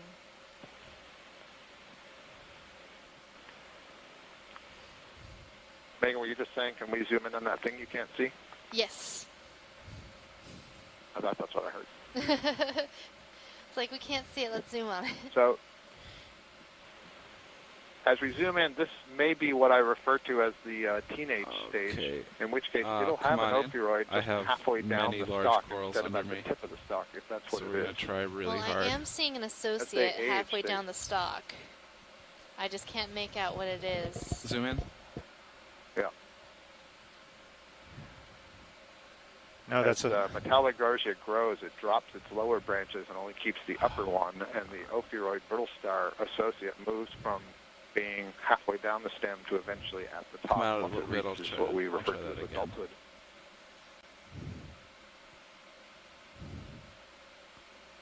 All right, one more try. I really need to know what that associate is. I'm so excited to see which one it is. It looks jumbled and wrapped around, so it might be. I think it's a small one, but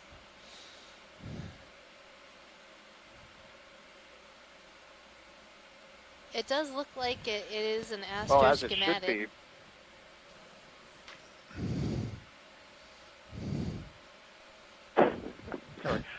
I think Okeanos would be the genus if it's on the Metallogorgia.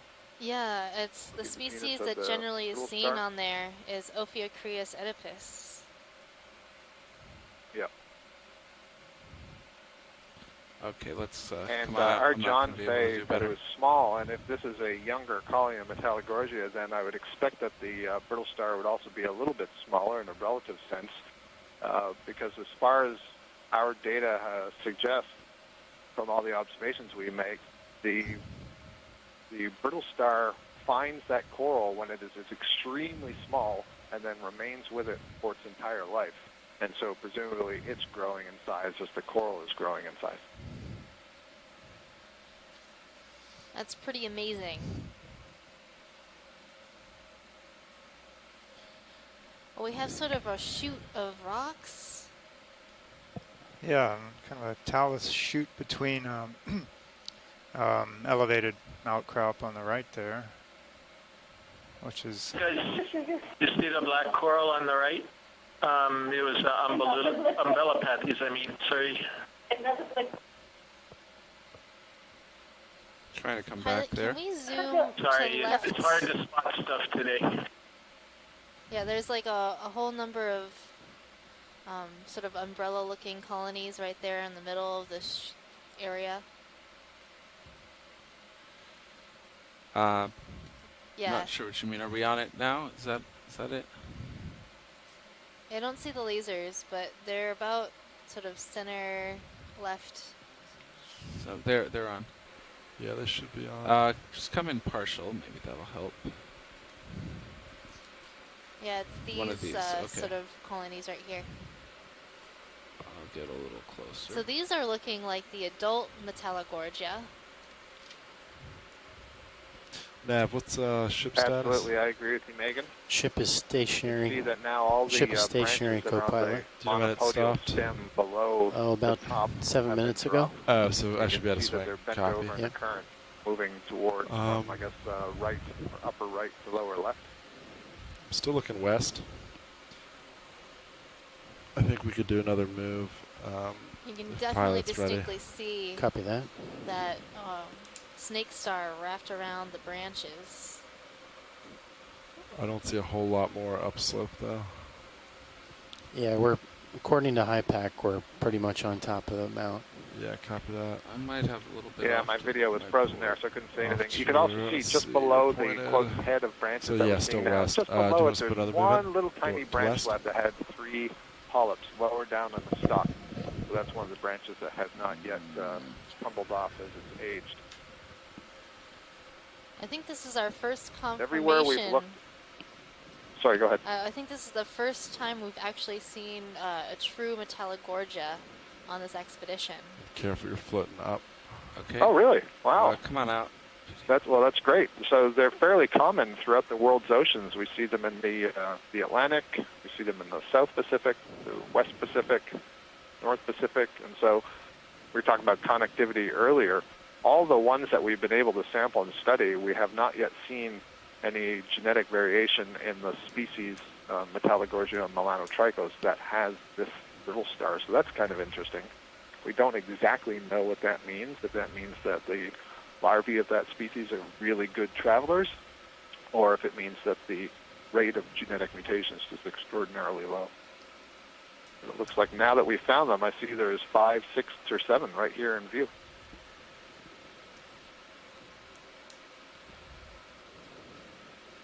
Maybe that's the trick. You got to see one, and then you can see them all. That's definitely what the bird watchers say. You get in the club. You see your first roadrunner, then you can't stop seeing roadrunners. But seeing that first one is tough.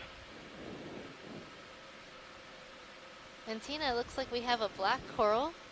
So pilot, on the left side, there's a little Bathopathes waving around in the current. I see that. Would you like to look at this Metallogorgia first? I can get. I'm also going to point out, Megan, you've got the Metallogorgia adult right in the center, and then you've got the teenager right to its right, just to its right, and you can see there are various branches that are coming off along the stem, and it's starting to develop the cliff at the head end.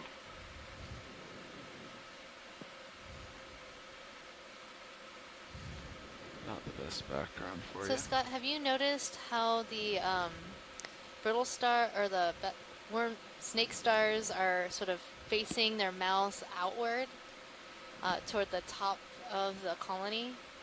This one's sort of holding on basically upside down. I had not noticed that, Megan.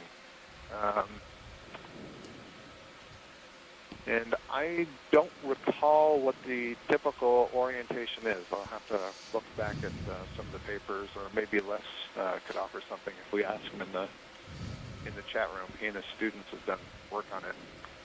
Yeah, I don't remember how they're usually oriented. Interesting, most of the polyps on this Metallogorgia have their tentacles withdrawn, so it just looks like they're little delicate pink blobs of gum on the branches. And I can see a few that have their tentacles showing, but most not. Just sit here and let it wave. I think that's a better idea.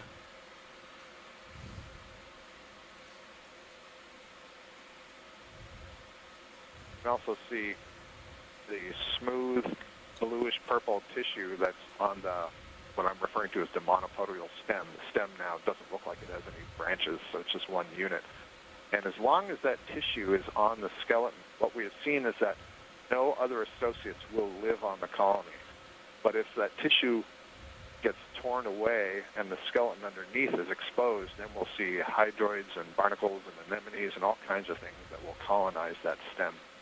And that suggests that there is some chemical in the tissue of the coral that is noxious to organisms that they don't like to sit on the colony. At least that's the way I interpret it. Okay, come on out. Let's go over to that black Scott, what's coral. the origin of the prefix of the name Metallogorgia? Do you know?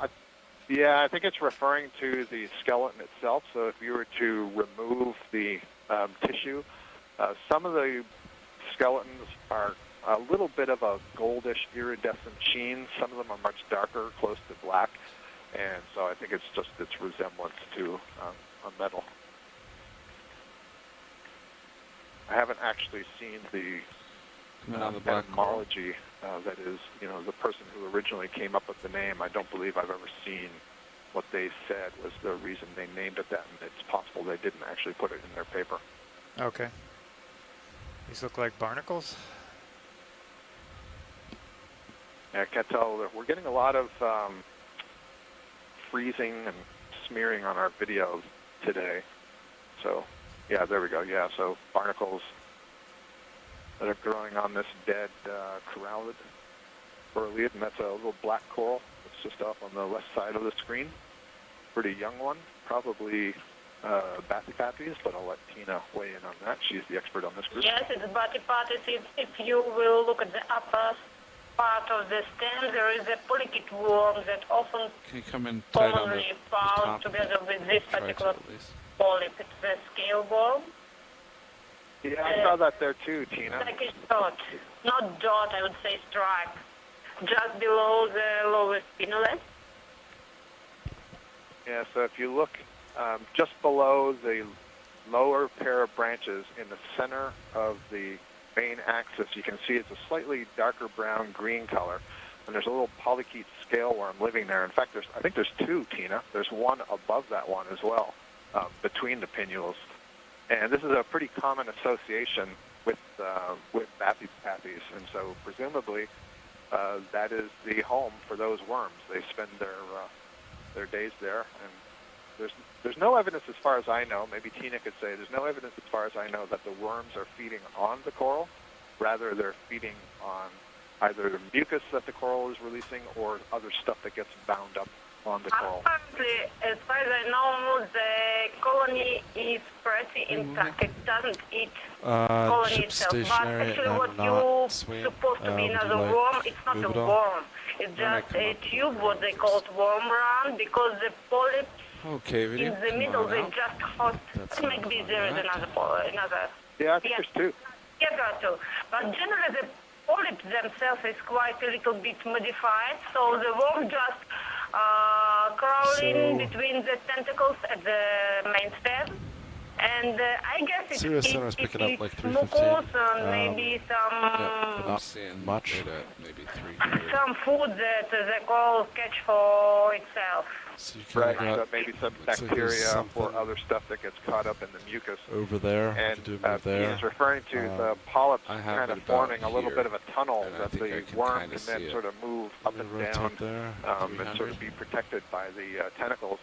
And some of the coralliid corals and the primnoid corals also are home to So polychaete 280 worms, for and me? the same sort of thing happens. The presence of the polychaete stimulates a response in the coral, such that the coral then grows to create little tunnels or little garages, which tells you that there's obviously a long-term relationship between the worm and the coral that it's living on. 30 meters. Copy that. But 280. insects called the worms like Gargonia polynodes that often found at Corallium, and here even in these colonies we can find traces of Gargonia polynoe. They are modified the skeleton, and this particular worm that is living with these black corals has nothing with skeleton. Skeleton is pretty intact. They don't produce any outgrowing, just the polyps are sitting in such a way that they're very comfortable for polychaetes to live at. Right, yeah, exactly. So we have kind of an analogous situation, but accomplished in two ways. So in both cases, we have worms that are living associated with corals getting some kind of protection, but here in the black coral that you were just looking at, the protection is the soft tissue, the polyp itself, whereas in the other corals that Tina was just referring to, like in the coralliids, paragorgia, the primnoids, it's the skeleton itself that is being affected, and so the hard parts are being modified that the worm lives in. So it's very interesting that you see those different kinds of reactions, but ultimately to achieve the same goal, living with the host.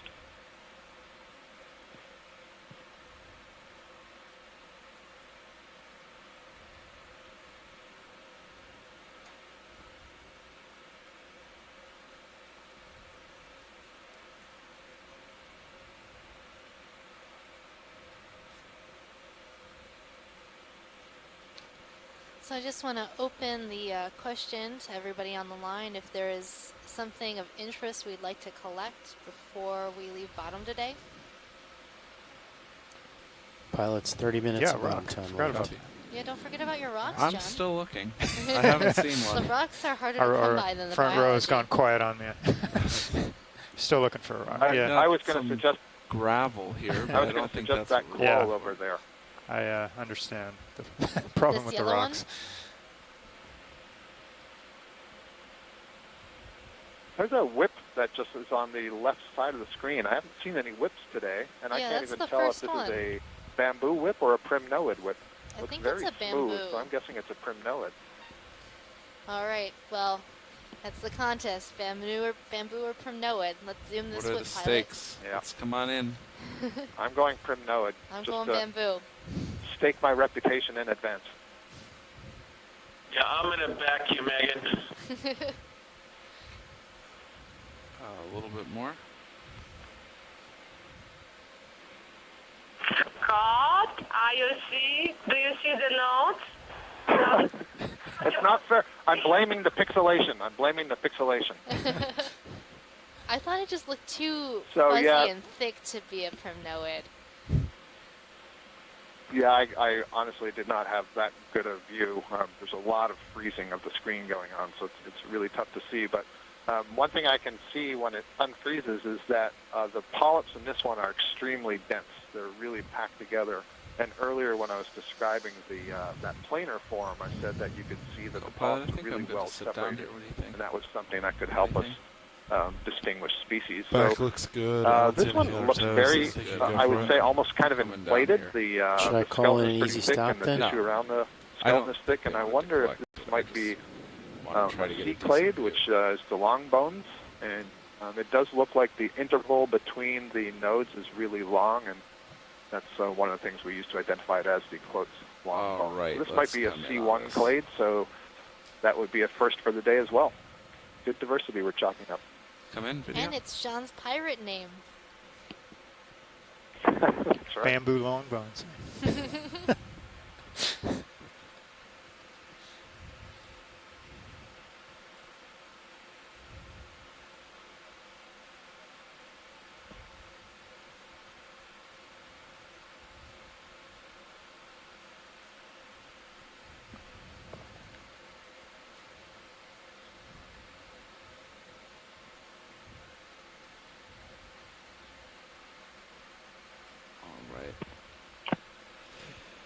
quite able to see any of the needles on the polyps. Are you able to see any? No, I'm not seeing any. Maybe it's because the current is so strong, the polyps can't really splay their tentacles like they usually do.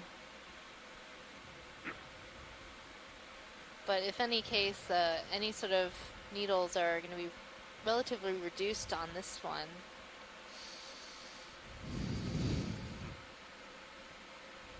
Come on back out, video. So I'm pretty sure that the C1 would have pretty long needles regardless of the current flow and regardless of tentacles. They would be such that you could really see them. We used to refer to them as the ouch coral because when we'd pull them out of the bio box, we'd always be getting stabbed by these long needles. So it's possible that's actually in the B clade. That growth morphology of unbranching whip is found in many different groups of bamboo corals, so it's hard to look at the colony itself and be able to identify it. Uphill over here, right? A little bit, yeah. Yeah, identifying corals can be a tricky RV game, but it's a lot of fun. And if you'd like to Go join ahead, at home, you can check out complete. our animal guide. Thank you, Bridge. That's located on our website at oceanexplorer.noaa.gov, or you can just Google Okeanos Explorer Animal Guide. It'll be the first or second thing that pops up, and you can browse through all of the photos that we've gathered throughout our expedition here in the Pacific, and try your hand at identifying these organisms as we see them.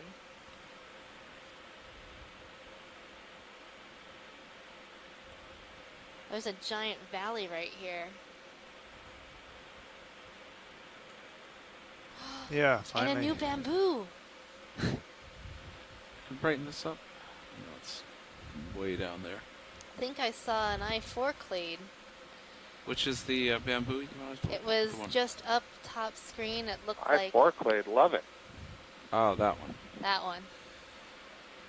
Can tell because it's different. You can tell because it's different. The other we've Go to seen that different thing. The different thing. Many thousands of today. Wow, that's a big one, Megan. It's huge.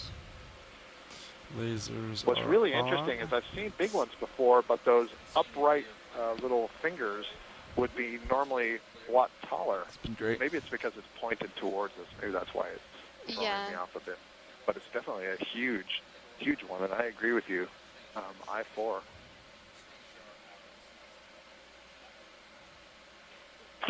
Scott, have you ever seen such wide candelabrum? Have I ever seen such a white candelabrum? Is that what you were asking? Yeah, white. Yeah. No, I think as we get closer to this, we'll see that it's not really white. I'm not too thrown off by the color of this one. It's pretty orange, What? yellowy to me. Wide, I think. Wide. Question Oh, is wide. Yeah, very large. I apologize. No, I agree. I don't believe I've ever seen one this wide. This is quite incredible. And what I was saying earlier was that, see, there's the laser dots, 10 centimeters. So 1, 2, 3, 4, 5. Good luck. So that's probably We're doing the same meter thing, across. Scott. If I've seen any I'm this gonna try to large, land and I look feel at like it, those upright finger-like branches would be a bit taller and thinner. Maybe we've seen something like that in the Caribbean. Les Watling might know, but this is, oh yeah, Les is saying this has to be one of the biggest we've ever seen, so he agrees with everybody. This community is fascinating for being both extremely dense with a lot of really big corals, which means all these things have been here for just incredible stretches of time. Copy that. Lasers are I'm certain that if we came back here and took the appropriate Yeah, at this point, I think samples this from a variety is of the corals, highest point. we would see At that least it's the highest these I have can been make living here out. for centuries. Yeah, I was just looking at that too. It looks like it's a little bit higher And in that's also a lot of the Sirius and community forward. here, because the community keeps growing and changing over time. And while we're seeing very old colonies, we also have some new colonies, and that goes to show how a community can develop and take hundreds and thousands of years to get to the point where it's at right now. Absolutely. How do these colonies in this community compare to what we would see in the Northwest Hawaiian Islands?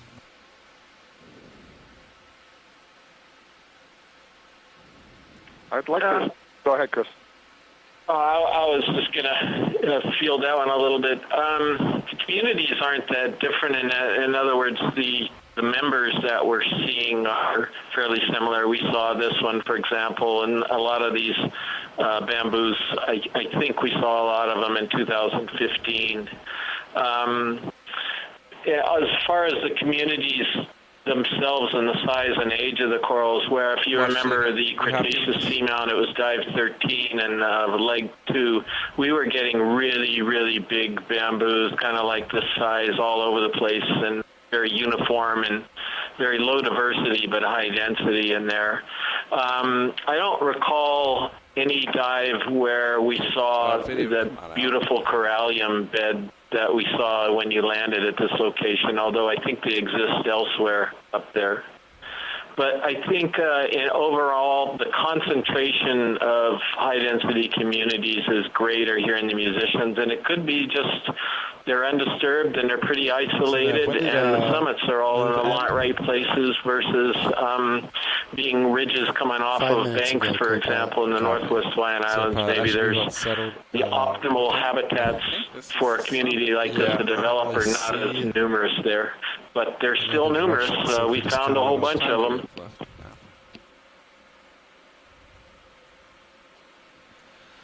All right, well, actually, this appears to be the summit, and that candelabra is on it. The flag at the summit. I4 marks the spot. It is kind of like a flag. We have a little bit less than 20 minutes. It's like the one and only different coral right there at the top. So we can just look for a rock. We've made it. I can turn with you. Or any direction looks promising. Watch leads, Nav. Go ahead, Nav. Be advised, we have a little bit less than 20 minutes on bottom. Okay. Well, we need to grab a sample then. I still don't see rocks. I'm not seeing rocks. So, Megan, that coral is just simply filtering to a different current.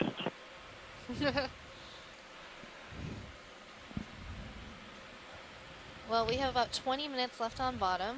I think it might be prudent to grab a sample. Megan? Yes? Meg, could we get a snip off the end of that candelabra bamboo we're just looking at? Because Wes and I are noting that the center of that coral does not look like a trident. And all of the ones we see in clade I4 basically look like a little three-pronged pitchfork. And then they start to add branches to the sides. This one instead bifurcated in the middle and then put at the sides. So the combination of that and the fact that it's just weirdly wide suggests that maybe it's different. So I'm going to toss that out as a suggestion sample. If other people would weigh in on that in the chat room, please.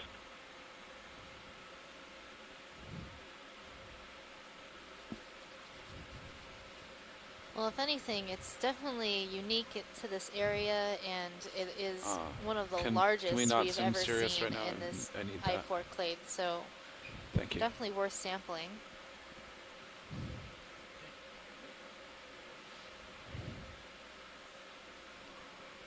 It's going to take a little bit to set up with this amount of current, but we can do it.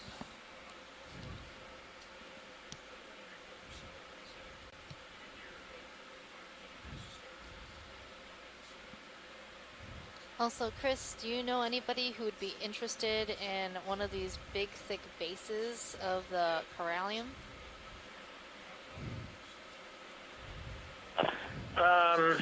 Yeah, sure I do. But how would you collect it? I mean, Tom Gildeson and Brendan Rourke and Rob Dunbar's group, of course, would be quite interested in something like this. But isn't that going to be too big, or how are you thinking of grabbing it? Yeah, well, I mean, I have a feeling that if we grabbed it right near the base, it would probably snap off, and then putting it in the box, it would snap off some of the side branches. But it looks like still parts of the branching are still living in some areas. I just thought it might be interesting to be able to grab something like this for people who are looking to study the age and growth of corallium. Well, I think they'd be delighted. I think it'd actually be informative if you could go ahead and, well, for example, the one right in front of us would be amazing, that base. I know. I was looking at it. And if there was a little tissue that came up with it too, that would be great as well, just to confirm which species of hemicorallium it is. And Megan, anticipating the question, the far right of the colony in front of us, there's 3 small branches. If they're as small as I think that would be a great collection, so that you've got the actual nodes there. Well, hopefully you see what I mean. So you basically get 3 fingers at least in the collection.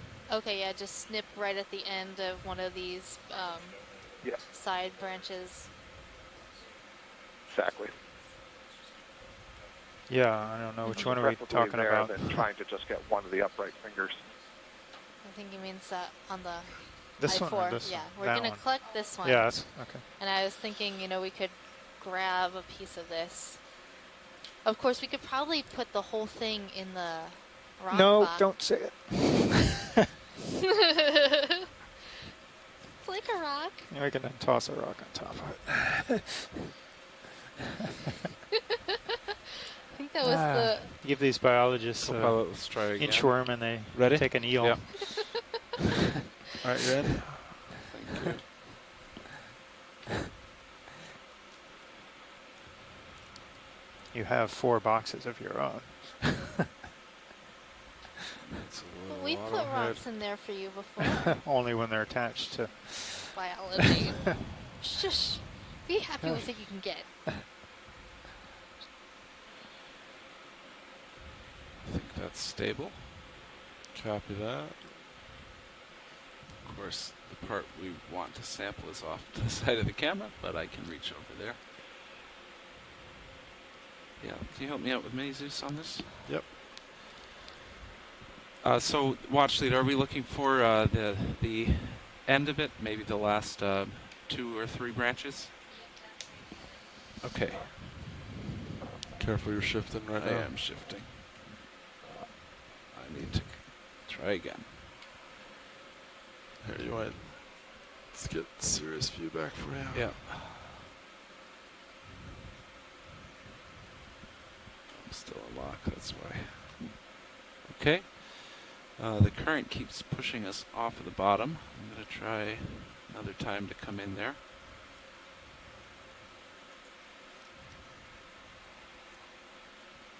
I was sure I was good there. Yeah, it looked good for a while. More down, less forward, I guess.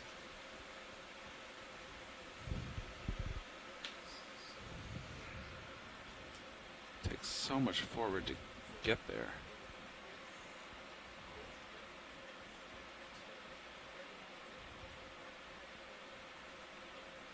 You kind of see the current just kind of taking the tether too. Yeah. Which definitely isn't helping you. Oh, as long as it's back, that's all right.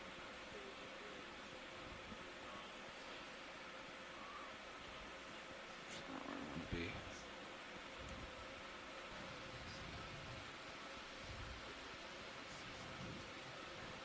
You've got plenty of time, so. Okay.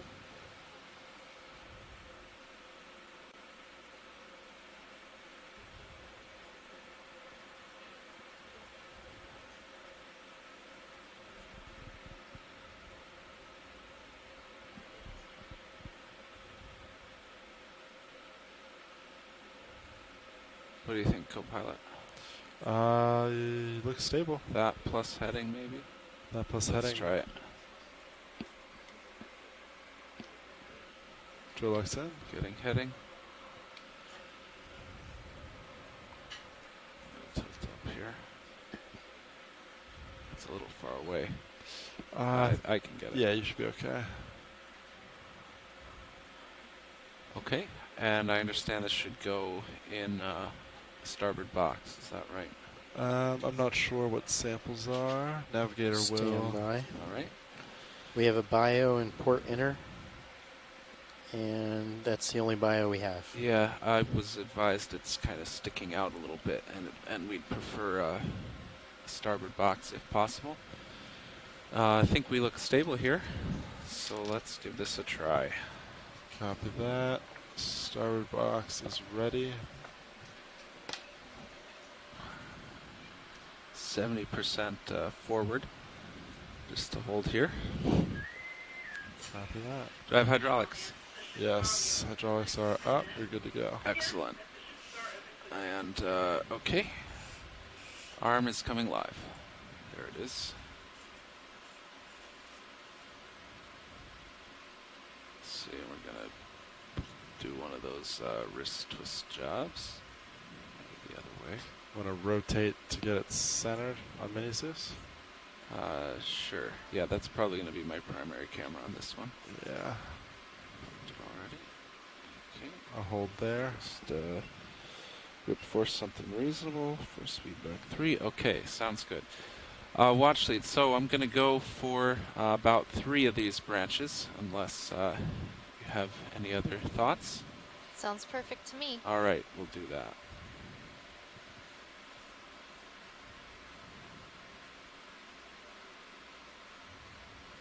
Okay, coming in.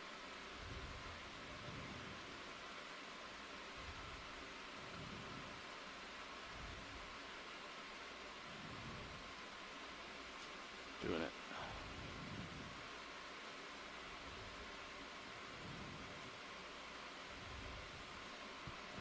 Nice. All right, let me know when you're ready for drawer. Yeah, let's go for drawer. Drawer's coming out.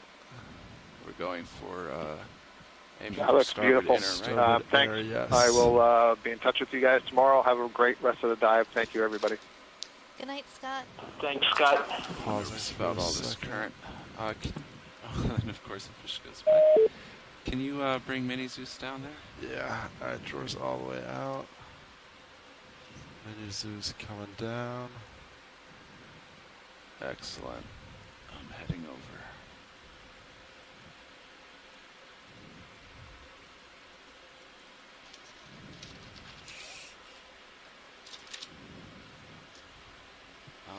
Could you help me with some light?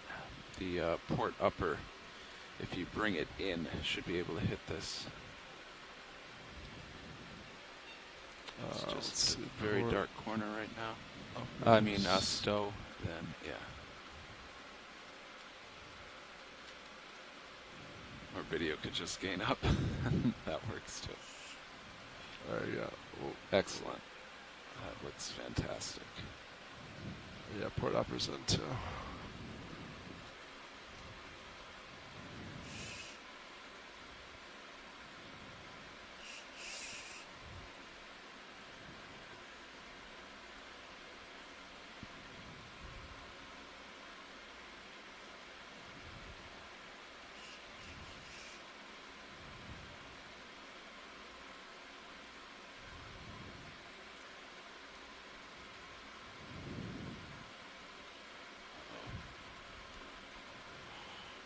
Afraid of that. Yeah, it's alright, just take it slow. I wouldn't reach for where it's at now. I can't get it there. But if you... Yeah, that's gone. Yeah.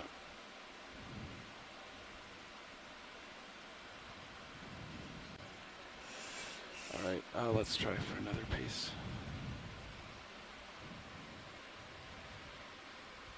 Can you come back up with Mini Zeus? Yeah, coming up.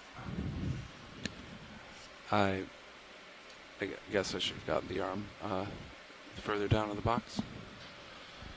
You think that would have helped? Yes, but most of the time that would have just sank. I think just with high currents. Just a little trickier. So should we come off and drift with it? Will that help? You could try. I don't know how well XY will hold in the current, but it's possible we could try. Are you saying come up so it sinks? Is that what you're well, I was thinking come out to Troylock and drift back, but we probably wouldn't have enough time. That I wouldn't suggest. Okay. It would happen pretty quick. Yeah, Yeah. It would be way too fast. Okay. If anything, you go to I'll autos. take a little more, and I'll just get it lower in the box. Sounds good.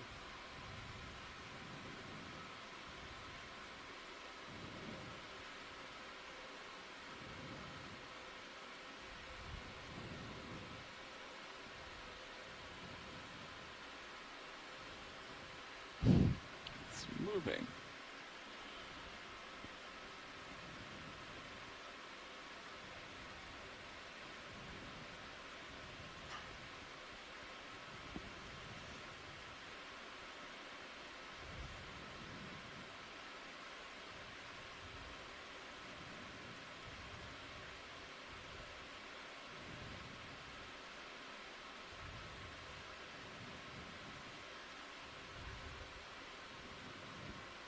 Not as slow as I thought. I don't have it, do I? I don't think it's cut. I think it's just in the fingers. Oh, I do have it. there you go. All right, coming down. All right, so see. So most of it's sticking out. It's sticking which up, which is catching the current. More difficult. So just be very careful as you open drop fingers and just real slowly kind of test it. Sure.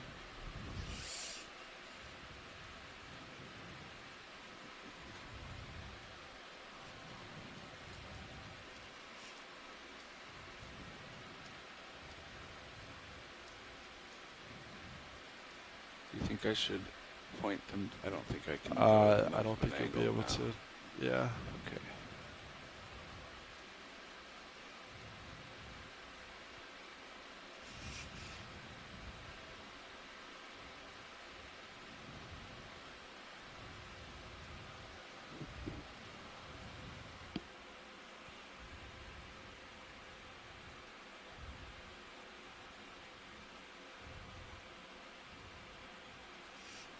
Maxed on something. Can you bring the minis just further right?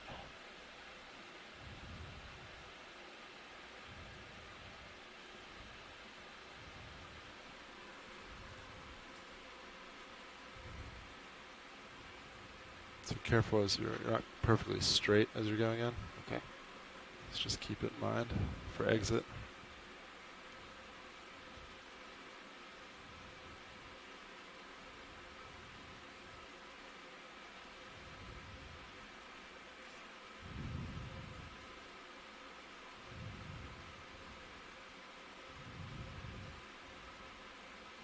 I think I have to release it here. Yeah, that's probably about as deep as you can get. And then just be, yeah, go slow.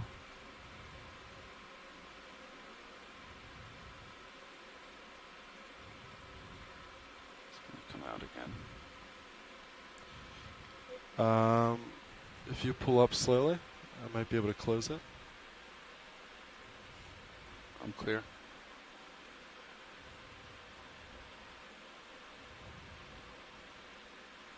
Got half of it. Yep, part it's of not it's going in to float there. away. No. Okay. Nice. All right, that's we got a good portion of it. I'm going to move to stow the arm.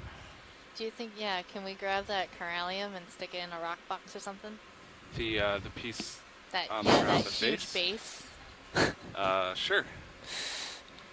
Sure, we can do that. I don't know if we're going to find a rock. It's like a rock.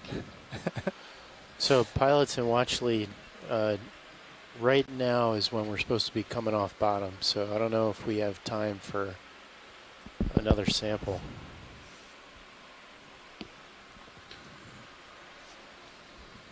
But it's right Okay. there. I give it a quick try. If we got to go, we got to go. Yeah, I mean, right now is when we're supposed to come off. Okay. All right, let's back it up then. Okay, I don't think we have time for that. Sorry. Okay.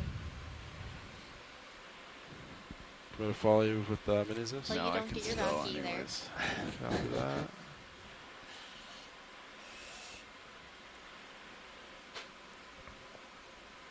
Yeah, we're stowed.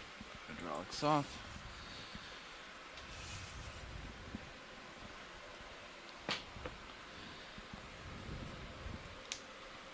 Okay. I have, actually, pretty good. If we just both come up and I drive under you, that's very close, isn't it? Yeah, not bad. Okay, coming up.